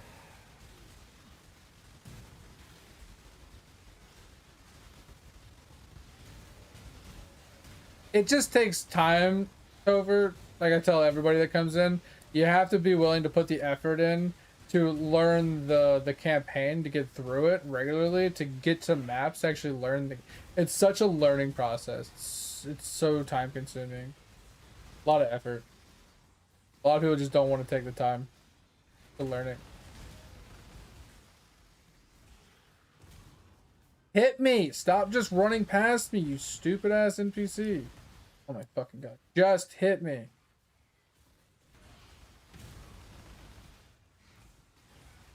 He keeps dropping conk effect, but he's not hitting me enough to actually here. I'm just gonna trigger this to kill him.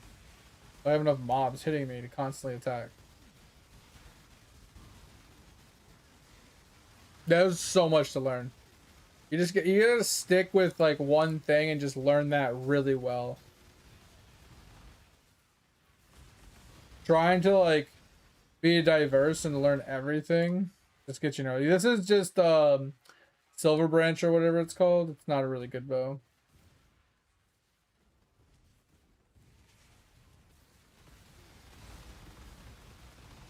So we're on 3.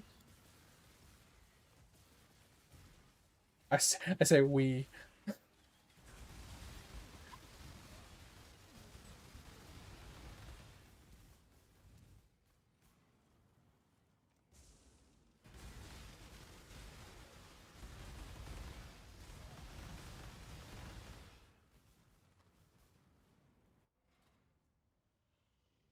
Hello. Keep your life to your own.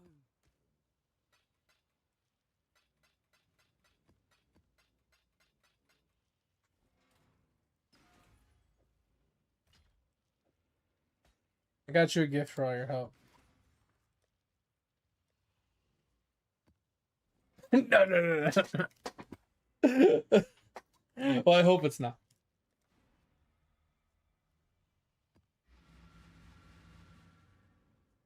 I mean, I don't mind to be honest. I mean, I do get a little frustrated answering the same question over and over again.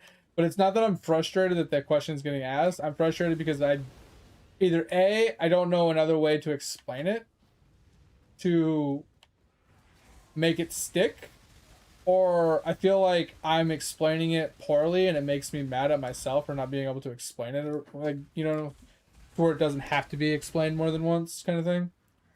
Like if I have to explain it 5 times, I kind of get a little annoyed because I'm like, well, what am I doing wrong in my explanation, you know? That's how I kind of feel. Because I get it, like there's times where I ask someone like 100 times, like, explain this, I don't get it, I don't get it. And like I get that, like sometimes you just can't grasp what's being explained to you until it finally clicks. Like I said, I don't mind answering the question most of the time. It's just I get mad at myself for not being able to articulate what I'm trying to very well sometimes.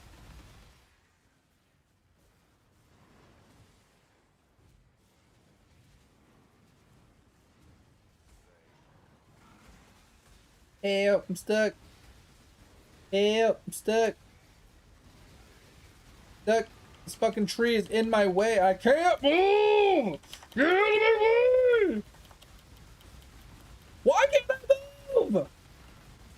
Okay, seriously, why can't... Oh my god, there's lightning spires all over my face. Why?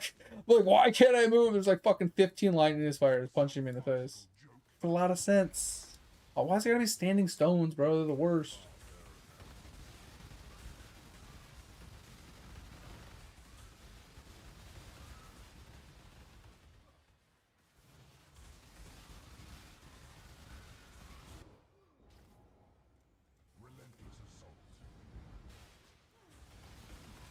I mean, there is some people, Z, that I do explain things to, and they just, it's like in one ear, out the other, and just doesn't do anything. Do we want to try a different character? Oh, I mean, it could still work. Just coin flip.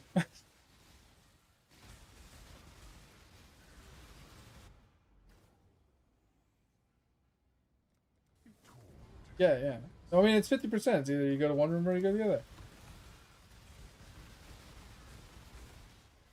Yeah, I mean, that works too.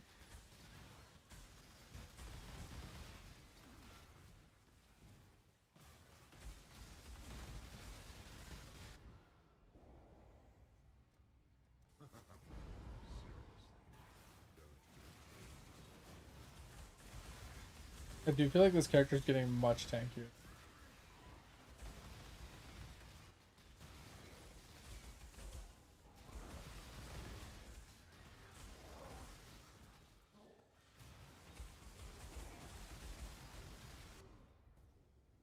Yeah, I feel like the downside to him is you have to keep generating your copies. Yeah, but the ring still only generates so many copies, so you're only gonna be rocking around with like 5 or 6 like swords at a time. And I feel like that's not nearly as strong as Archer dude.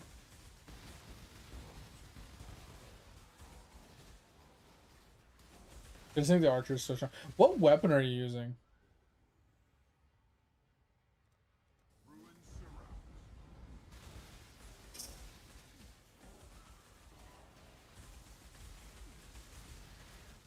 No, not you. Wait, how did I just fail my own hit? What? No, not the one he's using, the one you're using. Your character.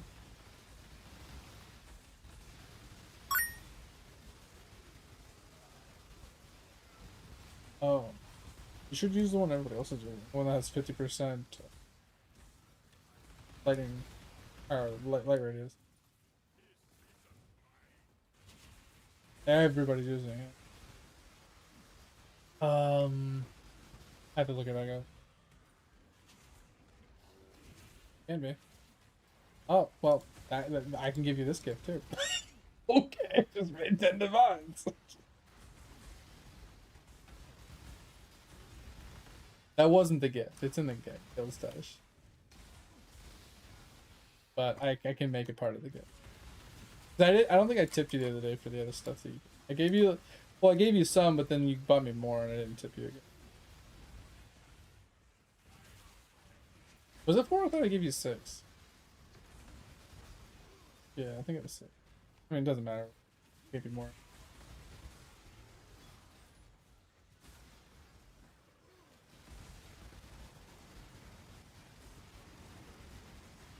Oh, remember to eat. I'm not hungry right now, actually. I ate pizza right before stream or during the interest thing, but I appreciate that. Honestly, you'd be surprised, Bill, how many times I'd be sitting here and I just forget to eat. I will go through like a whole 7-hour stream, and I'll have like food sitting upstairs that I've just forgotten to eat. Yeah, well, me and the wife, we went and ran some errands today, and we were over by Costco. She's like, "Hey, you want to grab Costco pizza?" I was like, "We already ate. We didn't need lunch or anything, but we just got it to bring it home so I can have it for later." I mean, hydrate's a good one too. I have a delay on it or whatever, but it is good because I forget to drink too. I'll sit here and talk and talk and talk and talk and talk and just straight forget to drink. And like, ooh, don't want this. We'll do this.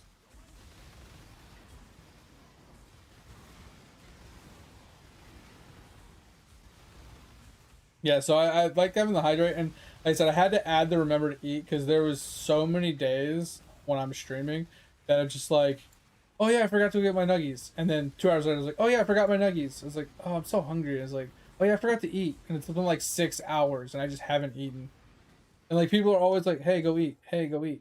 Hey, go eat." Hey, go eat. They keep telling me to go eat, and I just keep sitting there and sitting there and sitting there, and just like locked into what I'm doing, you know.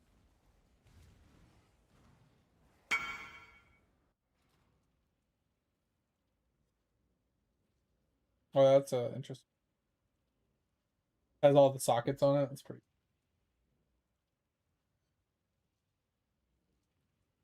Sleep is not overrated, bro. Sleep is the god tier of things to do. I mean, I get that. There's not enough time in the day to get everything you want to get done. But bro, the pure bliss of a good night's sleep, you can't beat. Greetings, journey one.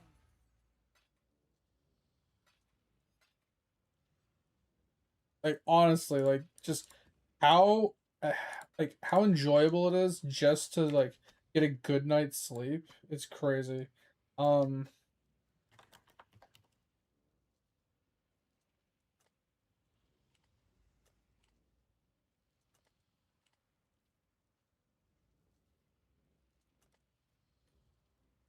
that is Nidika's lantern.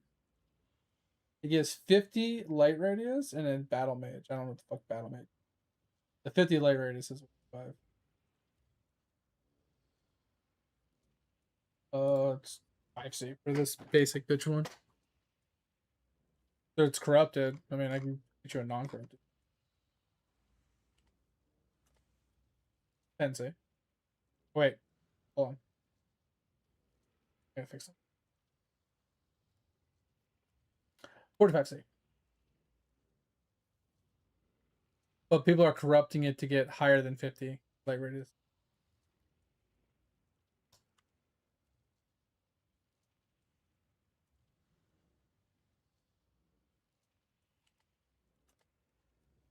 So 52 light radius is 5 divine.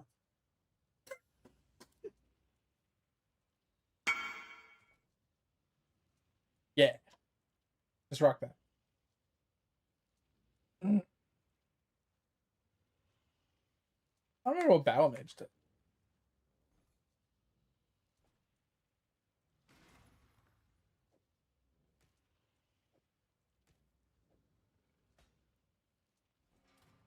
Okay. All right, you got some gifts in the guild stash.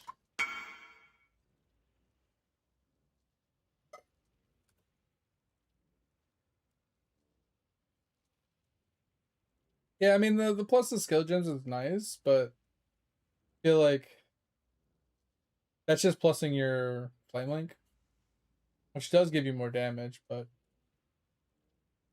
guild stash? Yeah, you just check it when you get up. There's just gifts for you. Yeah.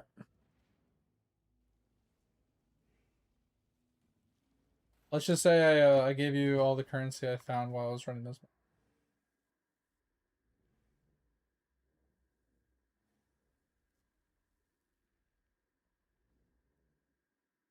We need to fight Lycia. Why?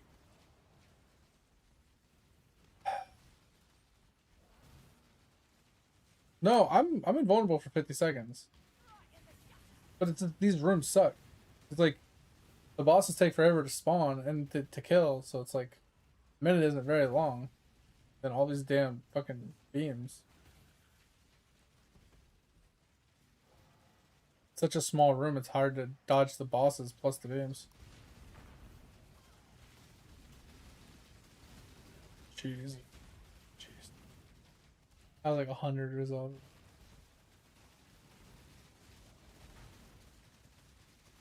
These rooms just suck. Yeah. There's such little amount of room, so much going on, like unless you have like Giga Chad damage, like how are you supposed to do these rooms?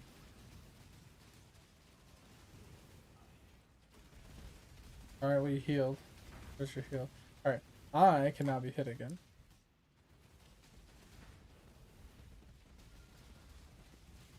Yeah, you just healed a bunch.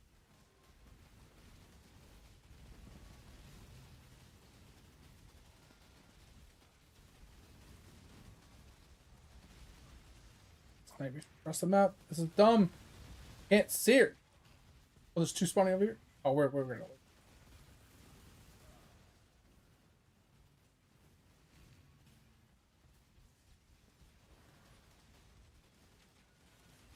Can't move.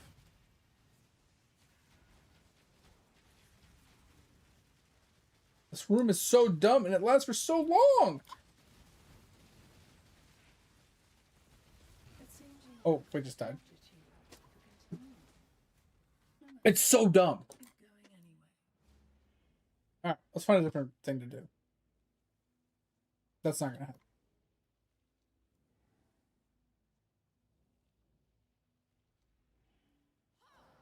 I just need to find something else to do because, like I said, it's about this. It's literally if you look at his build, it's 600. It's literally 75% of his damage, picking this one node up.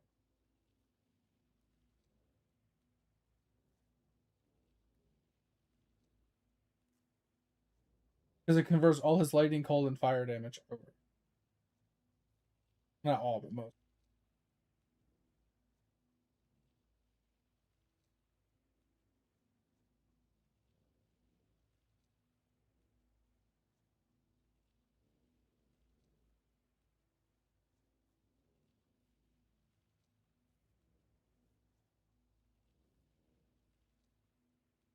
I mean, we can. It's literally gonna do nothing for me though. Like that's the problem. It's like I can go and grab it, but I'm not gonna be able to use the points on anything.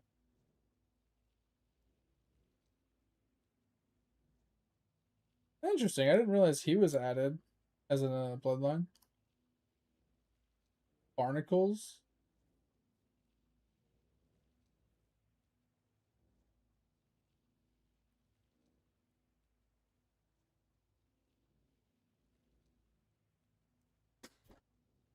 Hmm.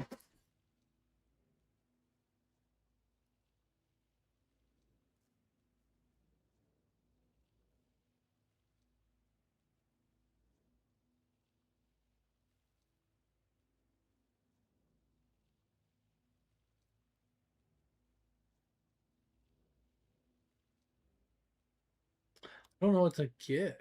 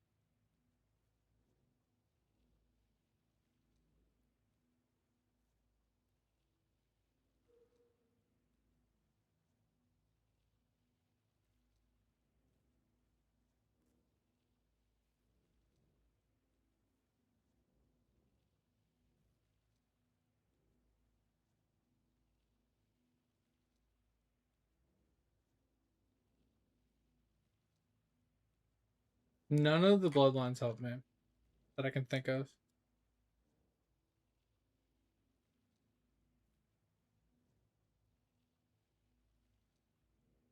Oh.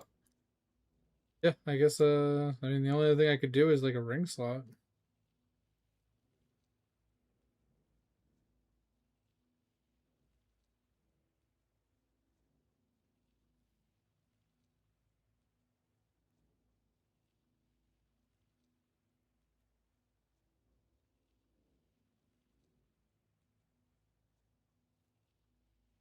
Good copium, yeah. Sorry, let me read what you're writing, sorry. Wait, what can't you remember if you told me? Oh, you uninstalled Ragnarok? Yeah, I didn't. You didn't tell me that. Was it that bad?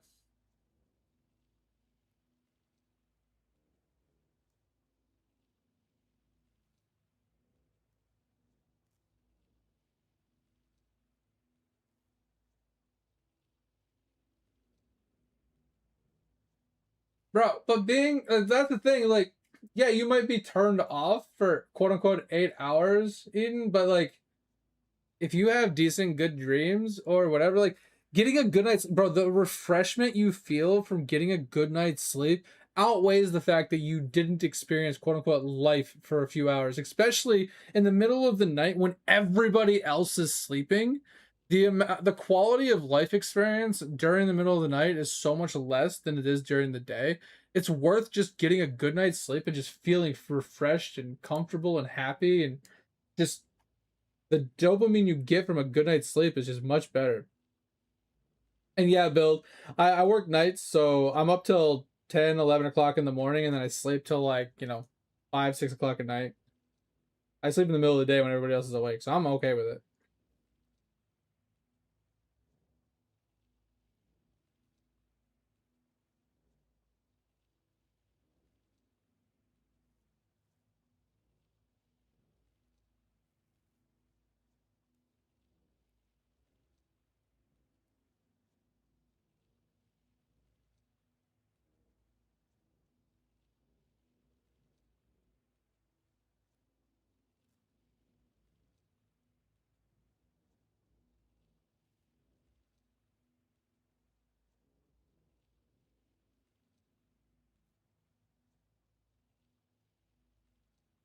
Yeah, that is true, Tover.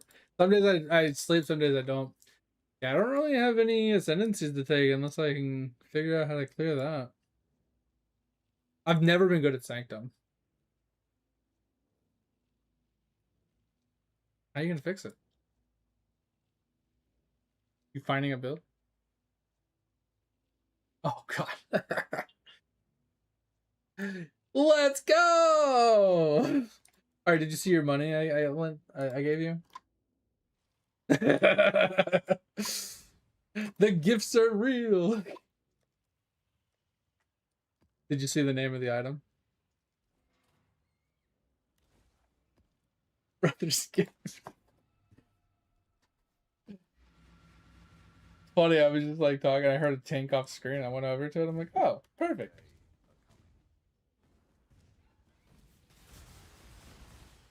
Just the tip of it. You die rather well.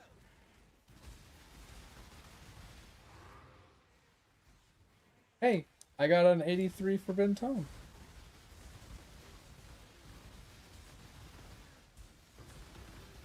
Is it a sign? Is it a sign?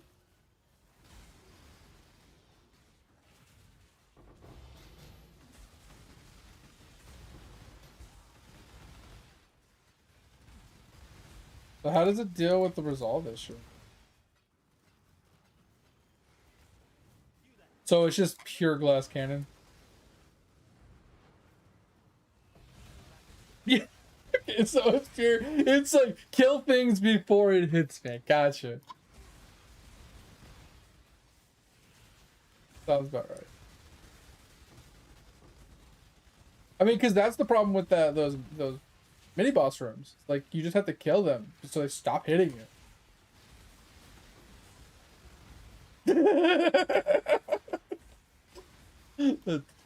I like that. That's funny. Too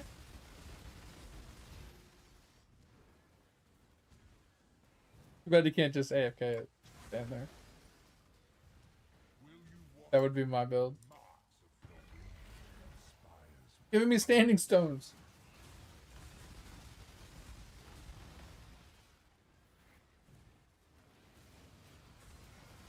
Whoa, that hurt.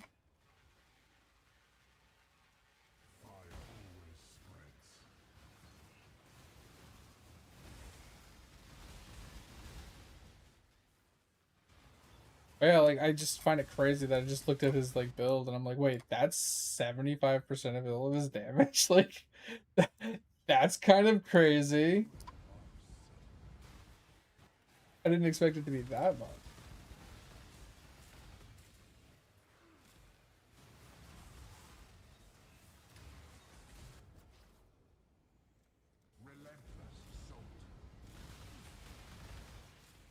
How am I already at the 4 stacks? What is going on with my block?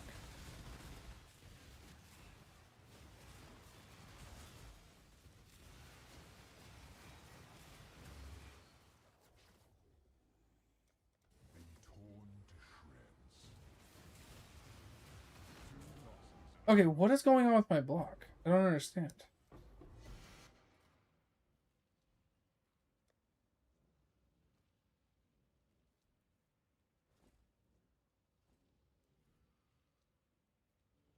Huh.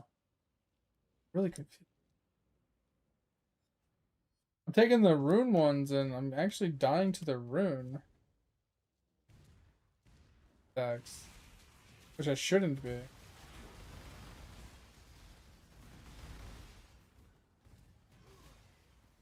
I should be blocking it.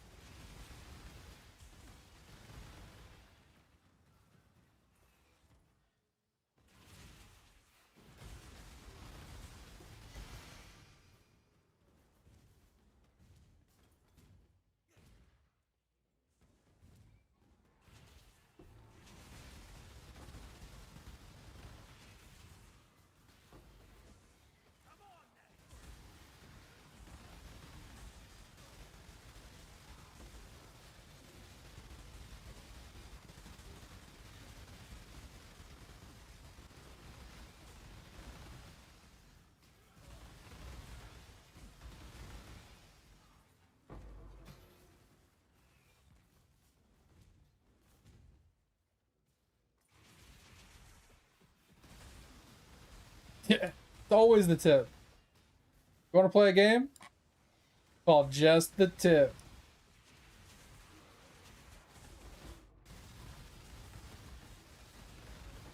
I mean, you should probably eat something small.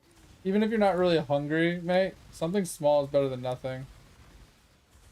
Like a piece of toast. You know, a couple slices of cheese. Something. Not healthy at all to just not eat something. I said, even if you're not hungry, just mentally just understand, hey, even though I'm not hungry, I need to eat something.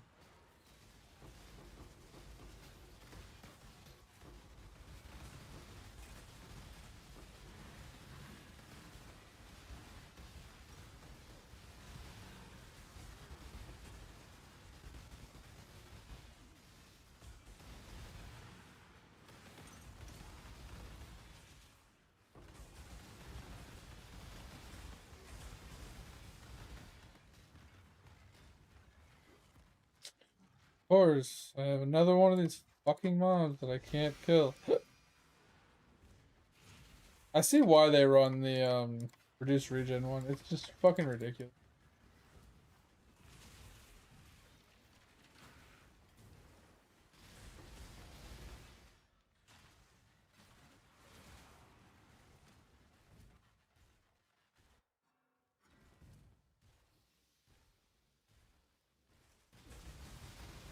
And a 2-minute low life build? Okay.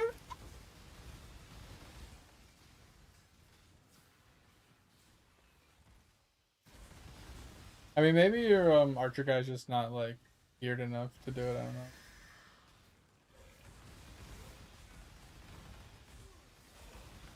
50% layer it is. It's insane. Oh, you put it on the second one? It just felt like with 2 of us in there, it's just like the damage was kind of lacking.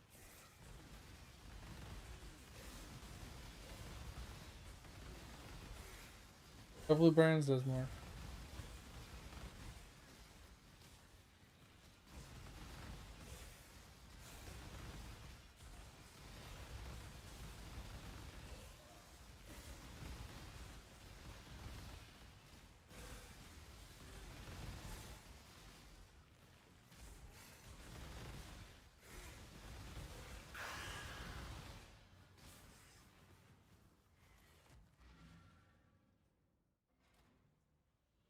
Hello. Keep Wait, why is that what Fossa said?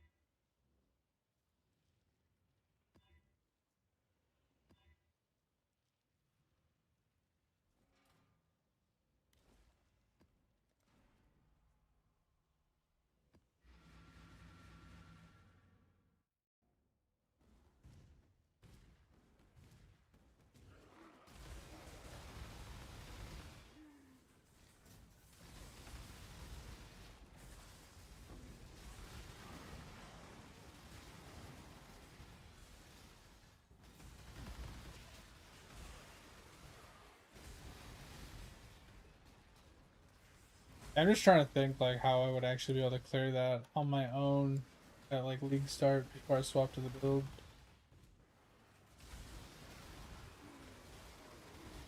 I feel like the only reliable build would be like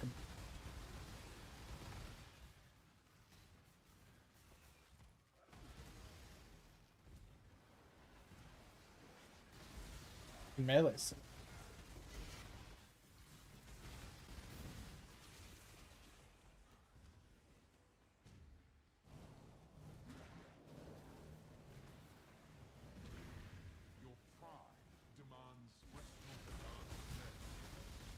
Put more standing stones.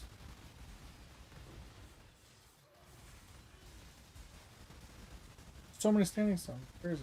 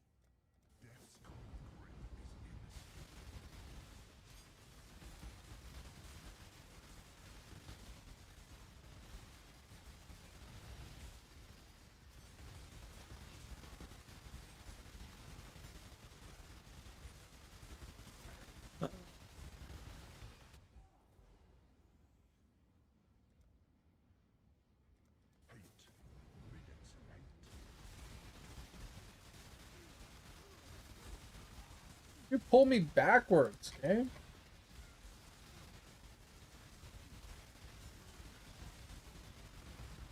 Stop hitting me.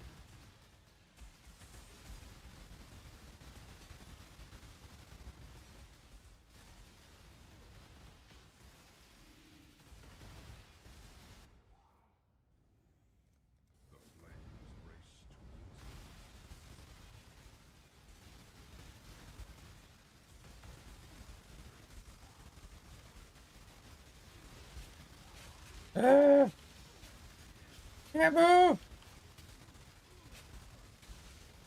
Oh my god, I literally can't move. Fucking move. Jesus.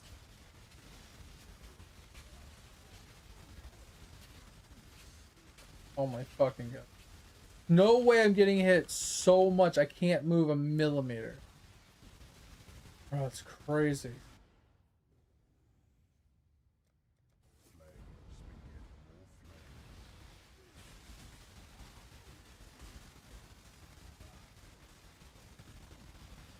No shit, Tover, like, bro.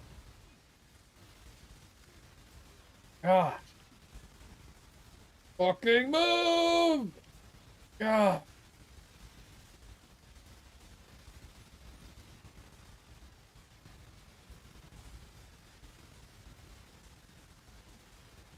Jesus Christ. Dude, the standing stones is the worst. This is any other mode, like, other than standing stones, we clear this. Standing stones is the worst because you have to move from spot to spot and you get stunned so much. Like, look, I literally can't move. I am like a millimeter away from this fucking circle and I can't move. The fucking fraction of an inch I need to move to get into the circle. Jesus Christ.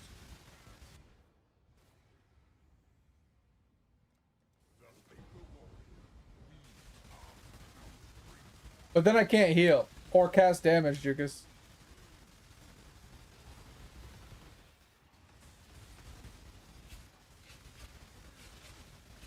I mean, technically I would still cast a little bit because it's still I mean, I'd still probably get stunned occasionally, but not nearly enough to actually do damage.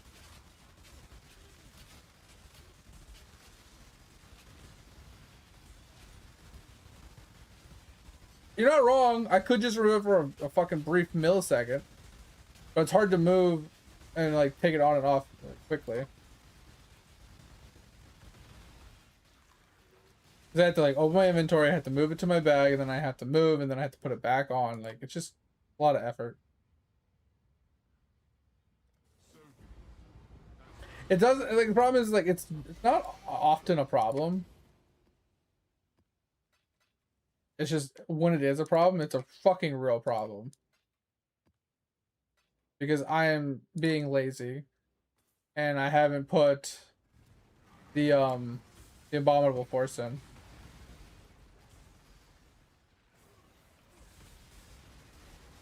So as long as I'm like picky with what I run, I don't need to have the abominable force. Like you need it when you're mapping because you're constantly trying to move, and if you're trying to do standing stones, you need it. But if you're doing any of the other stuff, you don't really need it. Because you're not trying to move anyway, you're just standing there. So it doesn't matter how much you're actually like stun locked.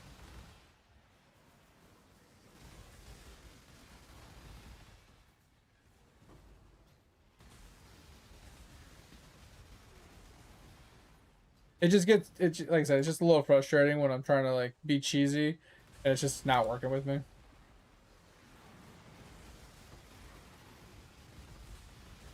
So I'm like, well, I'm just doing it to myself, obviously. It's whatever. I have no one to blame but myself because there's ways around it.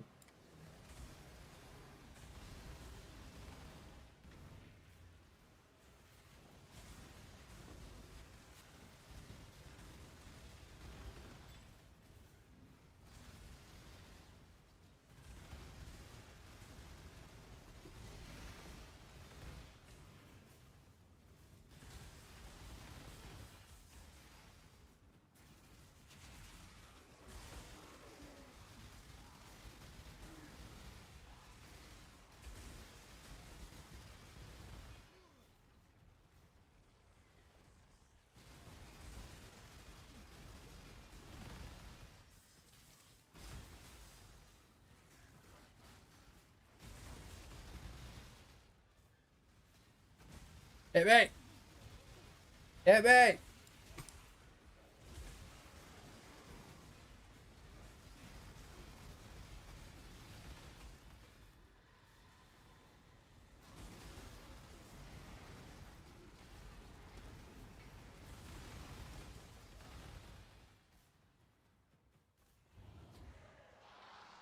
Oh. Build's slowly coming together though.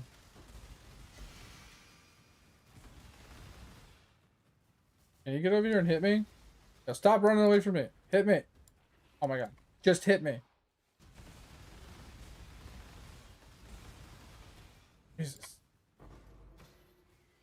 like, hey guys, how can we make a character, a mob super fucking annoying? Let's add, they flee.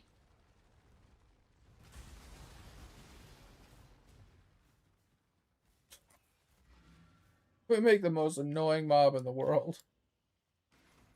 They don't attack, they just run.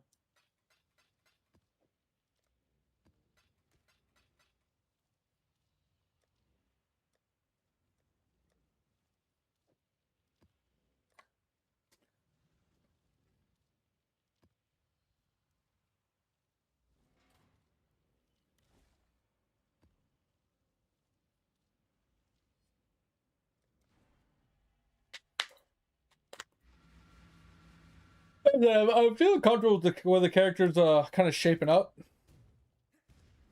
Kind of like a lot of specific pieces though to make it like work.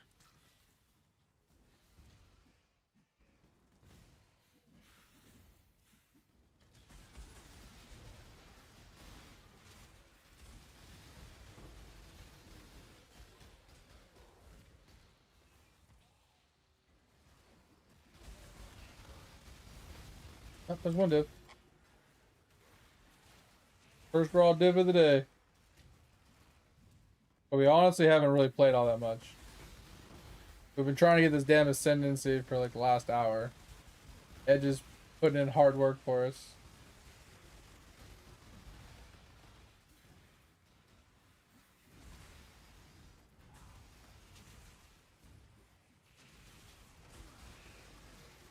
Did a little build advice.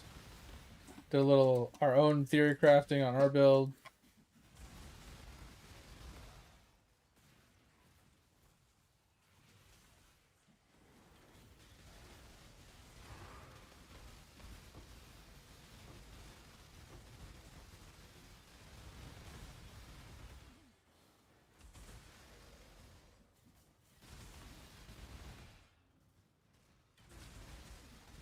Yes, I'm edging my way to the end. Yeah.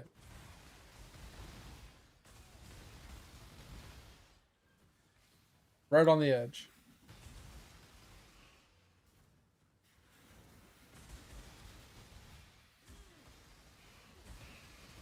Oh, 1000% getting nerfed. They're either gonna nerf Flame Link itself, which is probably what they're gonna do, or they're gonna just remove mercenaries again.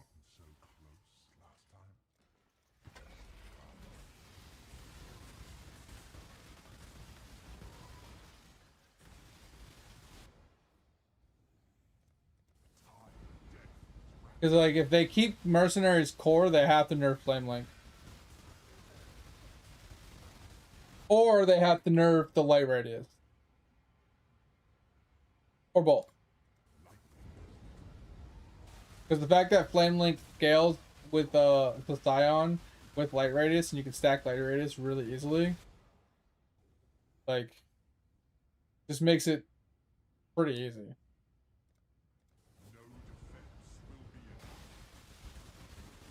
It makes it very easy class because mercenaries are already strong themselves, right? Certain mercenaries are already just fucking giga chads, and then you add extra damage to them just by being their own personal fucking aura bot. It just makes them way too fucking strong.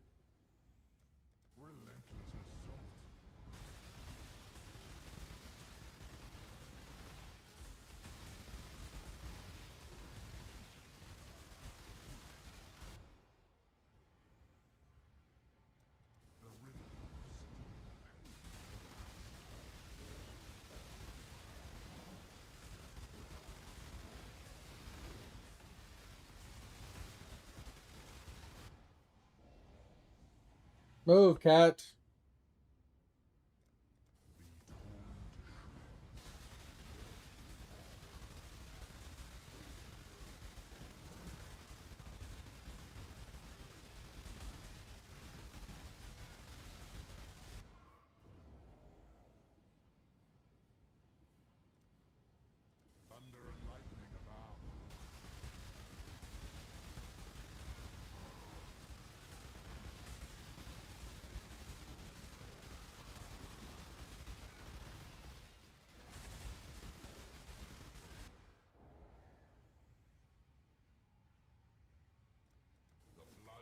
What do you want, cat?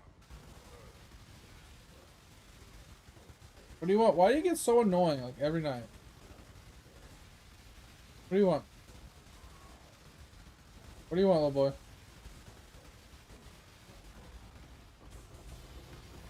No, no, no, no, no, no. I don't know what was hurting, but that was scary.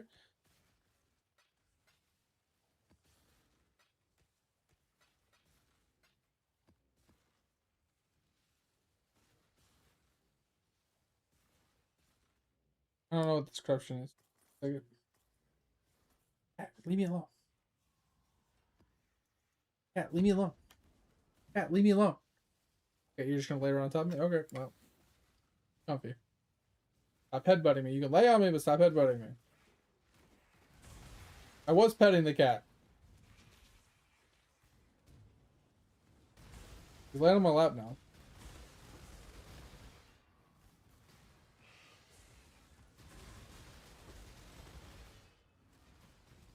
That's why I have shield charge on 2 buttons. So I can play with one hand or I can play with 2. 'Cause it's easier for me to hit R than my right click. I mean, it's not like right click's hard. It's just natural for me to hit R to shield charge with my other hand.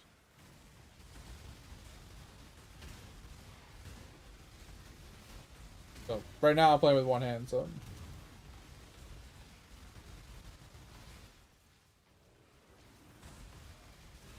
Because normally he doesn't lay in my lap. Normally he just stands on my desk next to me and just headbutts me. Won't stop headbutting me. And meowing, right? So the fact that he actually laid in my lap, I'm like, alright, you know, I'll pet you. Give you some lovin's.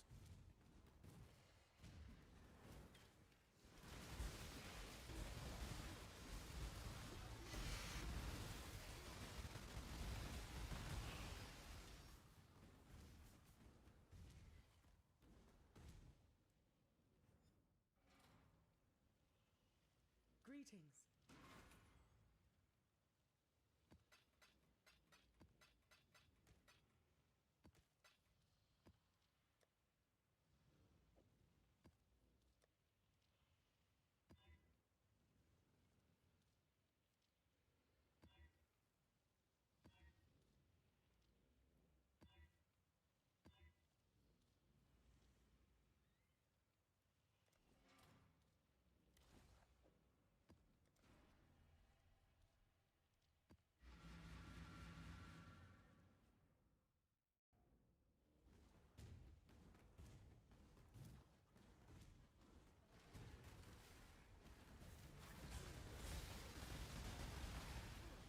You know, one of the stupid, like, just weird random quality of life things that I like about this build over my Righteous Fire?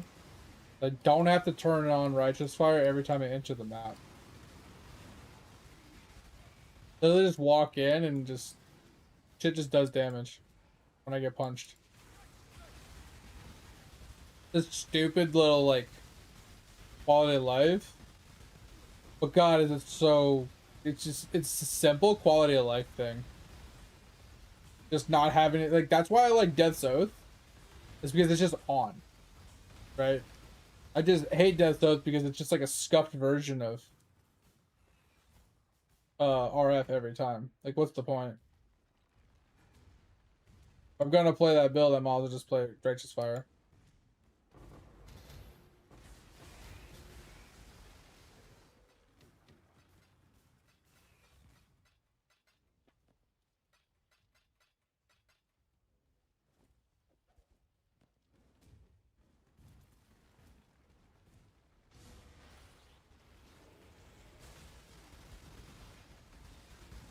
Yeah, having to push a flask to get it started could be really annoying. What about the loop builds where you have to weapon swap at the beginning of every map?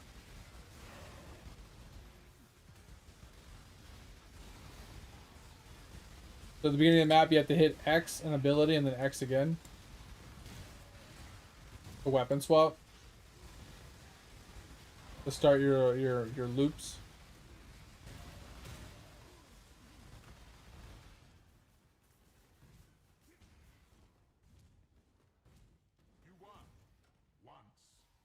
This is defeat waves.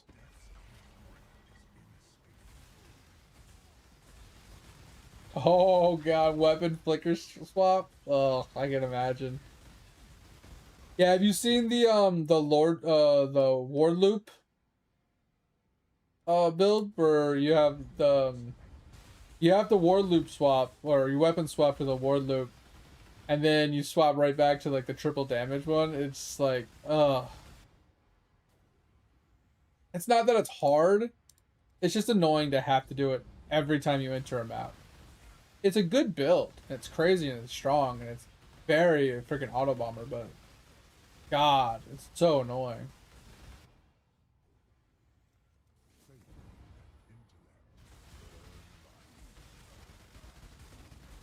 The funny thing is I've been playing RF for so many years. I play another build and I'm like instinctively trying to push my RF button, my T button, every time I enter a map. Even though I'm not playing RF. It's just so ingrained in me at this point. Well, that's what I'm saying. Like the Death's Oath is always on, and in builds like this where I don't have to turn anything on, I just walk in and when I get punched, it just does damage. Or if you're just playing like a regular like self cast build or something, right? You just run around and you just like cast your abilities. It's kind of got that pleasure of not having to activate something every time you're in. Yeah, Blood Rage, but Blood Rage is so annoying to have to activate too. Like you enter a map, like some people put it on cast on damage taken or automation, just so they don't have to hit the button.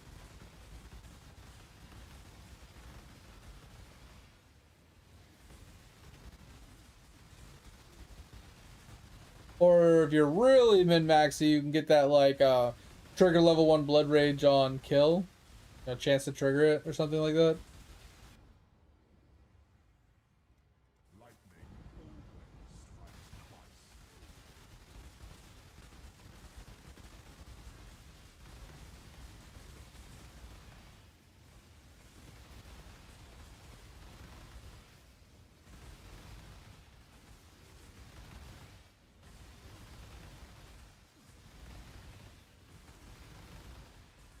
Yep. Stuff like that. That's what I was saying. Is like stuff like that is like really good for min-maxing because it simplifies a lot of like button pushing. Like some people like hitting lots of buttons. Some people, not naming any names, hate it. I think we're in a kind of a bad position. He's got life regen, and he can't die. Is there another mob we can kill? If we can kill another mob, might be able to trigger more mobs. There we go. Yeah, when we get a life regen mod, I think I need to switch my ascendancy on this guy to 50% less life regen rate for mobs, so stop running into this problem where we can't kill people with regening life. But I have to do the upgrade. I don't mind doing the upgrade. It's fine.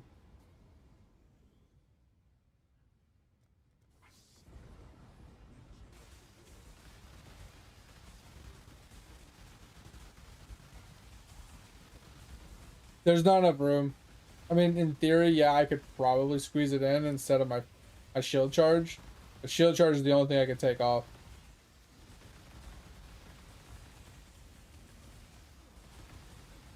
Everything else is just full.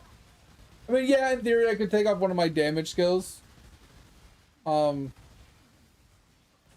everything has a purpose, right? Obviously, my 6th link is for do damage. My Despair, obviously, for Curse. Purifying Flame is for Conk Effect.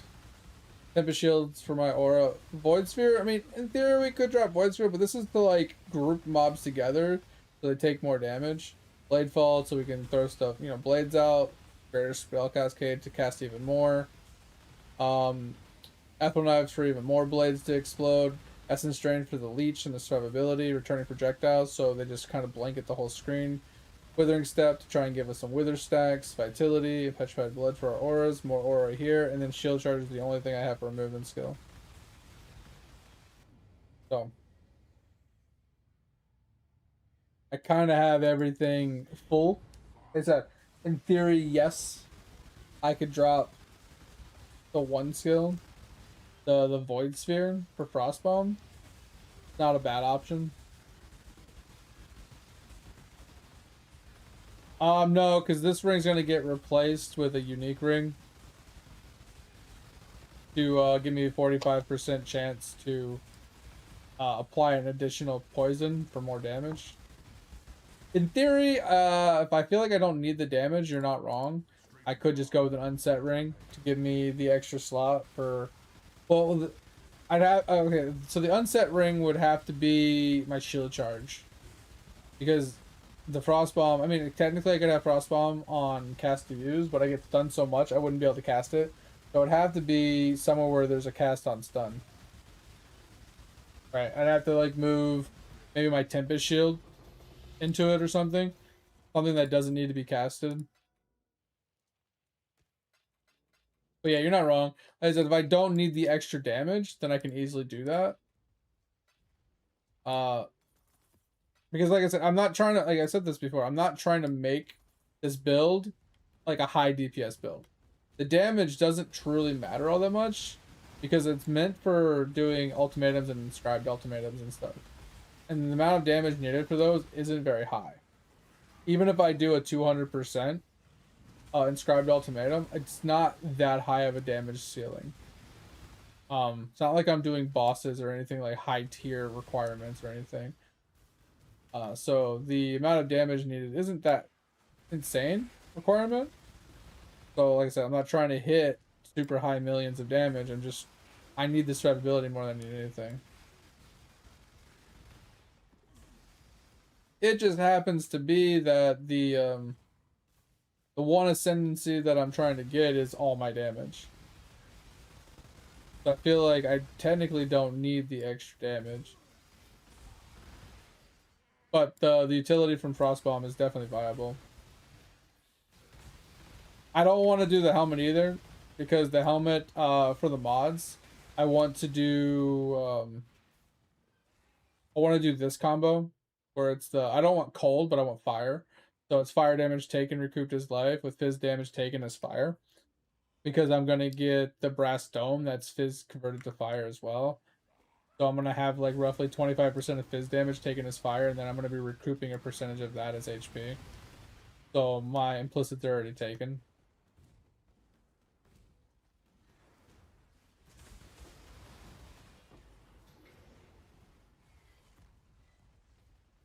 The challenges, yeah, some of the challenges, man, they come out of nowhere. So like I said, I think Frostbomb's the best one, but the this right here is really good, 50% reduction. I like your idea of Frostbomb though, because like I said, I don't have a problem with Void Sphere, but I don't think Void Sphere is really required. Like, so I mean, it just pulses, it pulls things together. It does convert Fizz to chaos, so it does more chaos damage, and it applies hinder and stuff. And the hinder's kind of nice to like reduce your speed. But I feel like the chill effect from Frostbomb, and then I feel like it's mostly about the reduced regen is like kind of god tier. Yeah, the vestigial brass dome. Yeah, they're like 30 divines.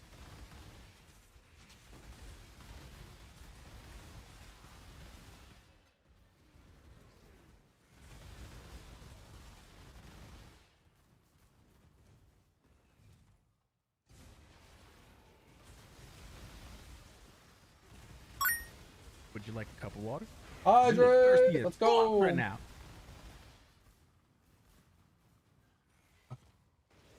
Thanks for hydrate. But yeah, Joy,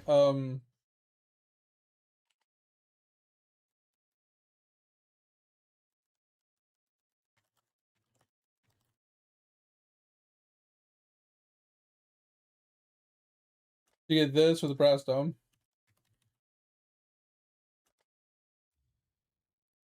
Whoa, 17 bucks? I might go buy this. They were 30 the other day.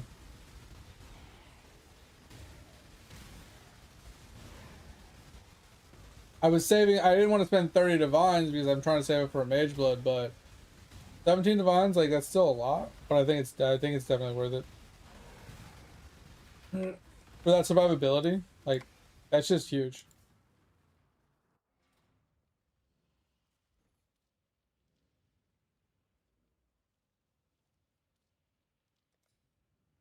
I mean, I still have to 6-link it and stuff. I don't really mind. How many fusings do we get? Oh, we can just, yeah, we can just do it right now.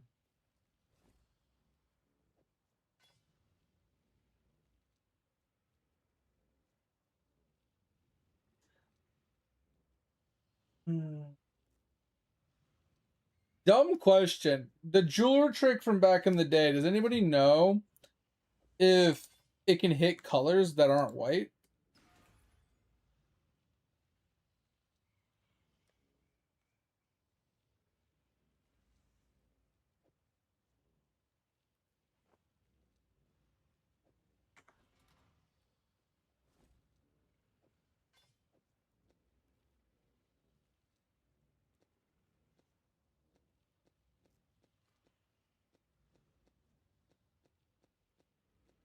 Can they only hit white?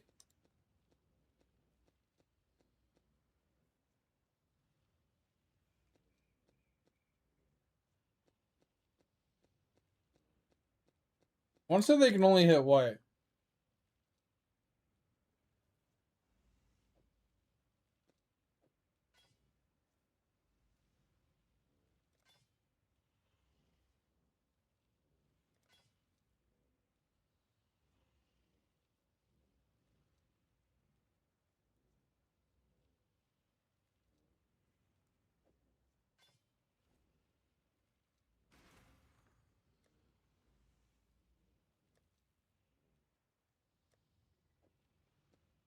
I feel like I should hit one color that many tries.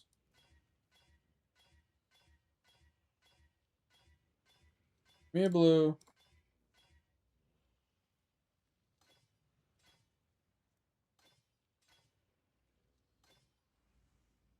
Blue's the added fire, which kind of sucks, but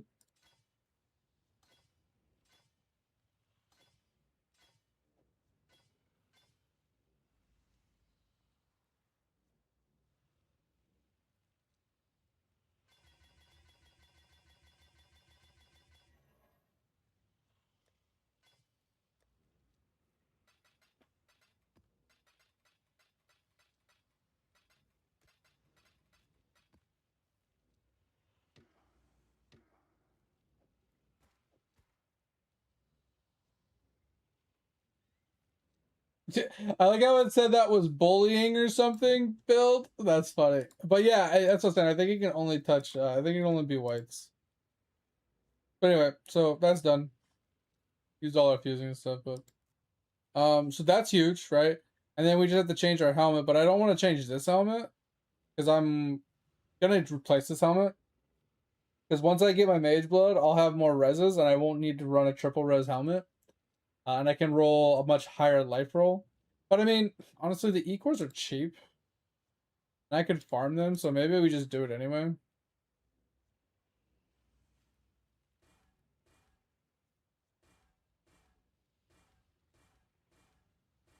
I need fire. Recouped his life. His recouped his life isn't terrible, but since I'm recovering a bunch of fire damage, or I'm taking a bunch of fire damage, might as well just switch it.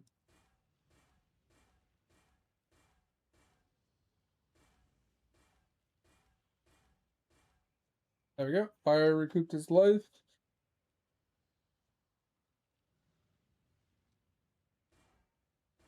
And Fizz taken as fire.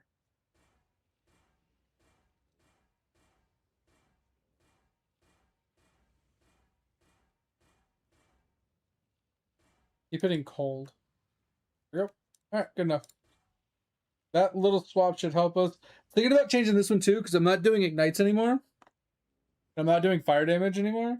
So maybe we swap this one. Like I said, this isn't a great weapon either. Sorry, Jakey. You can come back and lay down. I just had to move my legs. They were uncomfortable. Alright. So maybe we do the same thing here. Because I don't remember which one to get here. We were talking about this earlier. I think this is Fizz the Fire.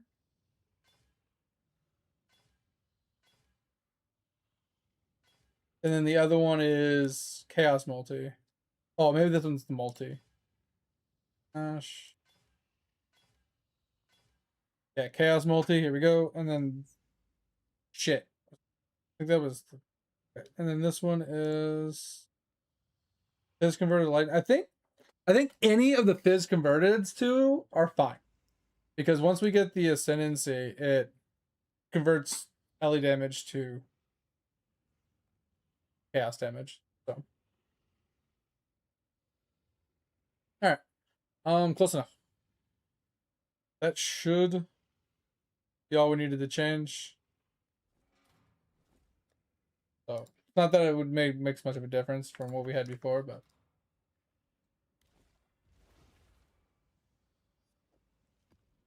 oh, things coming.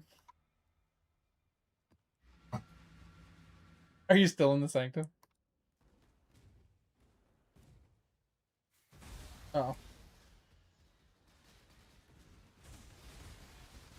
Okay, yeah, I wasn't sure if you finished it yet or. I upgraded my breaststone. My breaststone. I bought the vestigial. The physics damage taken as fire.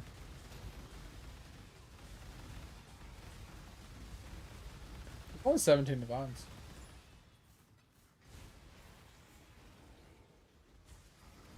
Oh, I forgot to do the frost bomb swap.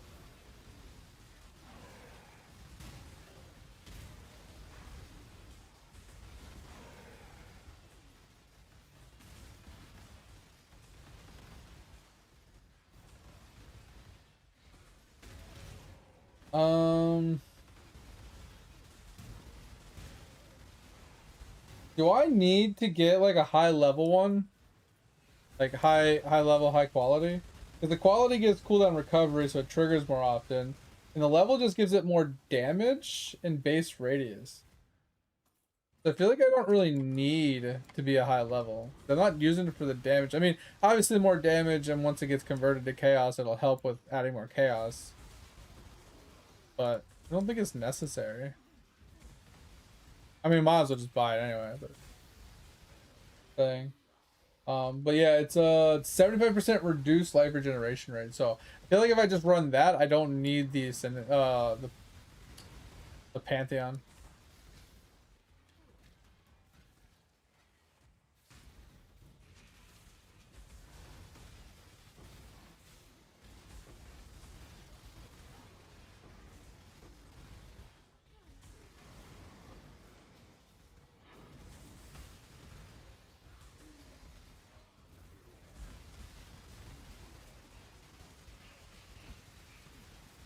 Come on, just walk.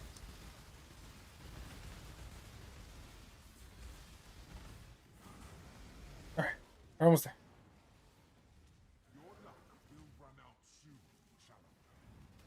All right, there we go. Now we can just beat that red thing up while we fight everything else.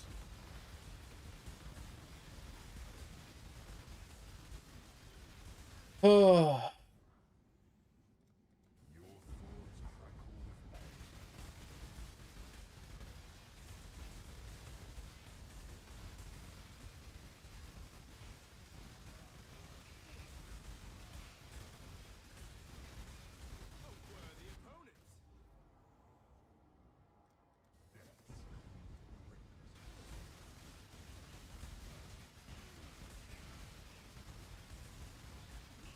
I really hope they keep vestigials in the game.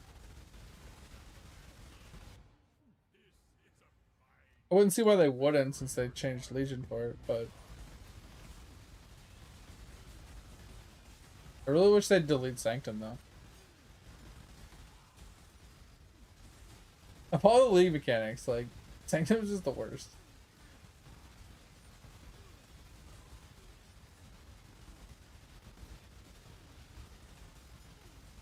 Oh, look, another regen one. Shocker.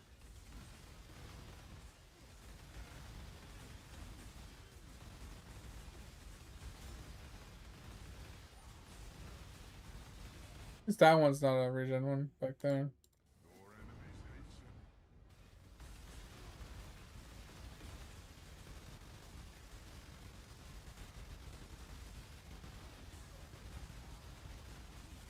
Like I said, I think that's the only cool thing about the Void Sphere is it does group mobs together. Especially the mobs that like to run or the mobs that are like kind of stationary, pushed like around the map. It can group them up so they can be more easily burned down. I do like that. So maybe we just keep Frostbomb on us for swap in when we need it. So if we go up against like a life regen one, we have a counter at least to it. But we run Void Sphere like in the meantime.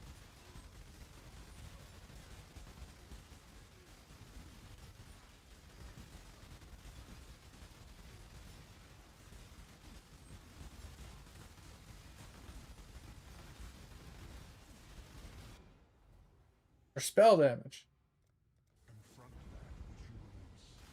My kind of build. But I'm tempted to put RF on this build. Why not? More spell damage.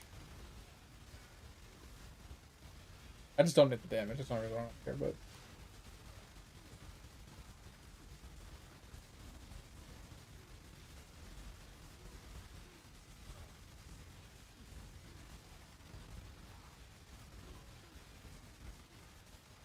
Look at the screen vomit though, bro. Like the screen vomit is unreal.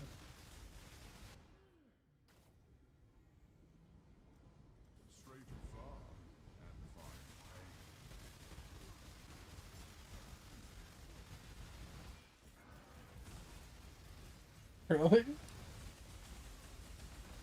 Oh, we have an Ethel knives. I didn't know I had an Ethel knives. Bro, there was a skill. What is it? There was a skill I was trying to buy, and a 2020 was like 50C or 100C. I don't remember which skill. I think it was Blade Blast.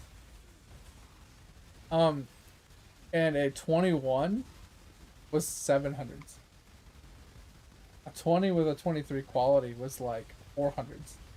21, 23 was like 4 or 5 to buys. It was like fucking stupid.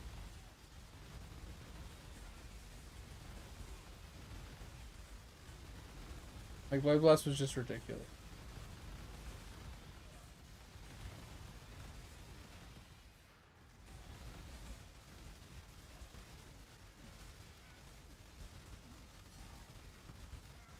I mean, it might have been Blade Fall. I don't know. One of the skills was like stupid fucking expensive that I was bought.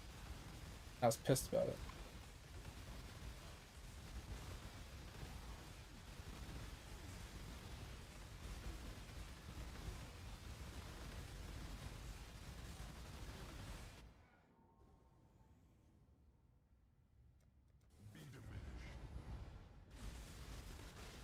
I hate these mobs. These mobs are the most annoying mobs in the thing. Dad joke! Why can't you trust trees? They seem shady! Let's go!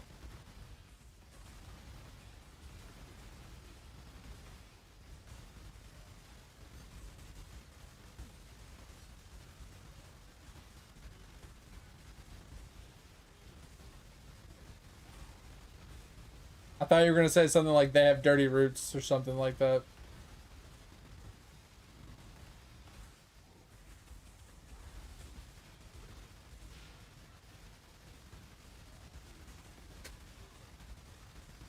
Or they have muddy roots, you know, something weird. Something about their roots is where I thought you were going with it. Or where I thought the joke was gonna go. But their shady's a good one. I like it.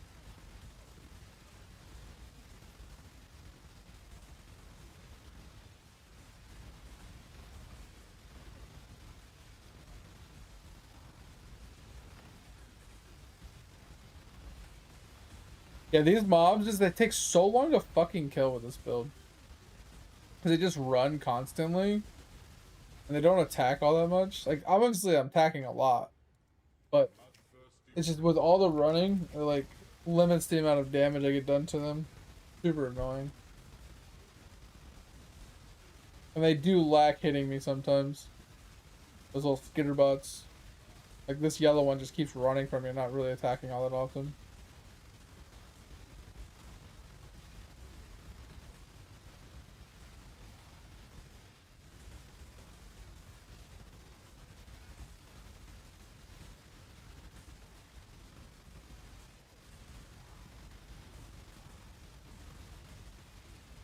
Yeah, this guy has life regen. See, I need frost bomb again.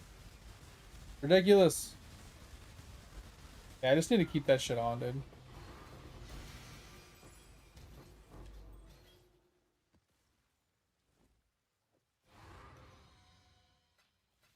What's up? What you need?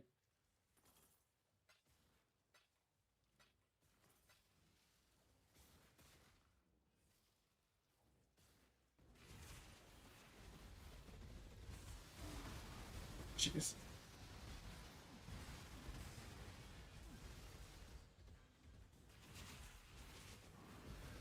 Yep, good luck. I'm curious. I'm curious if dodge actually helps. Because, like, if you dodge the hit, do you still take a resolve hit? Like, is full evasion builds worth it?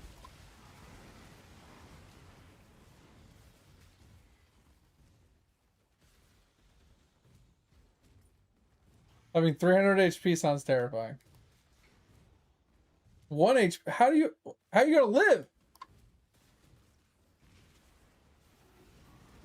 Like, fuck not living through resolve. Like, you just can't get looked at because you just die outright.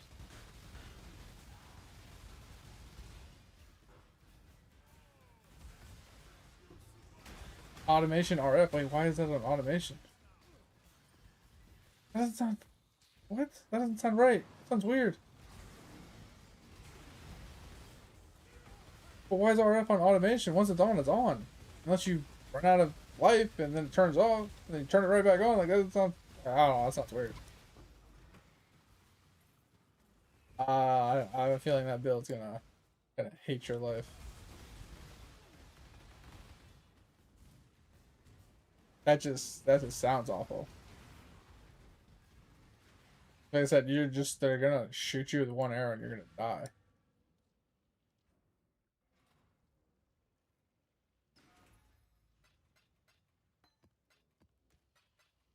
Good luck with that.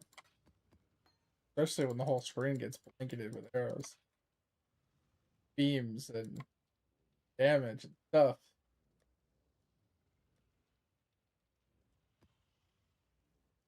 I mean, that's not a build for me. That just sounds crazy.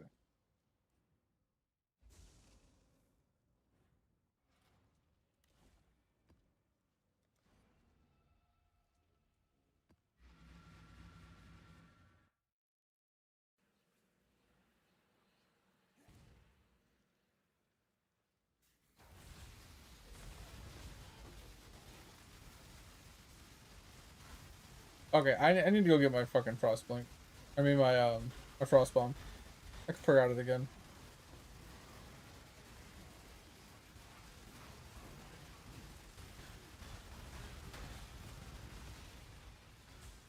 Well, if your vitality is bigger, you're gonna have less HP.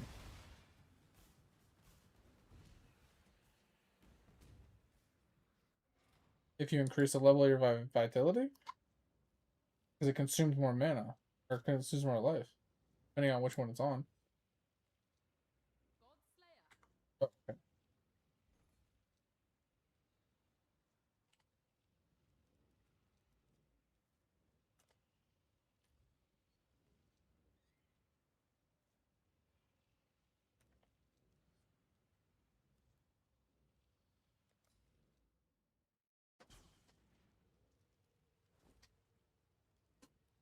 Is it like you have to balance the regen with the degen or something? Alright.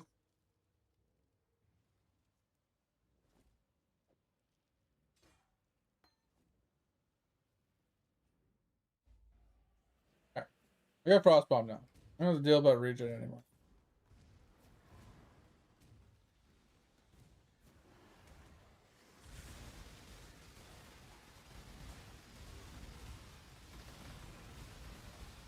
Like, honestly, at the end of the day, like, the RF doesn't do a lot of degen to you if you don't have a lot of HP. So if you have low HP and you have flat regen for vitality, it can outweigh the regen or the degen pretty easily. But it's still not enough regen to take a hit and stay alive. Like I said, I know your build is designed about not taking a hit, like staying far away from the fight, but when you're in a room that's like the size of a walnut, like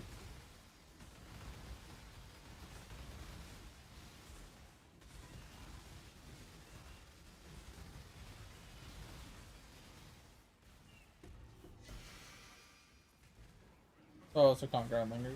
Technically, you can just get a rational doctrines.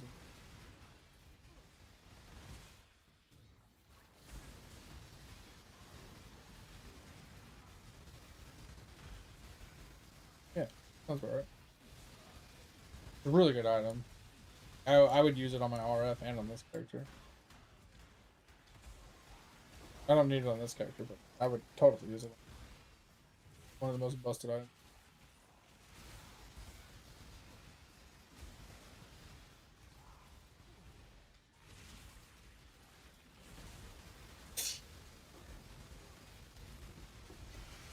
Gave you almost 18 to.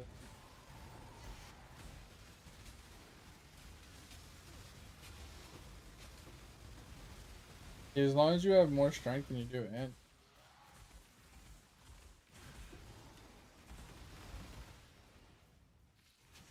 Then it doesn't give you comfort. It gives you profane.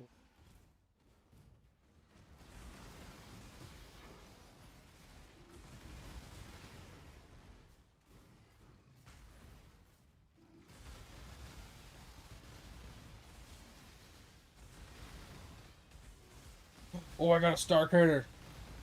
Oh. I get some more rarity though.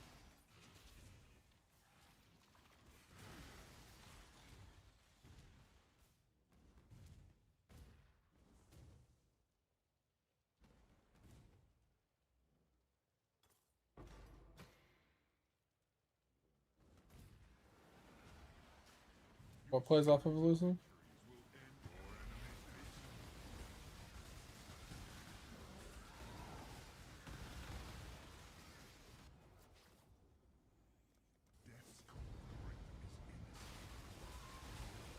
Man, elusive is a cool skill. It's just, I don't know how effective it. That's the type of comp.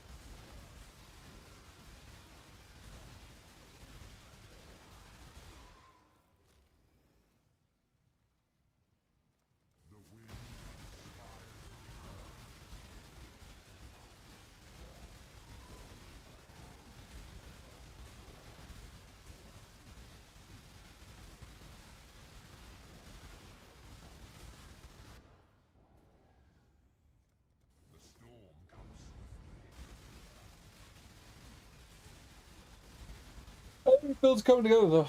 Yeah, I'm kind of liking this. I think it's kind of getting to a playable spot.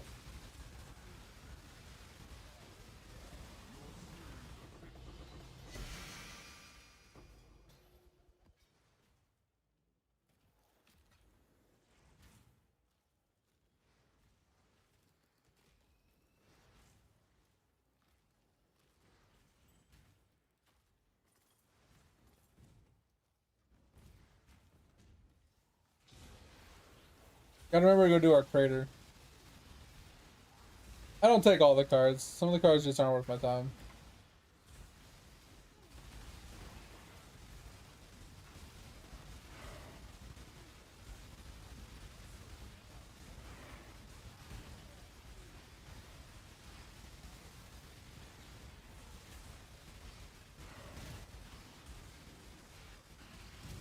Would you like a cup of water? Oh, the hydrate, thank you. Right now.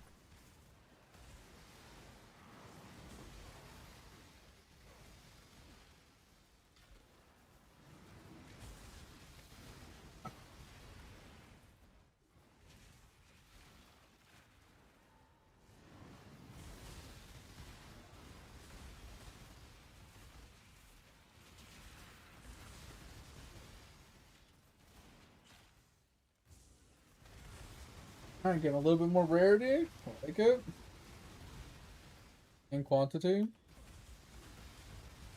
Hopefully we'll help get the donk. Badonk donk.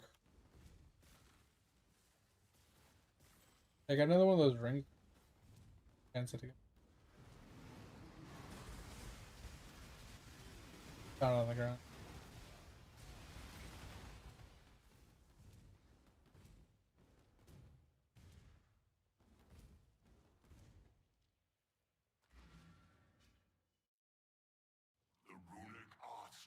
Alright, this is kind of the question. Will we get randomly one-tapped by this guy this time?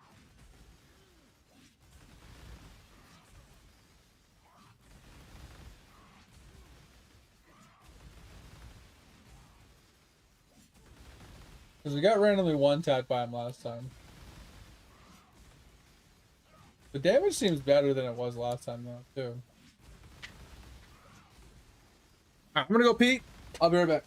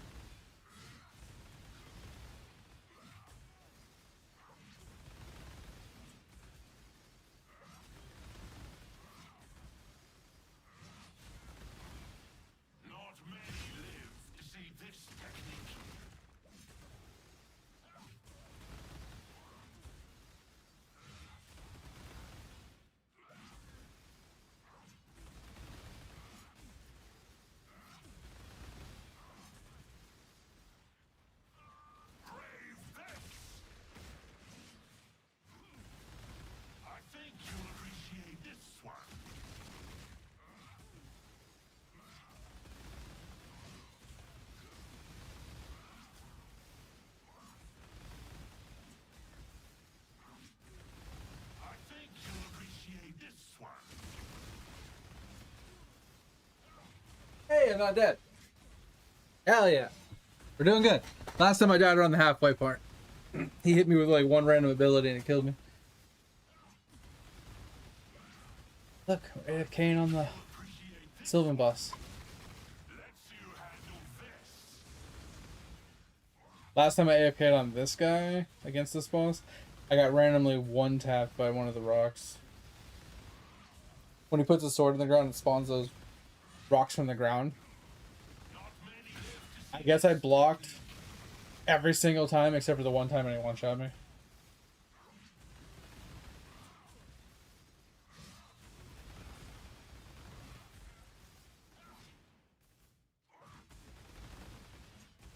I think it's phased. Okay. This is the one I... Wait, maybe that's not the one? Okay, this is what I was waiting for.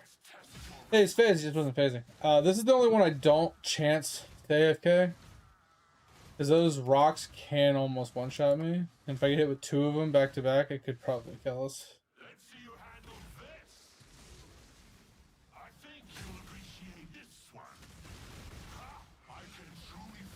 Alright, so I think on this fight, we swap in Void Sphere. Oh my god, much different. I think that's a lot more damage than Frostbomb. I think the damage is hugely different. Because it just sits on him and it pulses rather than it pulsing off to the side. I think it applies a lot more damage, poison.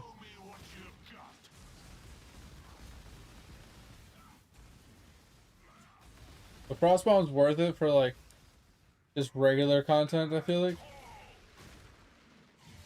But I think for single target, Void Sphere is better.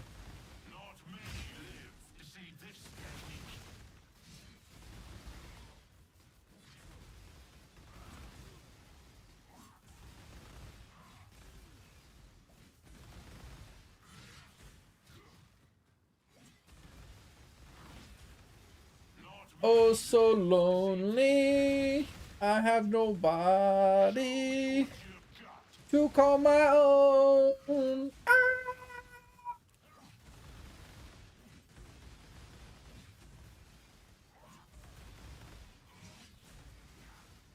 Not many live to see this technique.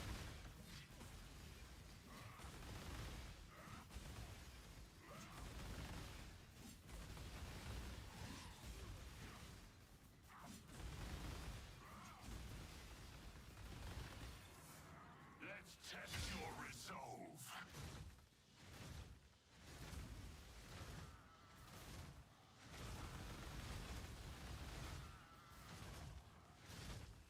Show me what you've got. Oh god, not this song. I think you'll appreciate this one. I can truly fight at full speed. This song, bro. Of all the RuneScape songs, I think this is my most hated one. I love most songs, but this one's just annoying. I think you'll appreciate this one. I don't like songs that repeat the same word 5,000 times. Like, I'm a bee, I'm a bee, I'm a bee, I'm a bee, I'm a bee, I'm a like, shut the fuck up and actually come up with some lyrics. Let's you handle this. All about the bass, no treble. It's all about the bass, no treble. Like, come on, bro. I know that's the chorus and all, but we need some words, need some lyrics. Oh, bro, my heart dropped for a second. I saw shield. I was like, ain't no goddamn way it dropped.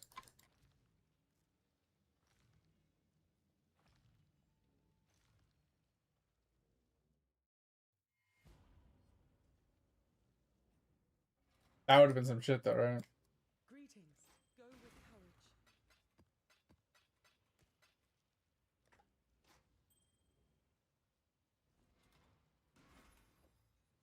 Oh, you know the rest of the stuff's in there. This verse too.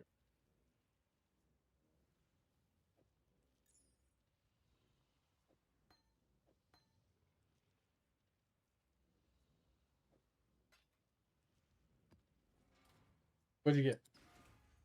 What is that? Precursus emblems? What's a precursus emblem?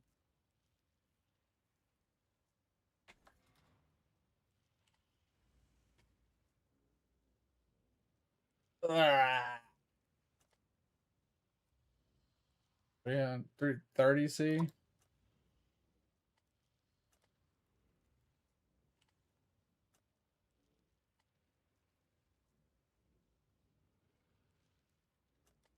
Well, Sapphire was 30 for corrupted.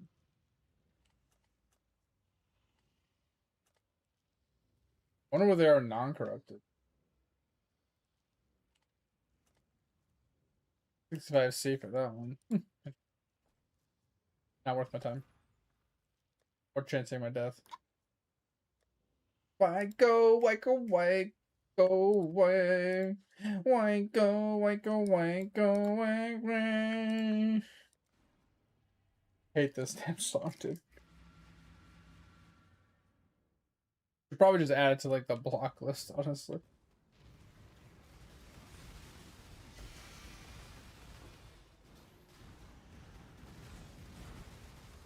Alright, we are gonna juice this map with our wisps. We got any blue? I want blue. Give me fucking blue, yeah. I want blue. Give me blue, blue. I want more blue, blue, blue, blue.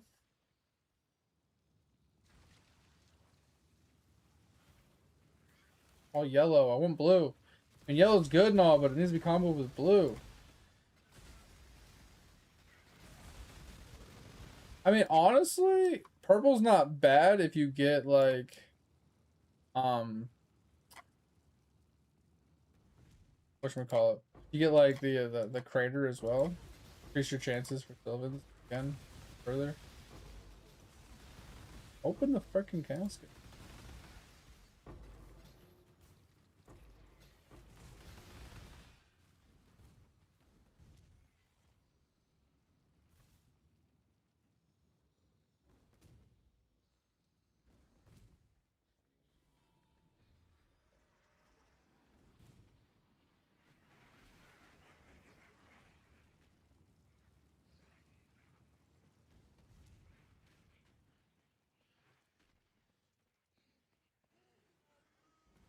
Right at the beginning.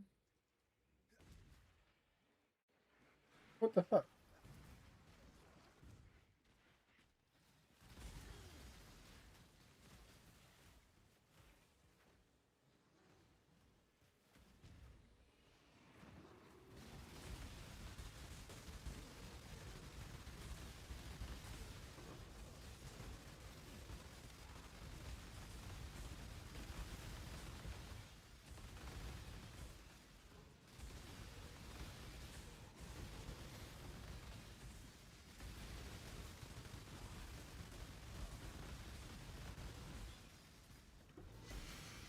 Jesus.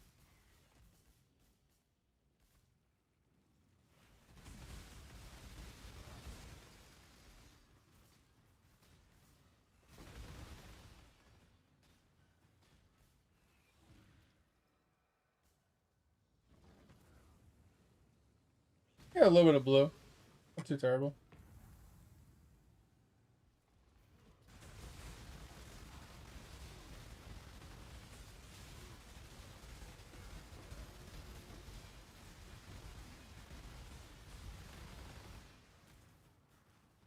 Blue. Blue, blah, blah, blah, blue, blue. EA getting roasted in their own reply. Games? How much will it cost to unlock the rest of this tweet? I love it. I love it. So true. So true.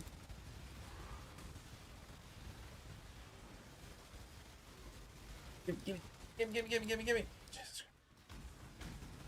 I wanna walk. I wanna walk. I wanna walk. I wanna walk. I wanna walk. I wanna walk.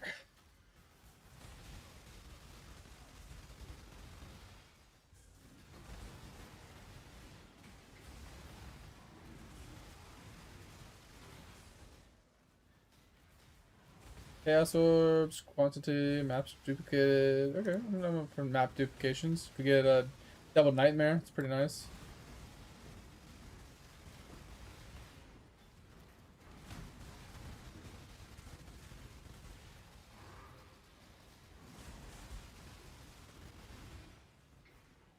The regular T16 is kind of just meh. We can farm as many of those as we want.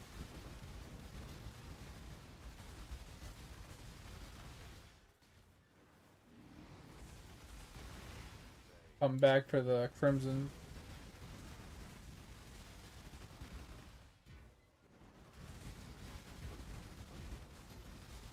Click it. Battle pass needed. Yeah, exactly, Bill. I just love the comment just saying how much is it gonna cost to get the rest of this tweet. So funny.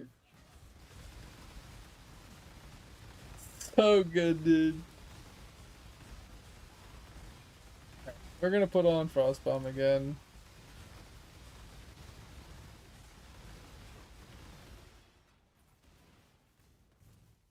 I hope you have enjoyed your brief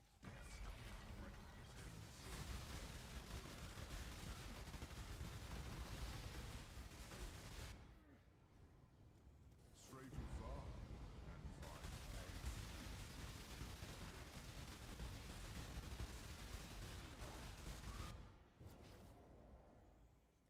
hate bigger tent.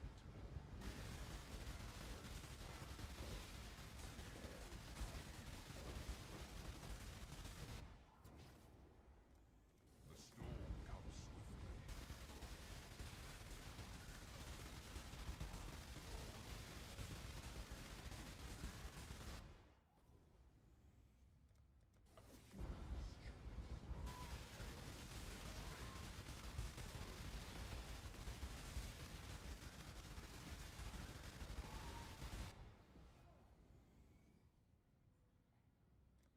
Relentless assault. Cooking, boys, we're cooking.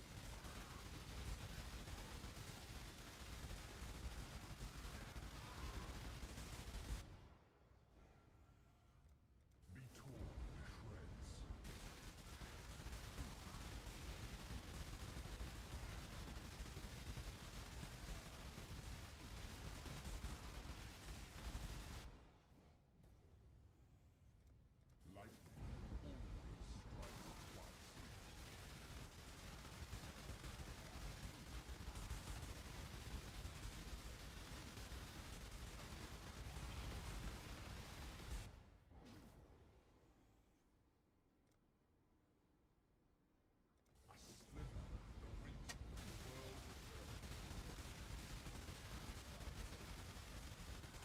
Sounds good.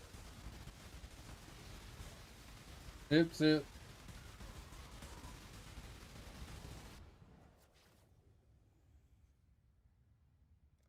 Don't really care.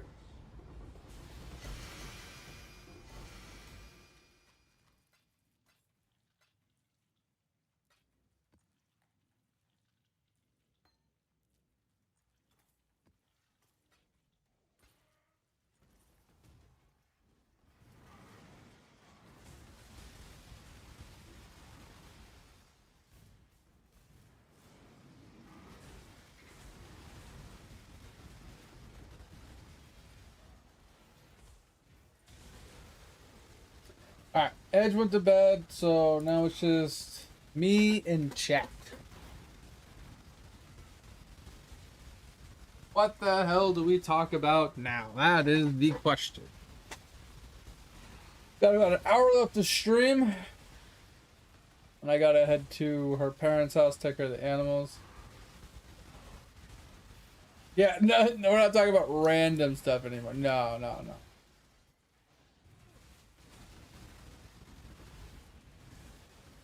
more random.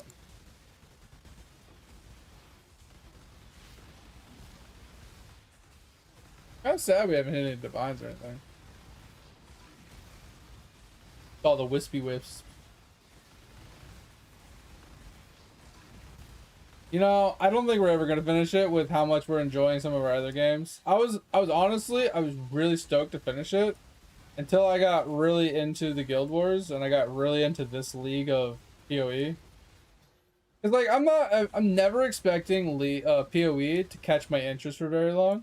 I'm always expecting maybe a week, max of 2. The fact that I'm stuck on this and I'm playing it off stream as well is kind of weird. And then Guild Wars has just been a blast. I've been having a lot of fun completing Guild Wars. And I wasn't honestly expecting to jump into a game and just, you know what I mean? I was expecting to get the itch to go back and finish New World. And I kind of have it every once in a while, but it's not like I get that itch and then the second I go to pull the trigger, I'm like, yeah, that sounds dreadful.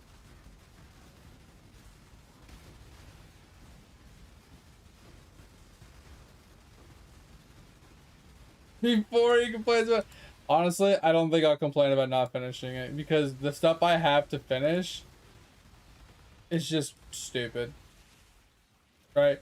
I gotta finish leveling my furnishing, which isn't a big deal, just so I can make my ultimate trophies, which the ultimate trophies require a hell of a farm in themselves, which I can't even finish, even if I played it 24/7 until the game was gone. There's no way I could finish all the ultimate totems by myself. I'd have to buy some of the materials from other players because I need those legendary mats that only drop from chests, and I never get them. They never drop.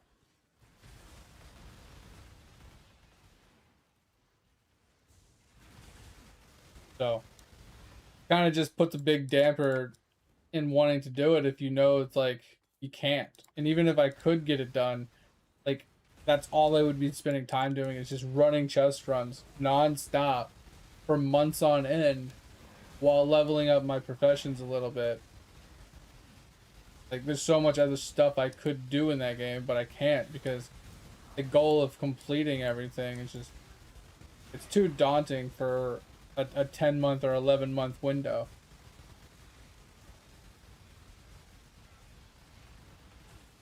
Like I said, like knowing that it's gonna end and knowing you have like limited time to complete it kind of makes it hard. Because if I would have started it, if I would have been using one of my other characters that wasn't a fresh start, I might have had the potential to be able to complete it because I would have already had like a couple hundred hours worth of grind time into it, and a lot of stuff would have already been completed.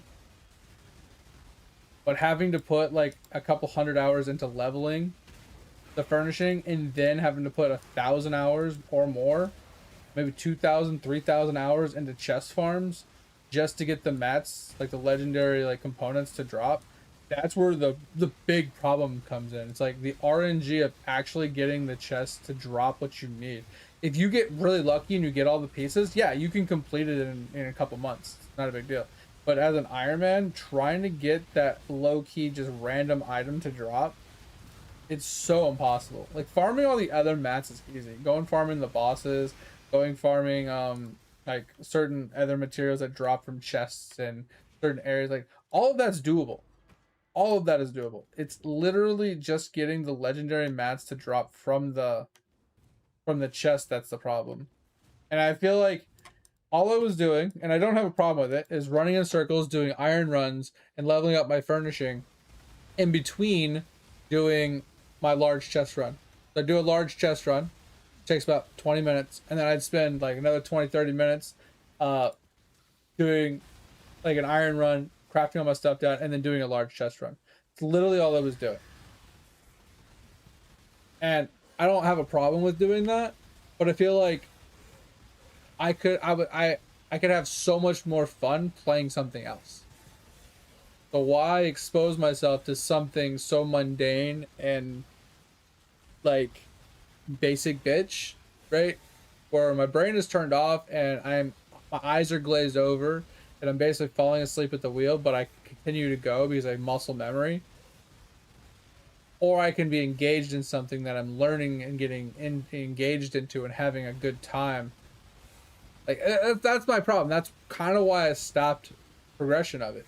Is because if I had nothing else to bite into, if I had nothing else to learn, nothing that I was enjoying, nothing that was there to play, 100% would be on New World, right?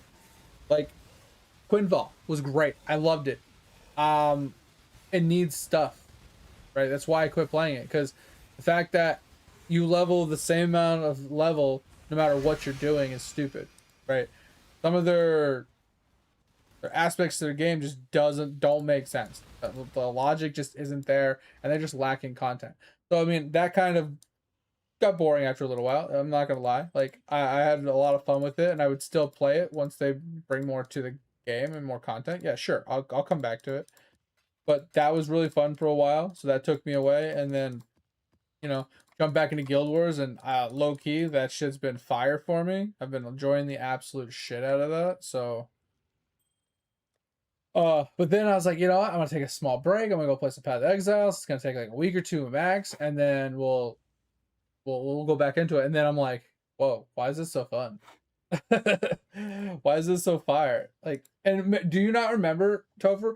5 days into the league, I was like, I'm gonna go back to Guild Wars. And then the day that I was gonna come back to Guild Wars, I was sitting there. I think it was a Friday, and I was looking at my game, and I had Guild Wars open. And I was looking at my Steam list, and I was like, do I play Guild Wars or do I play Path of Exiles? And I was torn. I was 50-50 torn on it. I was like, you know what? Let's just play a little bit more Path of Exiles because Edge will be on tonight, and me and Edge can go and play Path of Exiles. And me and him were playing that night, and I kind of just got sucked in.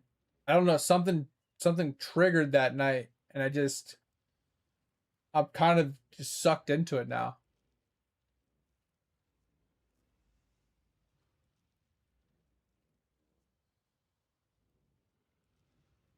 Yeah, that's what I'm saying. That whole week I was bitching, I was complaining, I was not having a good time, I was not enjoying it, it was not fun. And then I don't know what changed that night, but it started becoming more fun. Now I am still bitching because I'm tinkering with a build that wasn't working for me. Now the build's feeling a lot better. I'm not really dying. I'm a lot more tanky. The damage is still right where it was, but I'm surviving and I'm having fun. Right? Like my other character doesn't really die and I didn't have that problem, but I wanted to try this build. The build interested me. But yeah, I went from not having fun to actually enjoying it, and it's kind of different. It's been a long time since I've actually enjoyed playing Path of Exiles. Like it's been a long time.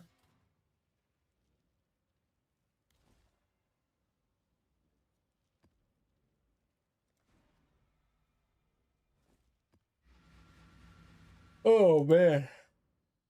I'm getting tired though. I only slept like 5 or 6 hours on and off.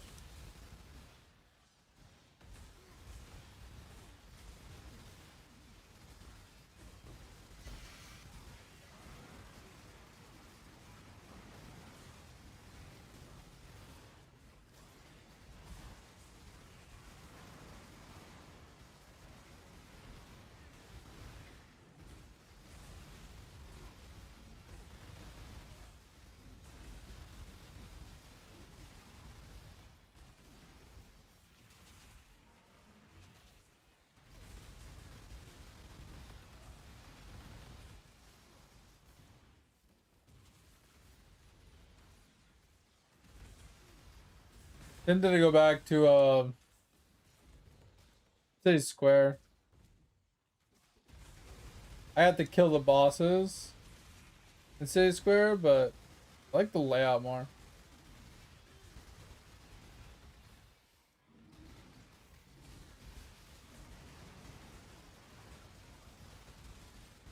That dog is huge.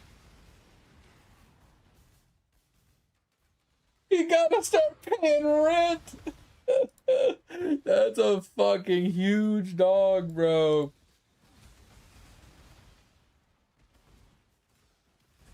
Yeah, I think that dog is an adult at this point. Right? Full on adult. Got a beard and everything. Like, it's already graduated college.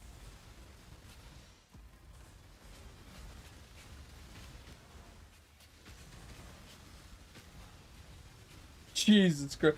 Yeah, he's only 1 year old. He's a year old, you know, just fucking absolute Chad.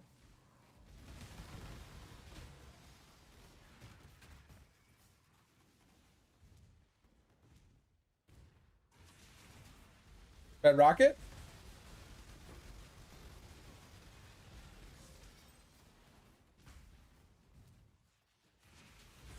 Red Rocket.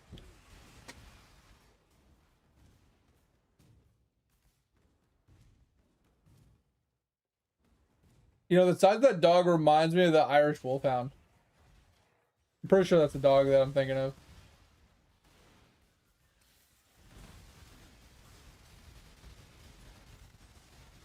Bro, a dog that big, yeah. Fucking absolute unit of a fucking dog. Definitely worth money. Massive money. It's like, I think you showed me another one a while back, Topher, where this girl was laying on the couch with her dog and the dog's head was laying on her and it was like bigger than her couch. The dog's head was fucking massive. Like, I swear to God, the dog's head was like a 22-inch wheel. It was huge. It was fucking crazy how big that dog's head was.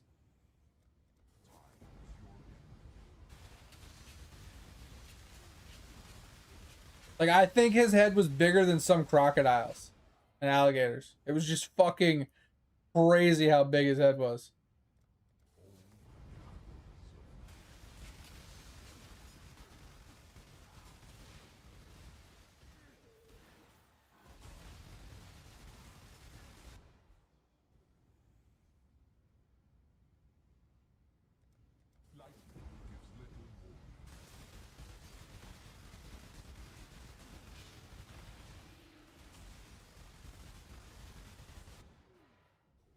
But yeah, I was having fun playing Eve Online off stream for a while there, and then once I started playing this, bro, I haven't been able to touch Eve. This game is just, I don't know what it's fucking doing to me, but it's just enveloping all of my time. Yo, 1D, let's go. Double it. Give me double. Double my money. Get to the chopper.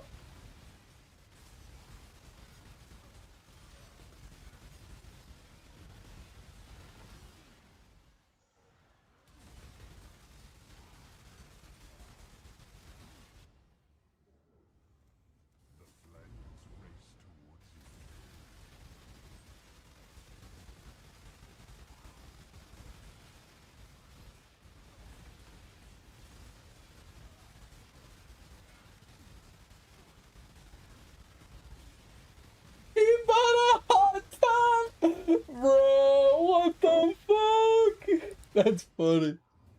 That's funny. He made a funny.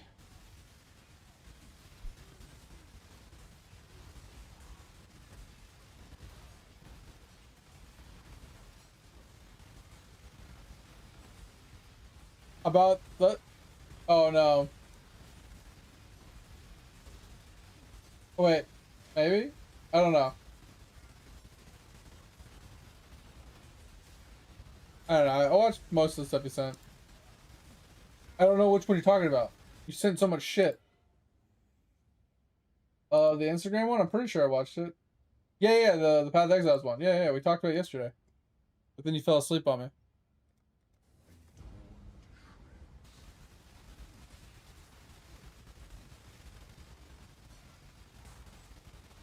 Oh. Yeah, I'm pretty sure I watched this one too. Yeah, bro.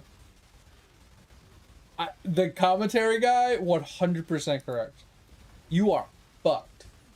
You are fucked beyond fucked.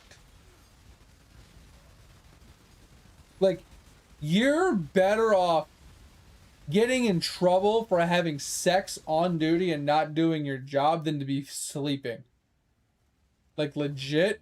Your sergeant walked in while you're boning somebody, you're in trouble. But you're not in that much trouble. Right? You're in fucking trouble, don't get me wrong. But not like, you better jump off a bridge trouble. Right? If he walks in and you're fucking out, and you're fucking just sleeping, oh hell no. Hell no. That is the worst possible outcome. Absolute worst possible outcome that could happen.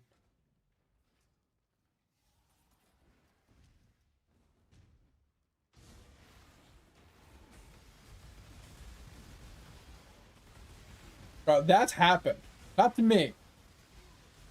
But I remember, bro, I was walking by the duty hut and I just heard screaming.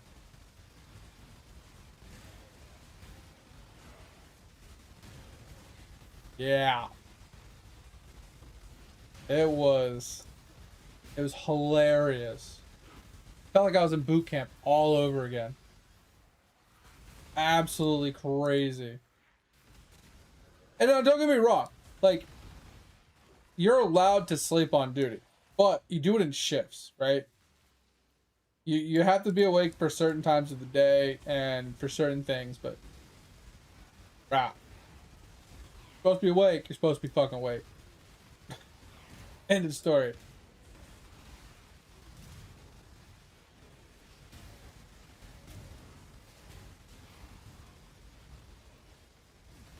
It's so funny though.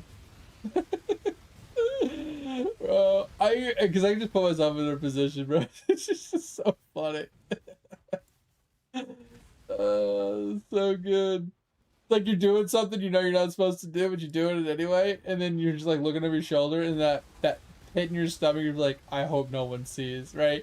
And then you turn around and there's your CO or somebody just standing there. You're like, fuck. Why?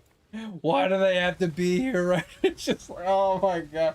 It's the fucking worst feeling in the gosh world, man. Telling you. God damn.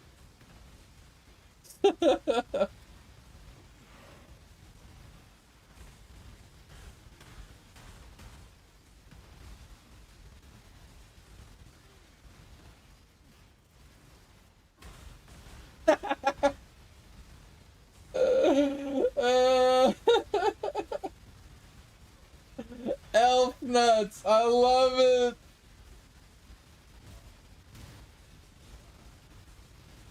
It's funny they had to actually put that on the plate reader. That's good. That's pretty good.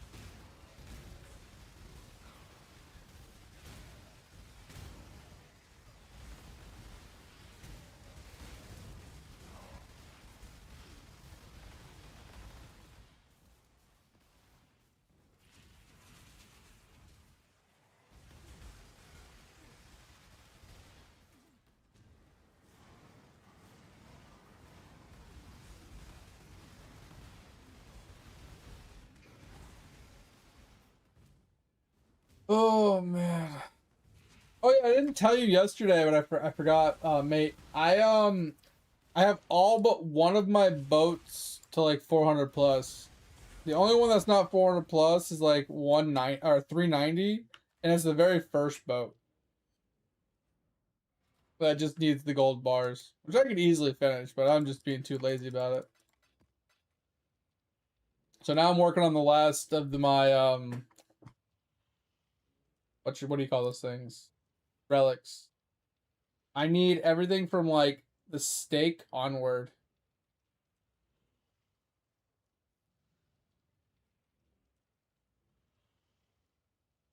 I am right. Oh, it's the giant eye. So I need the giant eye onward. So I need these four, these four, these four, and these five. As you can tell, I haven't even started these ones really. And I haven't put a lot of effort into these ones. But these ones are mostly all like ready to go. I'm currently, I think, on this one of these ones. Somewhere around here. Just farming, just leveling up one of my boats, basically.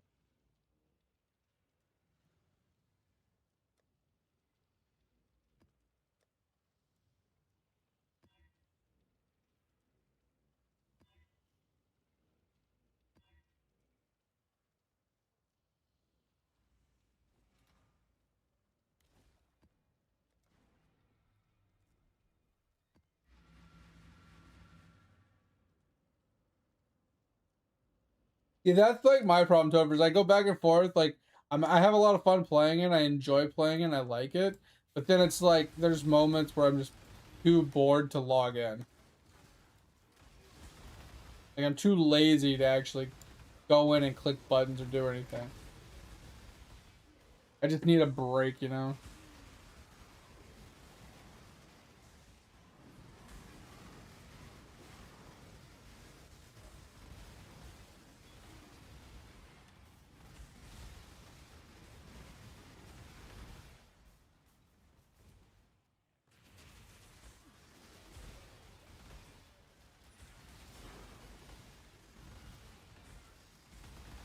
I mean, man, I feel like if you had a PC where your options weren't so limited like a phone is, I think you would enjoy playing other games. And I think it would take away from your idle on playing a decent amount. Because that's the problem with me. If like since I have so much like opportunity to play so many different games, like a lot of games are just fun to play. A lot of games are enjoyable to play for even like a weekend or a couple days or a couple like weeks or whatever, even a single day. That it takes away from my idle on time significantly.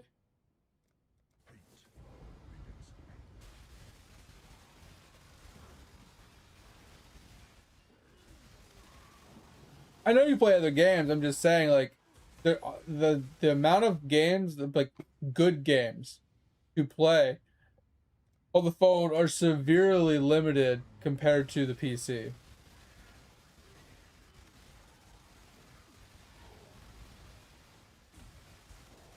Because you have like MMO games, like lots of like MMOs that you could easily party with people on PC, which opens the floodgates for potential of finding, you know, groups of people to play games with, or like, have like weekly events and things like that, which takes away from Eidolon time. But how much time Eidolon takes to actually be serious about, like you can't play other games and do it.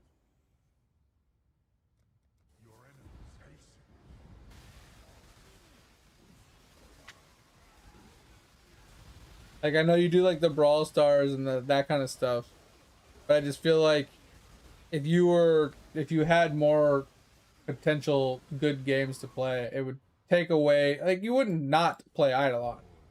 I'm just saying I think you would find times where you didn't play for a day or two, or you did, instead of playing for 8 hours, you only played for like 2 hours, right? Like it would limit your Eidoloning play because you'd be enjoying playing another game, playing with other people and having fun with friends or whatever, right? So at least what happens to me.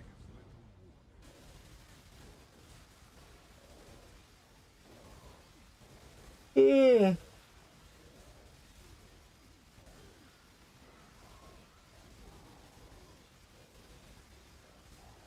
think I'm gonna get off soon. I want to go and take a small nap again because I got chores I got to do today and I got to stay up late. I think I'm gonna go take like an hour nap, and then go to her mom's house. Bro, I gotta like go to the grocery store, do a little bit of grocery shopping, and then I gotta clean the basement, and we gotta get the Roombas set up because we just got new Roombas. So we got a handful. And I just moved like some furniture around yesterday. But I gotta go to her mom's. Going to her mom's takes like an hour, right? Because I gotta go to her mom's. I gotta let the dogs out. I gotta feed the cats. I gotta give the pills. I gotta like water the plants. I gotta fucking empty the dehumidifier. Like all sorts of shit. And it's not hard. Just like a 15-minute drive there, and then I spend like 15-20 minutes there, and then it's like 15 minutes back. So it takes roughly an hour. 45 minutes to an hour. And it's not hard. It's just time consuming. And at that point, wife gets up, make some breakfast, clean up a little bit, go and run some errands. Like I said, grocery shopping usually, because we do that. We pretty much go grocery shopping every day that I'm off. Because we always go to a different grocery store, and we're like, we only buy stuff that are on sale. So if they don't have good sales, we don't go there. But she likes to go to like Target and we look at the clearance sections of the different Targets around the towns. Stuff like that. So we tend to go to like those types of places.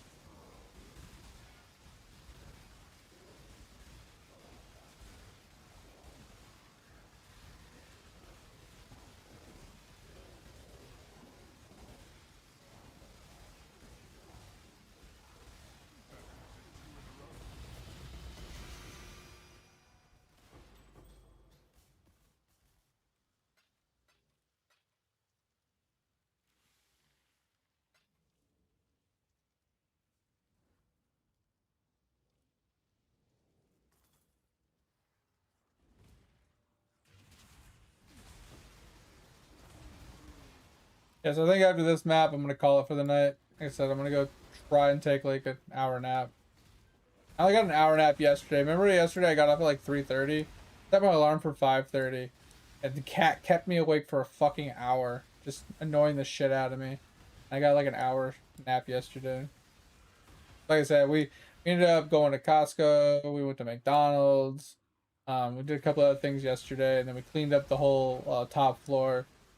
Moved some furniture, did some stuff, put the laundry away, made the bed, right? Like, we got more laundry to put away and to fold today, and we gotta clean up the basement today.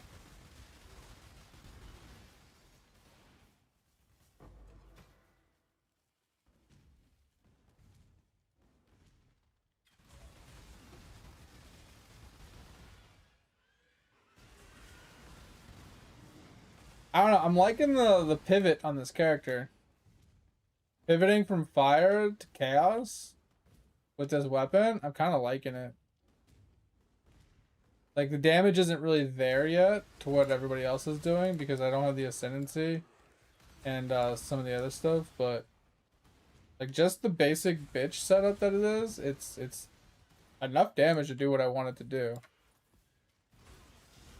And the survivability is a lot better. The amount of armor we have and stuff, like our HP is like almost 1,000 higher than what it was. Well, I haven't gotten one tap since we increased our HP so much. It's been really nice. But like we still have room to improve. Like I said, getting a mage blood would be huge. Then being able to like upgrade the HP on our yellow pieces. Like these two yellow pieces, we can get better HP on. Possibly getting either more damaging ring if we feel like we're survivable enough, which I think would be good because then we can farm sims. I think go into sims and we could farm sims for large voices. That would allow us to then implement like an Adorns to give us even more HP survivability and more damage. So I think that's kind of what I'm shooting for. I think that would be like a really cool ending to the build. Like I don't need 35 million DPS like some of the other people, but if I can at least get to like 5 mil, I'd be pretty happy. Like that would be like an ecstatic point for me.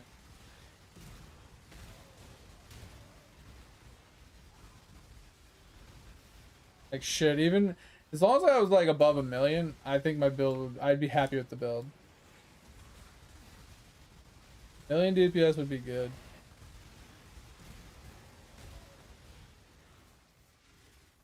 All right, so here's what we're gonna do first. We're gonna go check our boat because I think I have enough to send out my boat now. Only a little over 1 million for the shipment, but yeah, 97,000. We don't have 97,000. I was trying to hold off on doing this, so I had the 97,000 to do it. But we can also put in some corn. Let's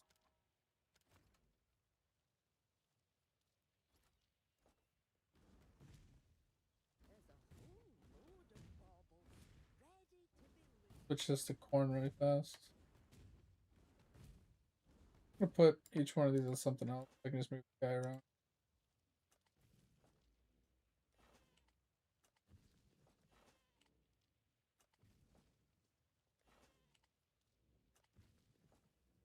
Alright. So let's just move guy.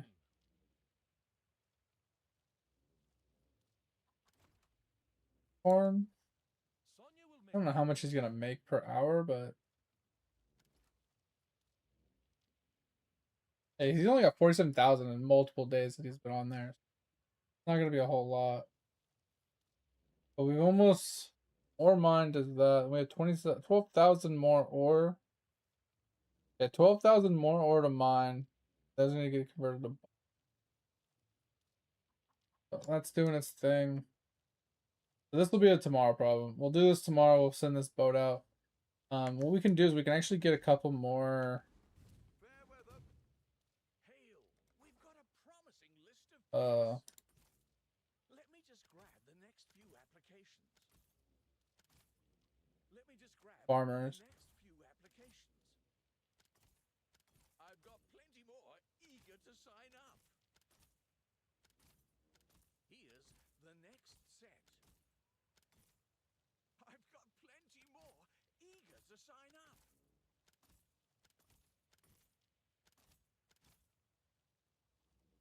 Let's grab him just Couldn't have for the chosen boat ride. better myself. Here's the next set. Always need more mappers. Here's the next set. Pretty sure I already have one of those. Not worried about it. Yeah, so I have a chieftain exile. It's just you do use different abilities. Do you want me to show you my chieftain?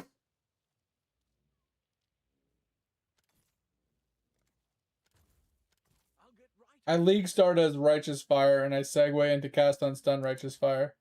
I've got plenty more. It's actually my favorite variation. Couldn't have chosen better I just started trying this build out because I wanted to just test something new. I'm gonna be getting off in a minute here though, but I can show you the guy before I log off.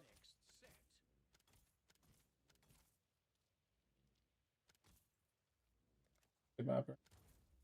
Our team continues to grow. It's not that it won't work, Exile. It's just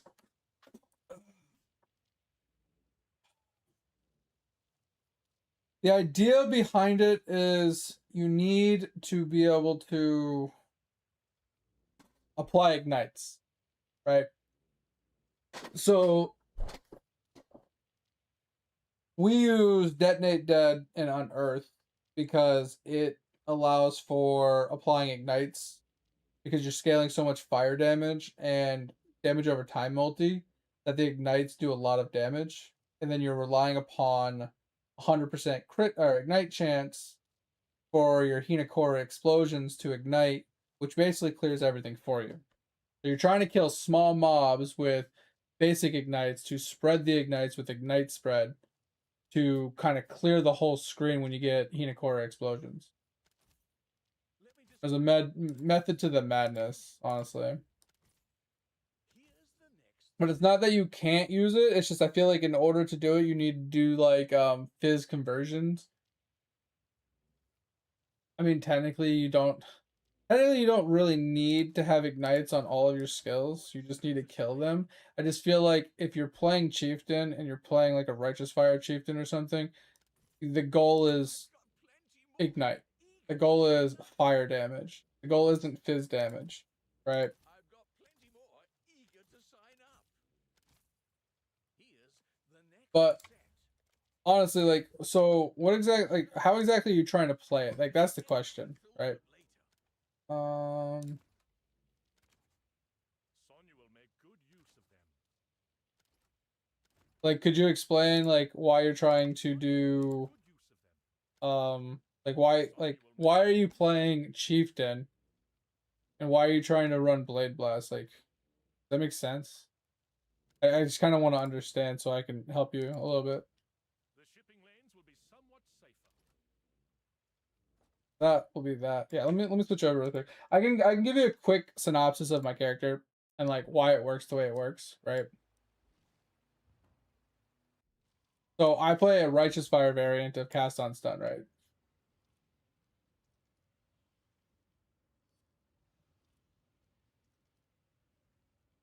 So I play this. Now we do have options here. So you don't have to run the detonate dead on earth combination. This is just what most people run, because if you get enough levels on earth with enough quality, and quality is a lot easier with this new socket change. So you can get unearthed quality, like you can get 23 quality, then you can get the 10 from being in the right socket. Then you can get an enhanced level 4 to bring it up even further. You can get a really hefty quality on this. And then you can do the same thing with the empower. You can bring up the levels, getting a level 4, level 5 empower. And then you can get the 21, and then you can get socketed gems are increased by, certain levels, so on and so forth. And then you can get the level up, and then this brings up the corpse life significantly. So when detonate dead triggers, it triggers off of the 100 plus 1,000 HP mob, and it just does a boatload of damage. It's just a very easy variant. But you can do the fire variant I was doing on my block glad, and you can do a bunch of other fire skills, right? So they did Flame Surge of Combustion, which can apply ignites a lot easier, and it still drops ignites on the ground. It's a little bit different. I prefer regular Flame Surge on this build specifically, because when you get the Hinakora pop and then it Flame Surges the Hinakora, it puts a much bigger burn on the ground, even though it's only 30%. It's a lot different. It's a burn based off of the ignite on the mob versus burn based off of the ignite applied to the mob. So this one's better for this build for the Hinakora pops. But Wave of Conviction of Tarthus is really cool because it gives you a big like AoE like pulse. I don't know if you've seen it. If you want, I'll put it on and I'll show you. Flame Wall for just extra burn damage. Cremation for just extra pelts of you don't need to run this one. But Firestorm of Pelting.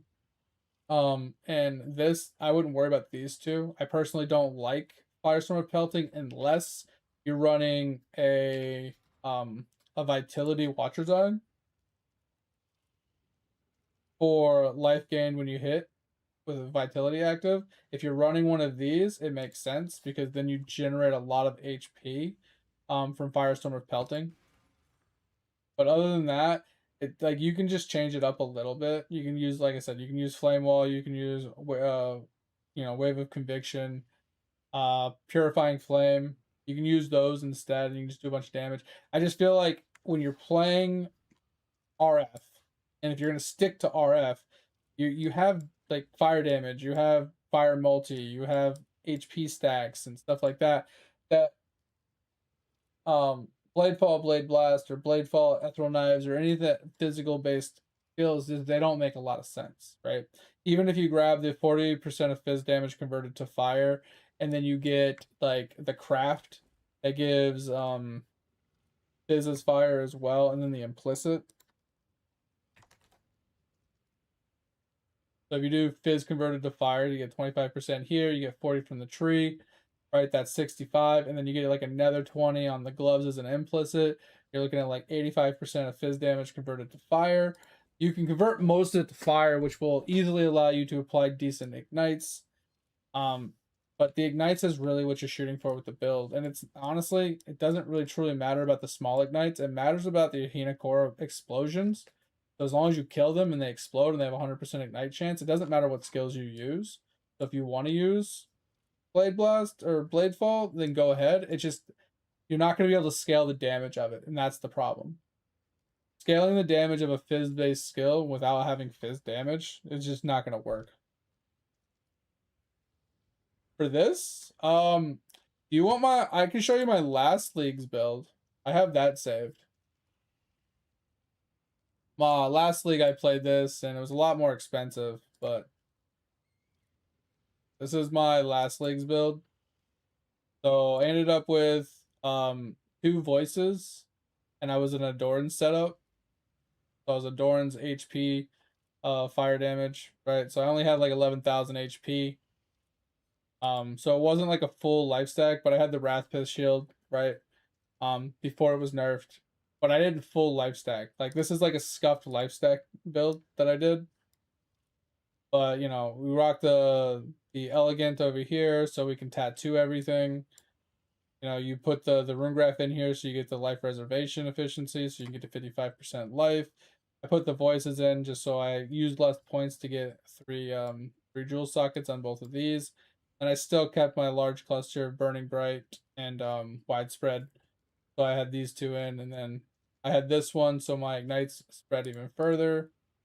Because you want as big of an ignite spread as you can possibly get. So you get a 1.7 meter spread, and then you get the 20% boost from the rune graph, and that puts you to like 2.3 meter spread. So basically, if you kill the phantasms from the Hateful Accuser, you're almost guaranteed to hit the boss with the explosion. Or from the ignite from the explosion. So that's kind of like the crux to the single target. But if you're not going to do single target, then you don't need to run the Hateful Accuser. You can run a different ring. Hateful Accuser is only for if you're like doing sim farms or Uber farms and you need to be able to kill a single target mob. So you have a constant spawn of something to kill. So it is what it is. Like I said, I ended up getting a Mage Blade last league pretty easily. Defiance of Destiny is kind of crucial. Nebulous, pretty, you know, god tier. Getting a good, you know, Comb's Heart. It's a very easy build. This is just what we ran last time. Like I said, it's all about, like, ignore the summon Stone Golem. I was tinkering with getting a, I had open slots because the way I was playing it. I got rid of my cast on stuns in this build, and I was running just straight up Righteous Fire. So it's not quite what you're looking for. I do have this variation saved, which is the one that I was like mimicking and like, this is the one I was using to mimic, but it's changed because this doesn't exist anymore. This isn't a thing anymore, so you don't take this anymore. Because it used to be perma ignites. It's like the only difference that changes. I don't have like an up-to-date build for it.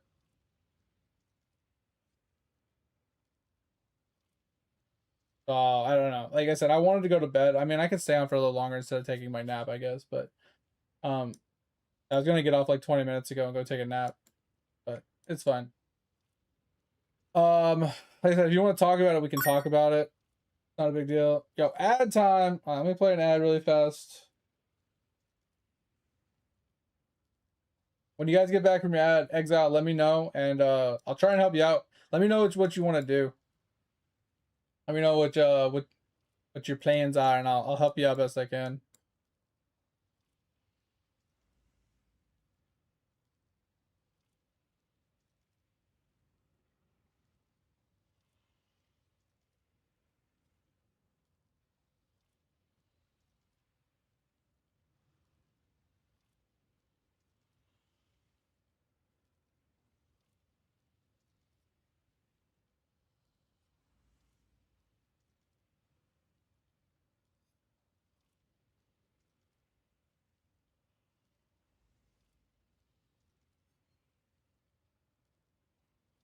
Where's my righteous fire on this?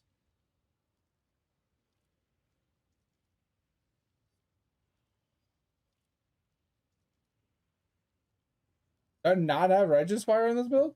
That's interesting. This is a non-Righteous Fire based version? Interesting. This one has Righteous Fire. Okay.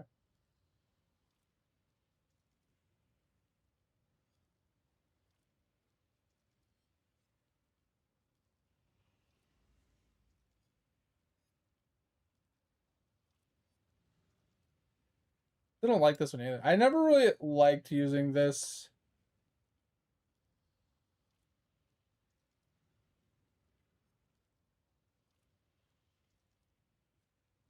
A lazy one to make a computer chair? Hell yeah. Yeah, I wasn't a fan of this. Fire damage is lucky is actually really strong, but I never really got into this.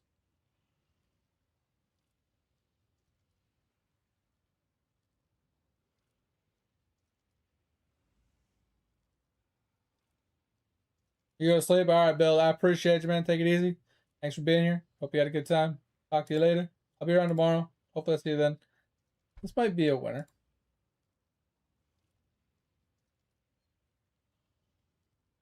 Okay. I think I have one for you. Exile, did you leave yet? I think I have one for you. I think this is a decent setup for you. Oh, wait, is this? Oh, never mind. This is the one I already saved. Never mind. Never mind. It doesn't have the cast on stuns in it. Oh.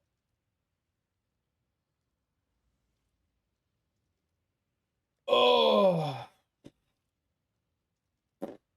Well, I mean, if I get off now, I'm only gonna get like a 30-minute nap, so it's not really worth it. So I'm just gonna go and run these.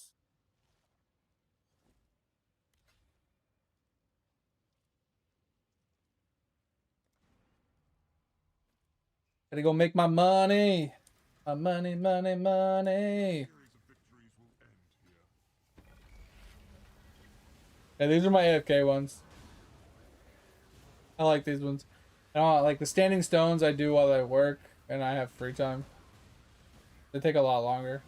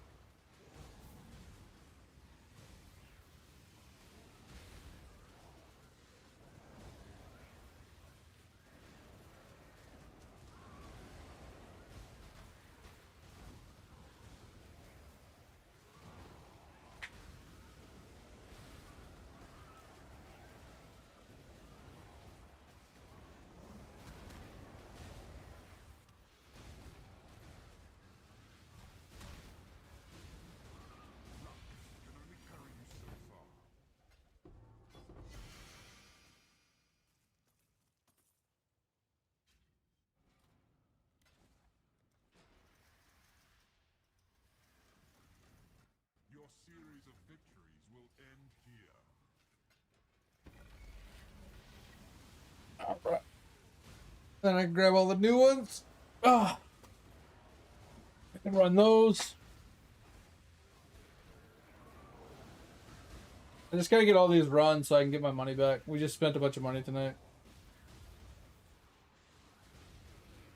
Yeah, we spent like almost 20 divines tonight. Actually, probably more than that. It's probably like 30 divines because we spent a bunch of chaos.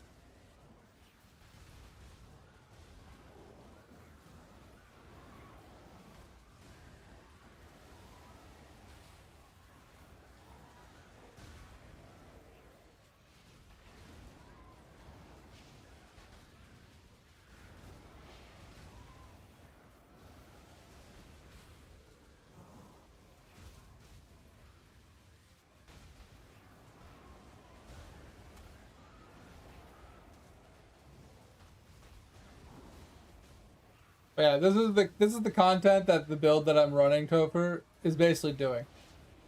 I get into one in inscribed and I basically do this, but I do it on that build instead of this build. So the idea is instead of playing Righteous Fire for a league, I play the Block Glad instead. So it's something different. I can do the same content.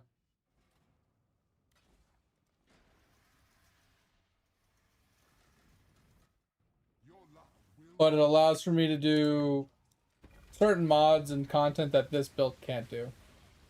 That's kind of the difference is it's all block based. I can do certain things that this build can't do. But this build could do things that build can't do. So having both is kind of like nice.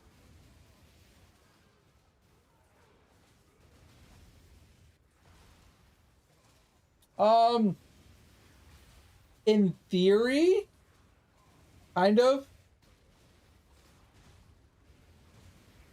So Tempest Shield, for example, wherever my Tempest Shield is.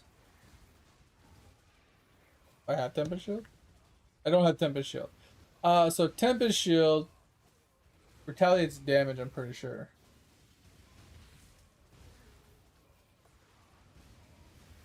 So Tempest Shield, you deal damage. It deals damage. So when somebody hits you, it lashes out, dealing arcing lightning damage to attackers when you block. So you would have to scale lightning damage and elemental damage and stuff, but you could. There might be a couple other skills that do the similar thing.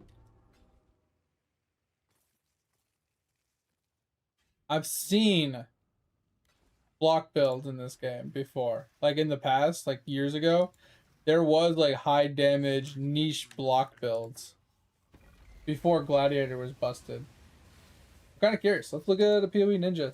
See if there's anybody rocking like a Tempest Shield build.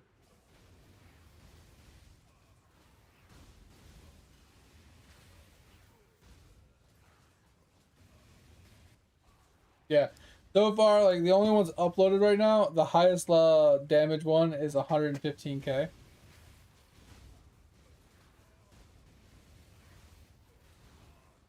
And it's off of this, so I mean, probably not the best option. But I feel like if you're on a block glad with 99, 99, or 99 block, like 99 spell, 99 attack, you blocked almost everything, and you just scaled like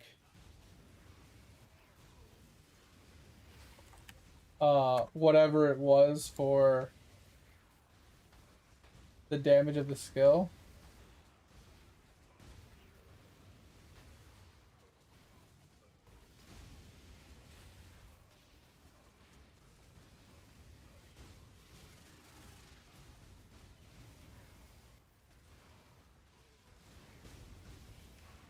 Yeah, I don't think there's another damage dealing block skill.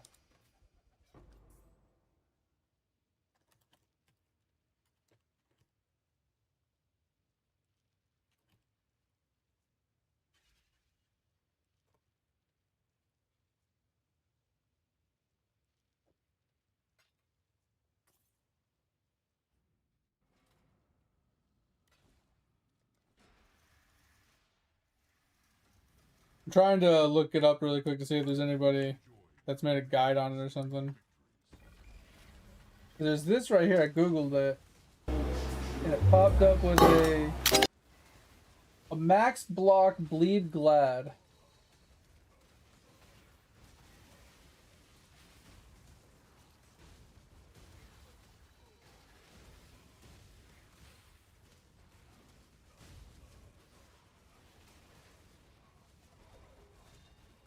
So this isn't quite what I was looking for. This one's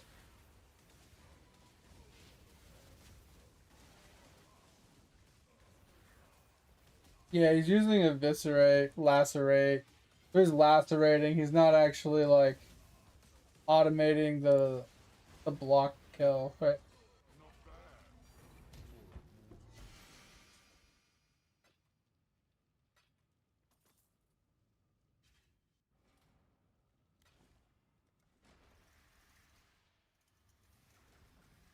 there is. I mean, I don't know what you would want to turn it into, but you can turn most damage into other damage.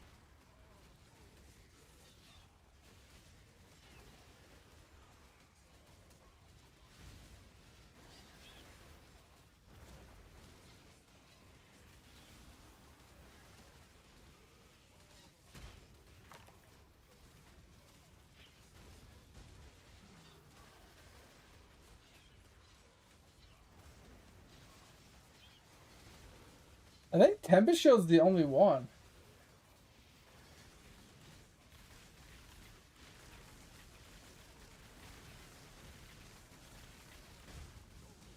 Supposedly there's this. I've never seen this before. But trigger shield shatter when you block.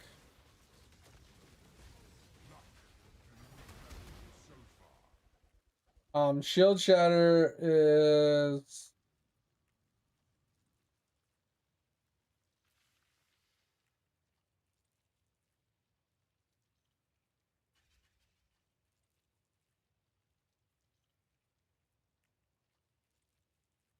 your shield shatters dealing physical spell damage to enemies in an area based on the shield's quality. For a short duration after this, you will be unable to block. So that's probably not the best. I think Tempest Shield is your best option because kind of just keeps triggering, I'm pretty sure.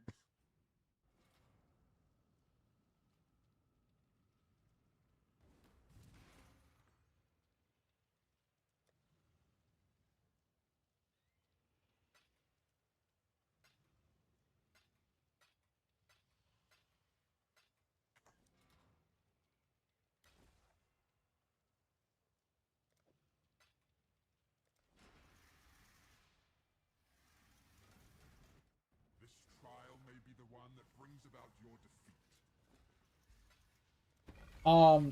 So yeah, the way it looks is like it's just this one, right? So it's got a cooldown of 1 second to put it on. So basically what ends up happening is you trigger this, it gives you spell block, right? It makes you immune to this, to shock, gives you spell block, and then it can chain +1 time. So it can hit the mob you hit plus another, but it does 800 damage to 2600 damage base when it's maxed. You can obviously get a little bit higher at like 21, right? You can get to 900 to almost 3000. So 21 is probably what you're looking for. The quality is just chance to shock enemies, probably not necessary. But yeah, then from here, I feel like you just kind of scale Lightning and Ellie. But you can probably convert.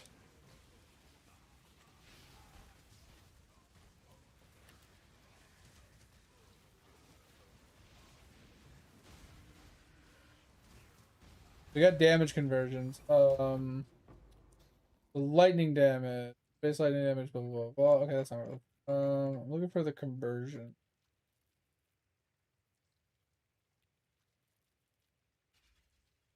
Convert to lightning.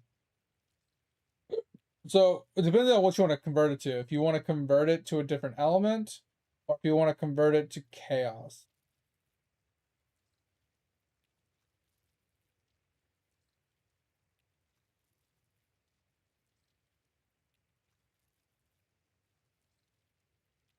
So like this converts cold to fire, right?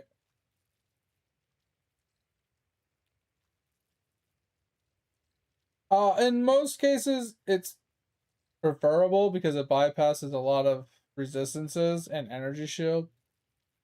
But this is Fizz converted to chaos. We would need lightning converted to chaos. I don't know. This is Fizz converted to chaos. Uh, Fizz converted to chaos. Fizz to chaos. All elemental damage converted to chaos. So this is probably what you would have to run. Because it sets the resist to 0, which is huge, and it converts all elemental damage to chaos. So you rock the ring, and then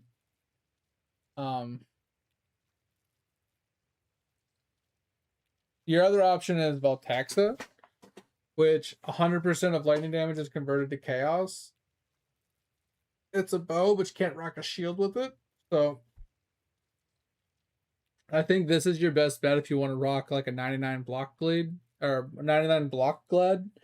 You put this in one of your ring slots to convert all of your lightning damage. And then once it's all converted, you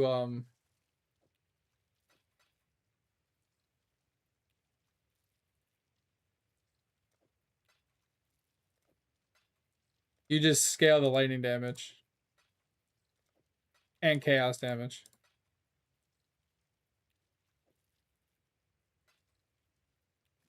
Because the thing is, like, if you scale the lightning damage, it scales its base damage, right? And then it gets converted, and then once it's converted, then you can scale the chaos damage, right? Your luck will run out soon, Challenger.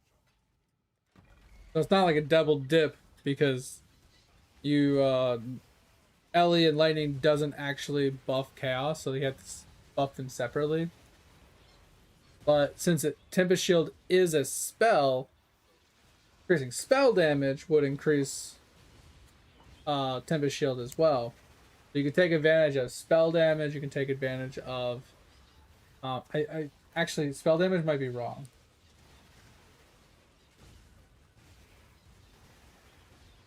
It does count as a spell, so spell damage might increase its damage. But lightning damage for sure, LA damage for sure. And like I said, if you use the ring and you convert to chaos, you can increase that to do that to increase chaos damage. But there's not a lot of chaos damage on the left side of the tree. So the problem you'd run into is LA damage and lightning damage and everything is like pretty plentiful, but it's mostly like on this part of the tree, right? Chaos is mostly on this part of the tree. And if you're down here, if you're going block, you're going to be right here. Get all your block, your spell block, and your fizz block. So you're better off just stacking like LE damage. Like LE damage here, you can get lightning damage up here. Stuff like that. I feel like you're kind of limited.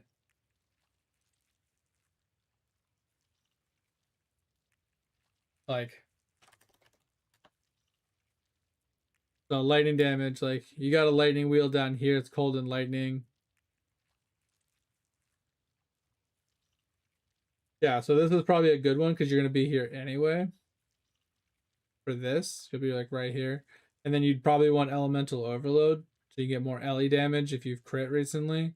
And the skill should be able to crit, but then you pick up this, and then if they've been shocked, they take more or increased LE damage as well. And then you're right here as well, because you're right here. You can go up here to this lightning damage node, and if you want to branch across this big lightning wheel, it's possible. You have all this lightning here, and then you got LE damage, and since you're already picking up this node, sorry. You won't be using wands. I mean, you probably could use a wand if you really wanted to, but I think a nebulous would just be better for you. Because it's just straight LE damage. So you'd want to go 90-90-90 reses and then just pick up a nebulous, because nebulous is a scepter, so that doesn't really help you on that. I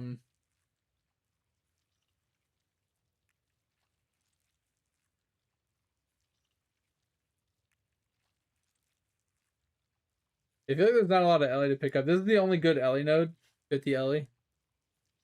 And then chance to shock, which would be kind of nice for you. You can go this way. You can get to 100% chance to shock pretty easily because there's shock chance here. And then if you come over here, you get a little bit more shock chance and LE damage. Possible. An extra way you can scale damage indirectly and generically is picking up Spiritual Aid and then picking up the minion damage nodes. Because you can pick up this whole wheel here, which is a huge damage increase. And then you're already here. There's another minion, there's minion nodes in this area that you can pick up for more damage. I mean, it's doable. It's definitely doable.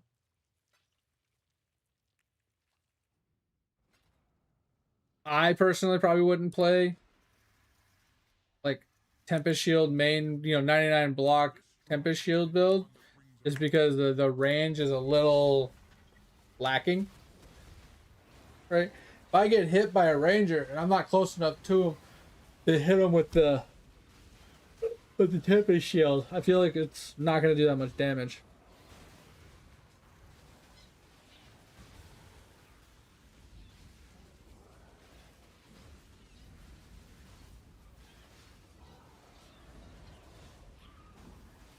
Which ones are you talking about, Z? Are you talking about like Shaper and Elder? Or are you talking about like the Uber versions? Yeah, because the problem with Tempest Shield is the range on the shock is kind of like melee radius, which is why cast on stun is kind of better because you're blocking. So when you block a hit that would stun you, you don't take damage to it. You still block it, but it still technically quote unquote triggers the stun effect, like for the skills. So it will trigger the skills. That's why like cast on stun block is so strong, because you're still not taking damage, but you're still triggering your skills. And then most of the skills you trigger will just, they'll go to wherever the mobs are. So if you want something similar to what you're thinking, Topher, I think doing a block build, but having cast on stun like Eviscerate or something would just be really strong, because it'd be a bleed variant and it would like kind of cover the whole screen. But it would feel like a block build, right? You'd be blocking legit, but you'd have to be getting stunned.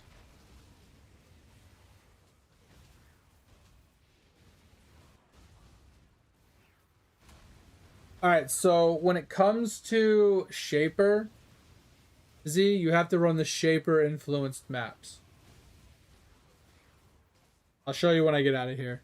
Same thing with Elder. You have to run the Elder maps. So Shaper would be like Minotaur, Phoenix, Chimera, Hydra, right? When you run them, you have a chance for them to drop one of the fragments, right?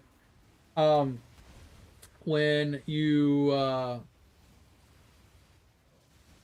you run the Elder versions, which is like Purifier, I don't know the names of them, but I'll show you those in a second. But when you run those 4 maps, the specific map, correlates to a specific piece, and each one can drop their own piece. So you get those 4 pieces, and that's how you get to the Elder fight. You have to run Shaper, and Shaper has a chance to drop one of 2 fragments, and you need both those fragments. And then Elder can drop the other 2 fragments, and that's how you get to the Uber Shaper Elder fight. So let me show you really quick. So fragments, okay. So this is the Shaper. Is this the Shaper? I think this is the Shaper. So you have to run the 4 maps correlated to it. So if we come down here, we have the Shaper map, right? So you take the Shaper map and you run it in the Shaper maps. I don't know how to explain it. Hydra, Chimera, Minotaur, and Phoenix. You take that Shaper map, you plop it, you go into here and you put a Shaper map in it, right? You would do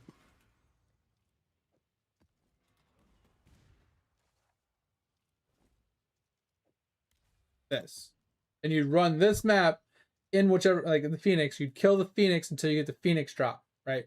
You get the Phoenix drop, and then you move over to the Minotaur, and then you move over to Chimera, and move over to Hydra. Once you get the 4 pieces, then you can run Shaper. And you have to rinse and repeat that process. All right, mate. Appreciate you, man. Take it easy. Have a good night. Talk to you next time. See you. Bye, bye, bye. Thank you. So anyway, so you need these 4 fragments, one from each boss, right? When you have those, that's the Shaper invite. You run the Shaper to get one of these pieces. It's either the red one or the black one. I think it's the red one. So you need to get the 2 pieces from the Shaper fight. So you got to keep running these to then eventually get these. Once you have these, then you do the same thing with the Elder. You got to get the 4 pieces of Elder. The Elder ones come from These ones: Slaver, Eradicator, Constructor, and the Purifier. You gotta get these maps. You gotta run them until you get the fragment drops. Then you run the Elder until you get the 2 fragment drops. Then, once you have those, you can run the Uber version. That's how you do this part. And then you got this one up here.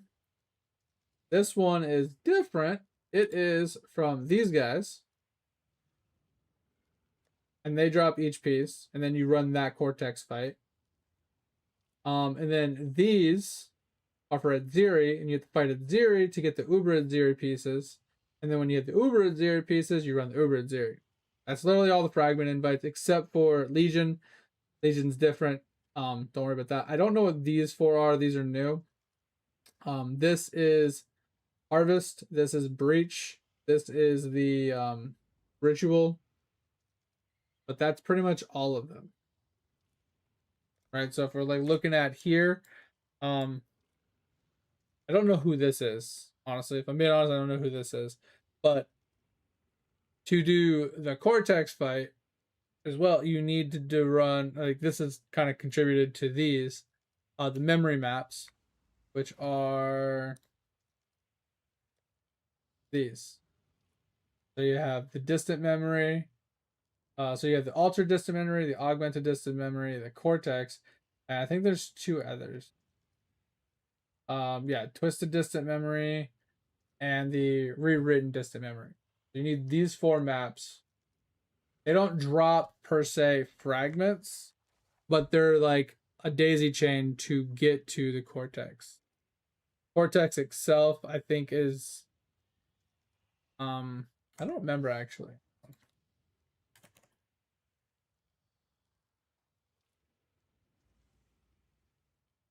It's just a map in itself. Okay, yeah, so it is just a map. So it's just a map drop. I don't know how you get it per se. I didn't really look at that part, but I think it's its own map, which is right here. Right. I want to say probably has a chance to drop from the unique maps that link to it. If I had to guess, it probably drops from these 4 maps. And then this is the Uber version. I don't know who this is. I want to say this is Uber Elder, like Uber Shaper and stuff, but I'm not 100%. And this you just get from doing the quest line. This is, you already did that. And these ones, I don't know what this one is. Can't remember what this one is. But this is the Maven fight. You fight the Maven invitations until you get the pieces, and then you just do the Maven invitation. Just remember that there are 6 Maven invites that you have to do that are based off of the fragments. So the top left one is the Shaper invites, right? So the Minotaur, Phoenix, Chimera, and Hydra. When you're fighting those maps, if you Maven invitation them, or Maven invite them, whatever, influence, then you can run the former, the top left. And when you complete that, you'll get another map completion or Atlas completion for your Atlas points. And then if you do the twisted one, which is for Elder, get that one. And when you do the one for Cortex, you get one for Cortex, and then so on and so forth. So those are the other 6 points that you need to work towards to finish off your map completion. I think those are the only 6 that I'm missing, and I probably won't do them because I could care less. But anyway, yeah, that's really all I have. And I'm just gonna hang out for a little longer and the only thing I'm gonna do is just wait to go to her mom's house. So I'm gonna finish up my inscribes. But can you keep it up?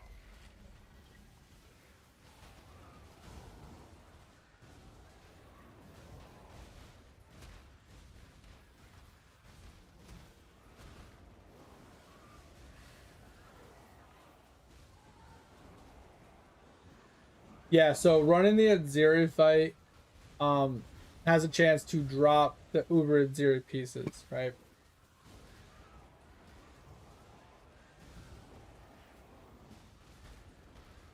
So this is Adziri. You use these 4 fragments to fight her, and then when you fight her, she can drop this stuff. So she can drop all 4 pieces. She can drop this random ring. She can drop these base chest pieces. And then she can drop the 4 different belts, the Doriana's Catalyst, the Aziri boots, and the Aziri flask. She mostly drops the flask.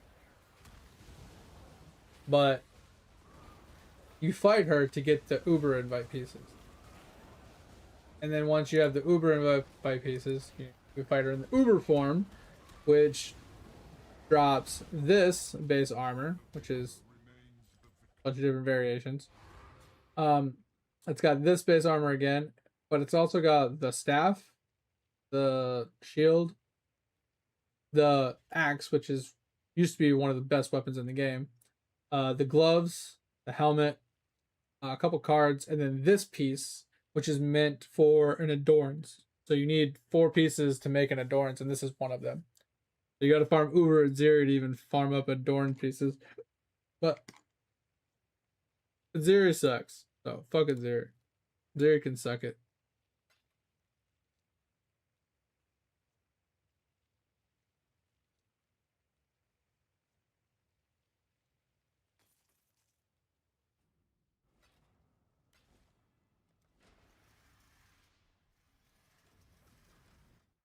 I hope you have enjoyed your brief string.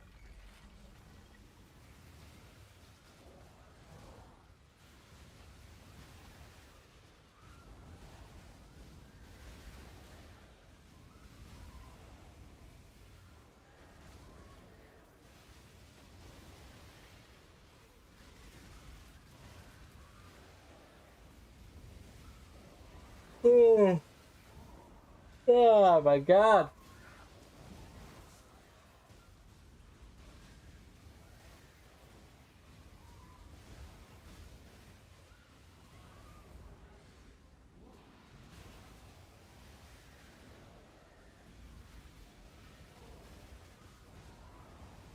Does the Combs Way still exist?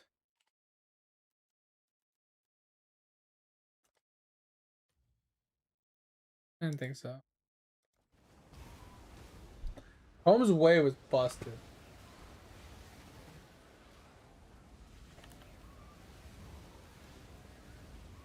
Combs Way was one of the most busted items in the game. This item was so sick. Regenerate life per endurance charge. Increase area effect per endurance charge. And max endurance charge. And if you corrupted it and got +1 endurance charge, you got +2 endurance charges on a ring. Fucking sick. Now, they still have the comb sign, which still gives you +1, but doesn't give you all the other goodies. So you can still get +2, but it's not nearly as strong. Because the regen and the area of effect was just sick. I remember when we did endurance stacking back when that item existed, you could do you can get 2 of them. So you'd have +4 to endurance charges with the 6 on the tree. Or the 3 on the tree plus the base 6, or but base 3, that puts you to 10. And if you ran Jug, you got another +1, puts you to 11. And I think there was a way to get another 1 or 2 from something else. Bro, it was so insane. He had 3 of them? Wait, how did he get 3 of them? Are you talking about Combs Sign or Combs Way?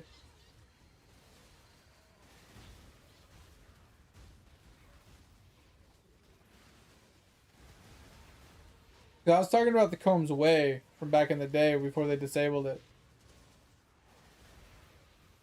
Oh, okay, yeah, the sign. I was saying we used to do it with the Combs Way before they disabled it, because the Way had basically everything that the sign had, but it had increased area of effect and regenerate per charge. So when you got up to like 11 endurance charges, you got 22 increased effect, but you had 2 of these rings. So you ended up with 44 increased effect with like fucking 4.4 life regen. And then you were jug stacking anyway, so you were just ridiculously tanky. But yeah, they disabled the drop a long time ago and just, yep, super sick, super sick. I remember I did that with Sunder, with Sunder, bro. I was unkillable with Sunder, and then they nerfed Sunder right after. Sunder was sick with that jug stacking. All right, let's rock these. There's gonna be a lot of currency, but it's a lot of stone standing, so these ones are gonna take a little bit of time.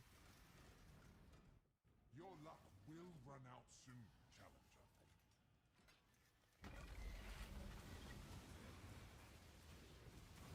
Kind of hate the stone standing ones, but they tend to be the easiest ones to purchase because no one wants to run them.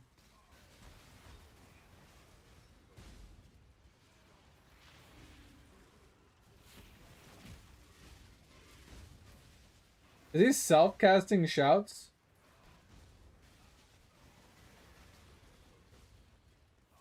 Wait, what's he hitting with?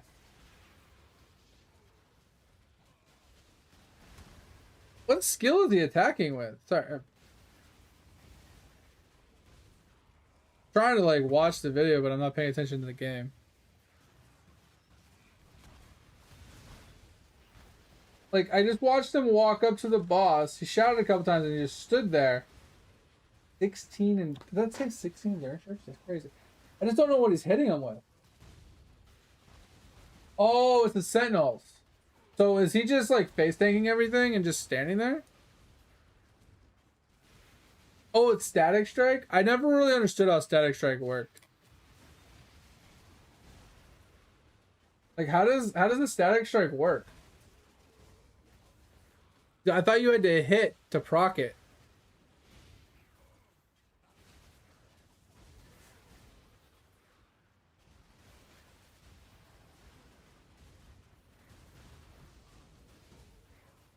Because like to me it looks like the Sentinels are doing all the damage.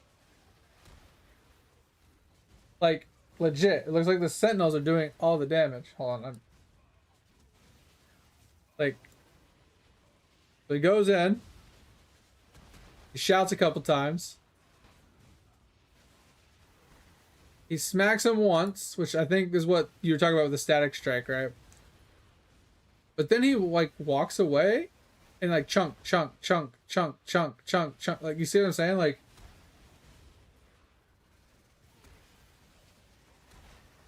I don't see Static Strike attacking. I don't see any like lightning coming down or anything.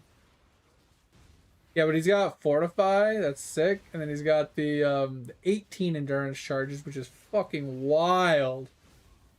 Bro, just think about this. Okay, curious question. I didn't look into it. He's a jug, right?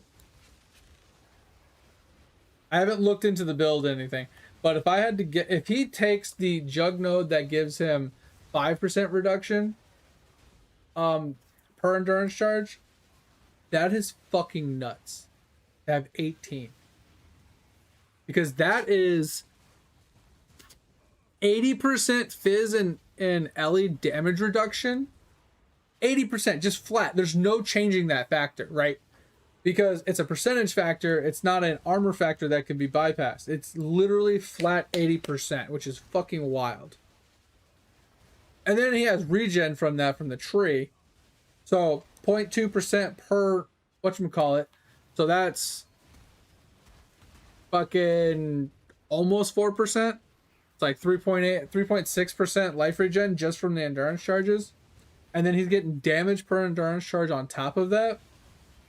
And that's not counting if he picks up like this node down here for even more damage. And then if he picks up the other one from the other side that gives him area of effect, if he's running an area skill, like he can get even more area effectiveness. So it gives him more like AoE clear. Bro, that's wild. 18. How the hell did he get to 18? Because like a sign can get a max of 2, I'm pretty sure, right? He gets the implicit and he gets the one that's on it. So that's +4 if he gets 2 rings. He obviously has the +3 from the tree and his base, so that puts him to 10. How does he get the other 8?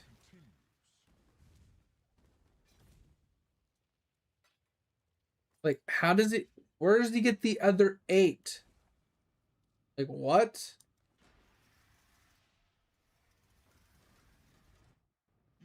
I'm assuming there's some like other mods on some other gear, obviously that has to happen, but I'm just kind of baffled by 18. I could see like 11 or 12, but that seems pretty doable. But 18 seems a little insane. And that's so tanky, bro. That's ridiculously tanky. Like, with that amount of tank, you can play almost any build with that. And you can scale the damage because, like I said, you can get damage per endurance charge. And then you can also scale attack speed with accuracy. So you just grab accuracy on that side of the tree. You can like accuracy stack for damage or something and get attack speed. And you can get just a ridiculous amount of attack speed with a ridiculous amount of like tankiness and some mediocre damage from just endurance charges. Like, you're a walking fucking tank. That's crazy.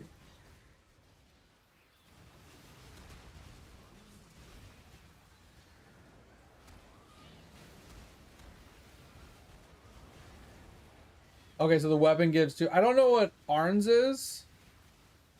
And I'm assuming Sublime Vision is a jewel. And I didn't think about the amulet. The amulet's a good one. Okay, yeah, talisman. And I don't know what weapon has 2 endurance charges on it. Is it like a newer weapon? I've never really paid that much attention to endurance charges. Especially not weapons with endurance charges. Oh, the high space. Got you. Okay. I didn't know the high space had endurance charges on it.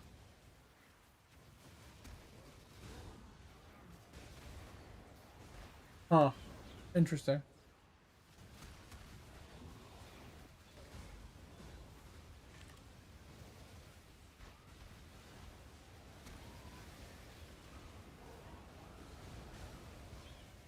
Yeah, I mean, I'm definitely gonna look at that because that's interesting.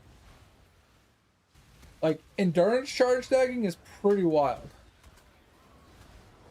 Timed out. I got you. Give me a second. Alright, you're unbanned. Thanks for the POB. Yeah, I was gonna say, I want to look at that. Oh, that's what. Okay, so. Okay. Yeah. That's what you meant by high space. It's the high space weapon. Because it's got the implicit. And then it's got it actually built onto the weapon. And then he's got this and he mirrors it. Okay. And then he's got this. Wait, how did he get +1 as an implicit? It almost looks like an anoint. It looks like an anoint, not an implicit. That's confusing.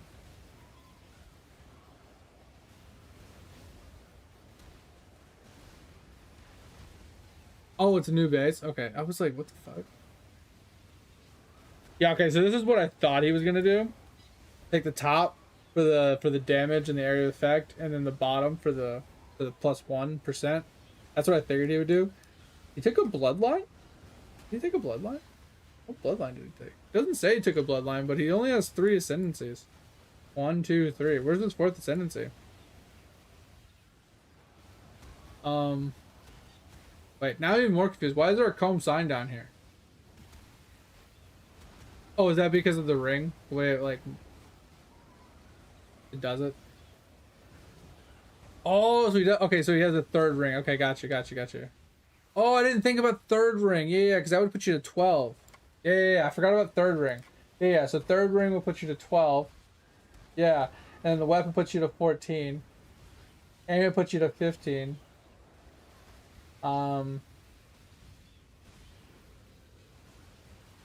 Yeah, and then the Sublime Vision Prismatic puts you to 16.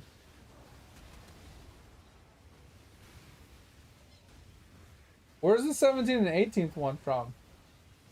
Am I missing something? Oh, there's one from the belt. I'm still missing one, though. I'm missing one.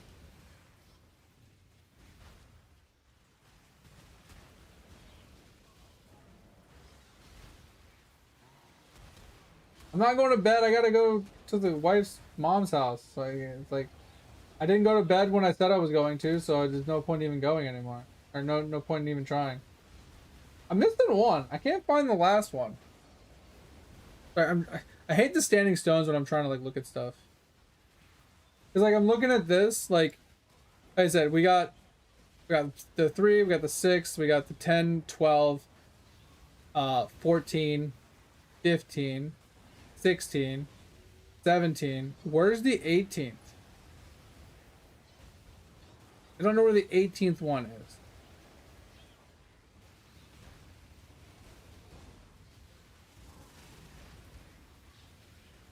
I can't find the 18th. Yeah, I counted 2 from the weapon.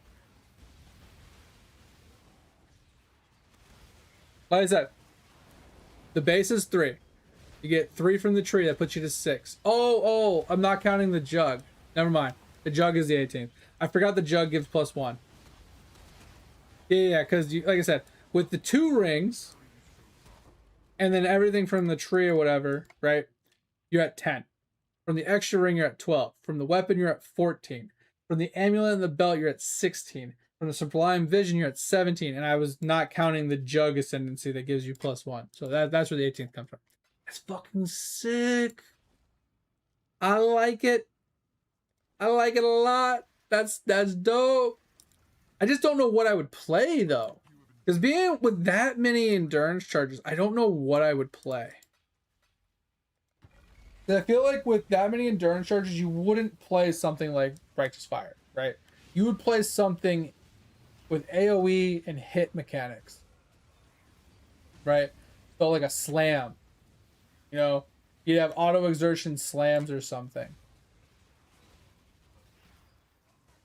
Like auto exert slams, I think would be really good with an endurance dagger.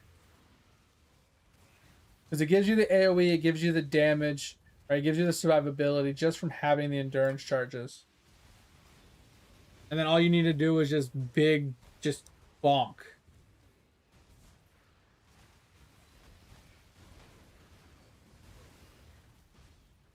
I feel like doing something with like attack speed just feels wrong. Right? With light fast attacks, like doing like a Cyclone Impale or something just feels wrong. I feel like you need to bonk when you're like that. You need to be like a fucking legit like Sherman tank and just bonk bitches.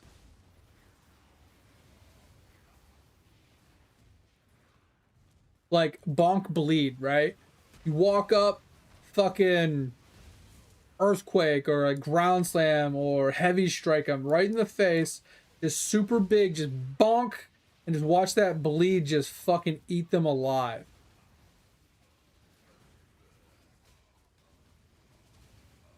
I know there is. There's always a build like that. I'm just saying, like, I feel like that's what you almost want to do. You just use the endurance charges to be unkillable and to scale your AoE so you have like good like mappage, right? Good map clear and stuff. And your survivability and your endurance, you know what I mean? And it gives you a little bit of extra just juice damage or whatever. And you just fucking bonk. Walk up, you smack the ground and just bonk. Problem is like I still feel like it would feel slow mapping. Right? Because you gotta leap through the map, you leap to a pack, you bonk them, you wait for them to die. Right? I can't think of a good melee skill that would be good for bonking. For mapping. For single target, bro, you can use almost anything. But you're gonna get banned so much. Oh, let me unban you again.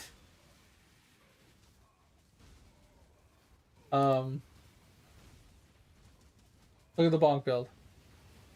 Auto exert, bonk. Oh my god, what skill is that? That's so funny. What skill is that? That's so hilarious. Bonk, bonk, bonk, bonk. Oh my god. I love it. I fucking love it. Bonk, bonk, bonk. Oh my god, it's the bonk build, bro. I fucking love it. It's too good. Concentrated path. Okay, I can see that. Because you get a little bit of movement, teleport into the groups. I like that idea. Does it have to be of endurance? Because I'm assuming it consumes an endurance charge to make its damage and area probably bigger and stuff. That's probably why you run endurance. I haven't played with that skill, but Conk Path has always been like, if I was gonna play a melee, like a flicker version, I would always play like a Conk Path if I had to, because Conk Path is a little bit more precise. It goes to where you're aiming, not just wherever the fuck it wants. But God, that's funny. I like that. That's a great idea. That is a phenomenal idea. I actually love that so much. Like, just straight endurance stack and just bonk with Conk Path. Because it gives you that, like, movement, right? You obviously you want, like, a regular movement skill to traverse the map that's not Conk Path. But Conk Path, just to jump into a pack and blow them up instantly, fucking gold. That's so funny. Curious to ask, though. Could that... It wouldn't be quite as effective. Don't get me wrong. You'd nerf it a little bit. But couldn't you do it as a Glad? And go, like, Bleed Glad? Right? So you go Bleed Glad and you just stack endurance charges the same way. So, but instead of getting +5, like, defenses, whatever, per endurance charge, you only get +4 from the base. Yo, Topher, you outie? Alright, man. See you. I'll talk to you tomorrow. Have a good one. Appreciate you. See you. Bye. Thank you. But yeah, so instead of 5% per endurance charge, you only get 4%. So it scuffs your defense a little bit. It scuffs your offense and your AoE a little bit because you're not taking advantage of the jug nodes. And you'd have to have a different way to generate endurance charge. But if you're rolling a relic cache, you don't need to generate endurance charge. You have endurance charges, right? Or do you actually have to have them? Like, do you need to generate them to consume them? Since you have, like, if you had relic cache, I'm assuming you still have to generate them. I don't know. I'm just trying to think, like, if you were to play, like, a bleed variant where you jumped in and, like, let's say you were just playing Leap Slam with bleed, right? Like a 6-link Leap Slam with increased area of effect, chance to bleed, blah, and you're playing, like, a Glad. Like, that would be kind of crazy. Because then you'd have, like, you could take effect of, like, can't be stunned with, like, mega block with that much fucking endurance. You literally couldn't die. If something didn't get blocked, it wouldn't kill you anyway. I think it's way overkill. But I was just thinking, like, bleed would be great because Glad has the bleed explosions and it has the aggravated bleeding. It would just be, like, huge big dick bleed. But yeah, I don't think it's necessary. I think the jug is just better in that situation. And then I think you could take effect of like a flame and flesh and pick up something like what is it, the Carnage one or whatever, the one from Berserker or whatever, the one that increases your damage significantly. You could take that. You take more damage, but you deal a shit ton more damage. You take effect of something like that with flame and flesh. Just to give you like a buttload more damage, because at that point you have so much defense just in the endurance stacking alone. All you need is to focus on offense. That's crazy. Dumb question. What does he disable for the extra ring? Does he disable his utility flasks?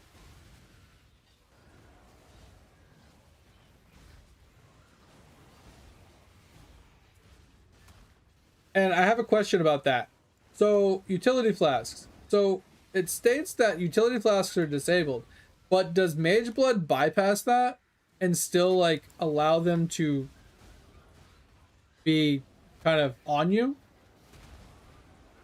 Because I'm curious, because I've seen people that have the third ring, but they have a Mage Blood and utility flasks. So I'm thinking to myself, why would they spend such a high price ticket item for a mage blood if they're having 3 rings? Doesn't make sense, right? Unless they're just doing it for like fucking bragging rights on POB. But it just seems weird that they would spend hundreds of divines on an item that does nothing for them. And the flasks, right? Now they have no flasks to use either. No life flasks, no nothing, no tinctures, nothing. So I was just kind of curious on that. Because it does state that flasks are disabled. But from my understanding, disabled just means you can't click them. But if a mage blood specifically states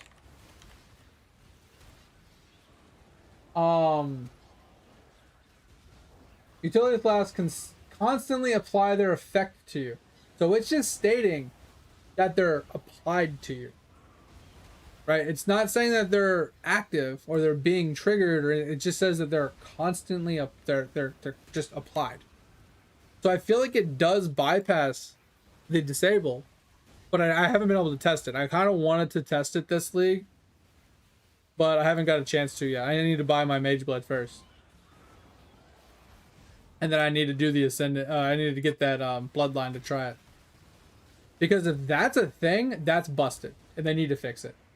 Because if you can get 3 rings and still have 4 utility flasks, like what's the point of taking any other bloodline in the game?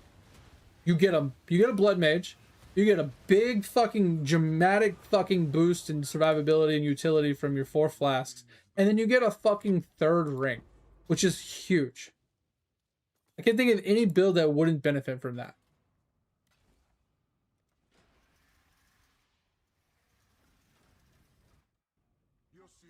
All right, we're almost done, guys. Once we're done with these last 2, I'm gonna get off. I'm gonna go to the wife's mom's house, take care of the dogs, and whatnot. But we'll definitely be back on tomorrow. We're gonna play more Block Glad. I'm loving the Block Glad.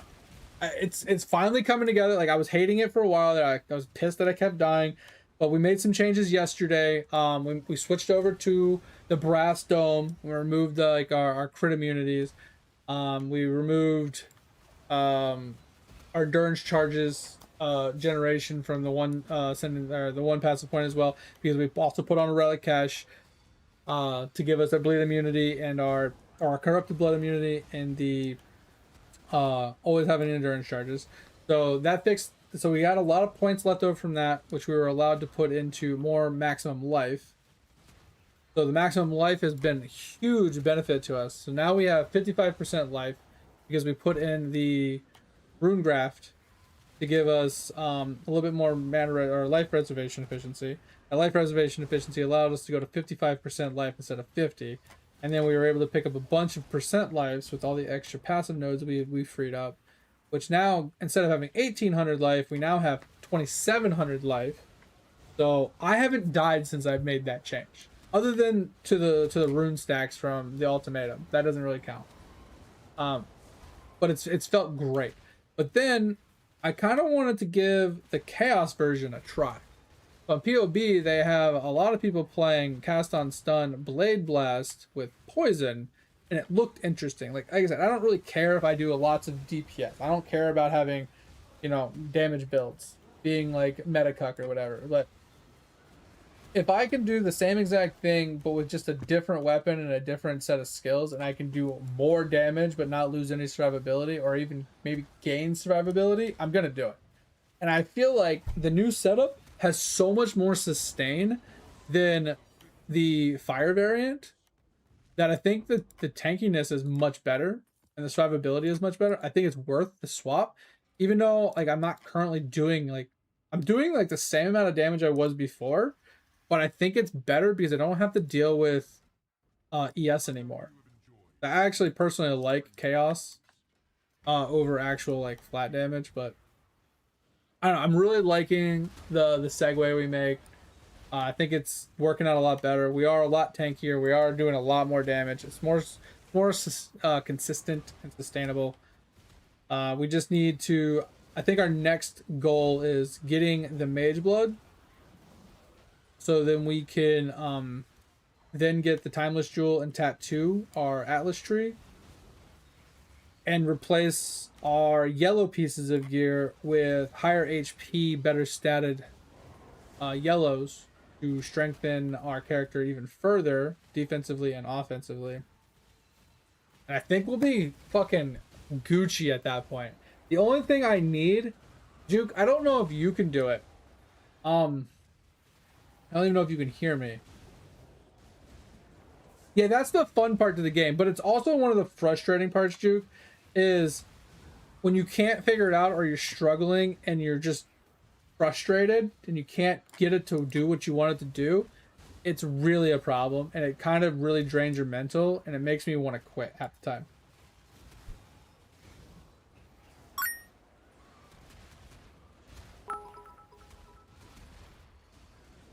Really? Thanks, Wares. I appreciate you, man.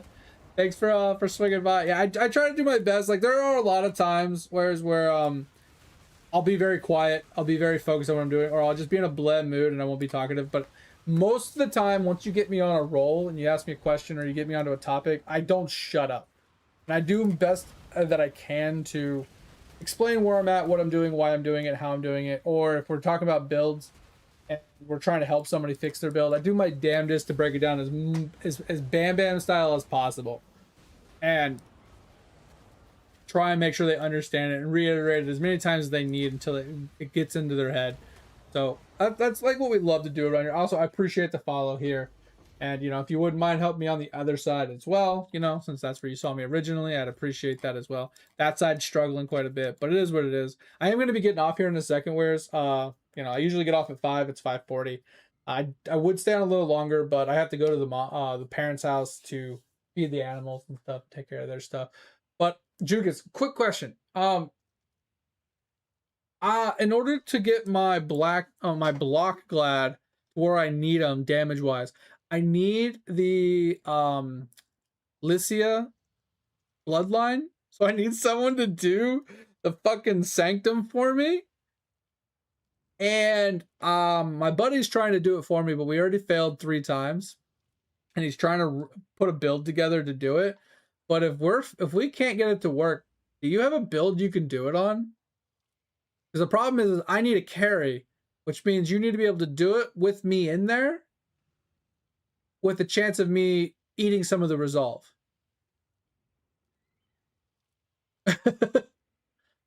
I don't know if it's possible. Let me know. If it's not possible, also let me know. It's fine. But for all of you that are still here and hanging out and joining us, thank you for all the follows. Thank you for all the support. Thanks for all the love. If you haven't joined the Discord, want to join Discord, feel free. The only thing is don't be a dick. If you ever have any gaming questions, ever need help, want to share something, show something off, or help somebody else out, feel free to chime in at any time. If you ever need to reach me off stream, that's the best place to do it. Just at me at any time. And I'll get back to you as soon as I can. If you haven't checked out the VODs channel, go over there, give it a looky-loo.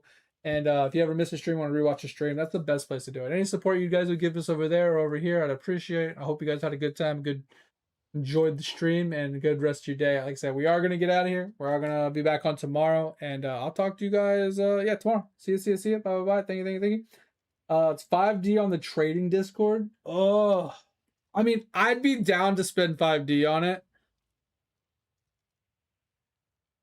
I just don't know. I don't use the Discord, so maybe you can help me with that tomorrow if you're around. If I haven't figured it out by then. But I appreciate you guys. Take it easy. Take care. See you. Bye. Thank you. Thank you for all the kind words. Appreciate you. Bye. See you tomorrow.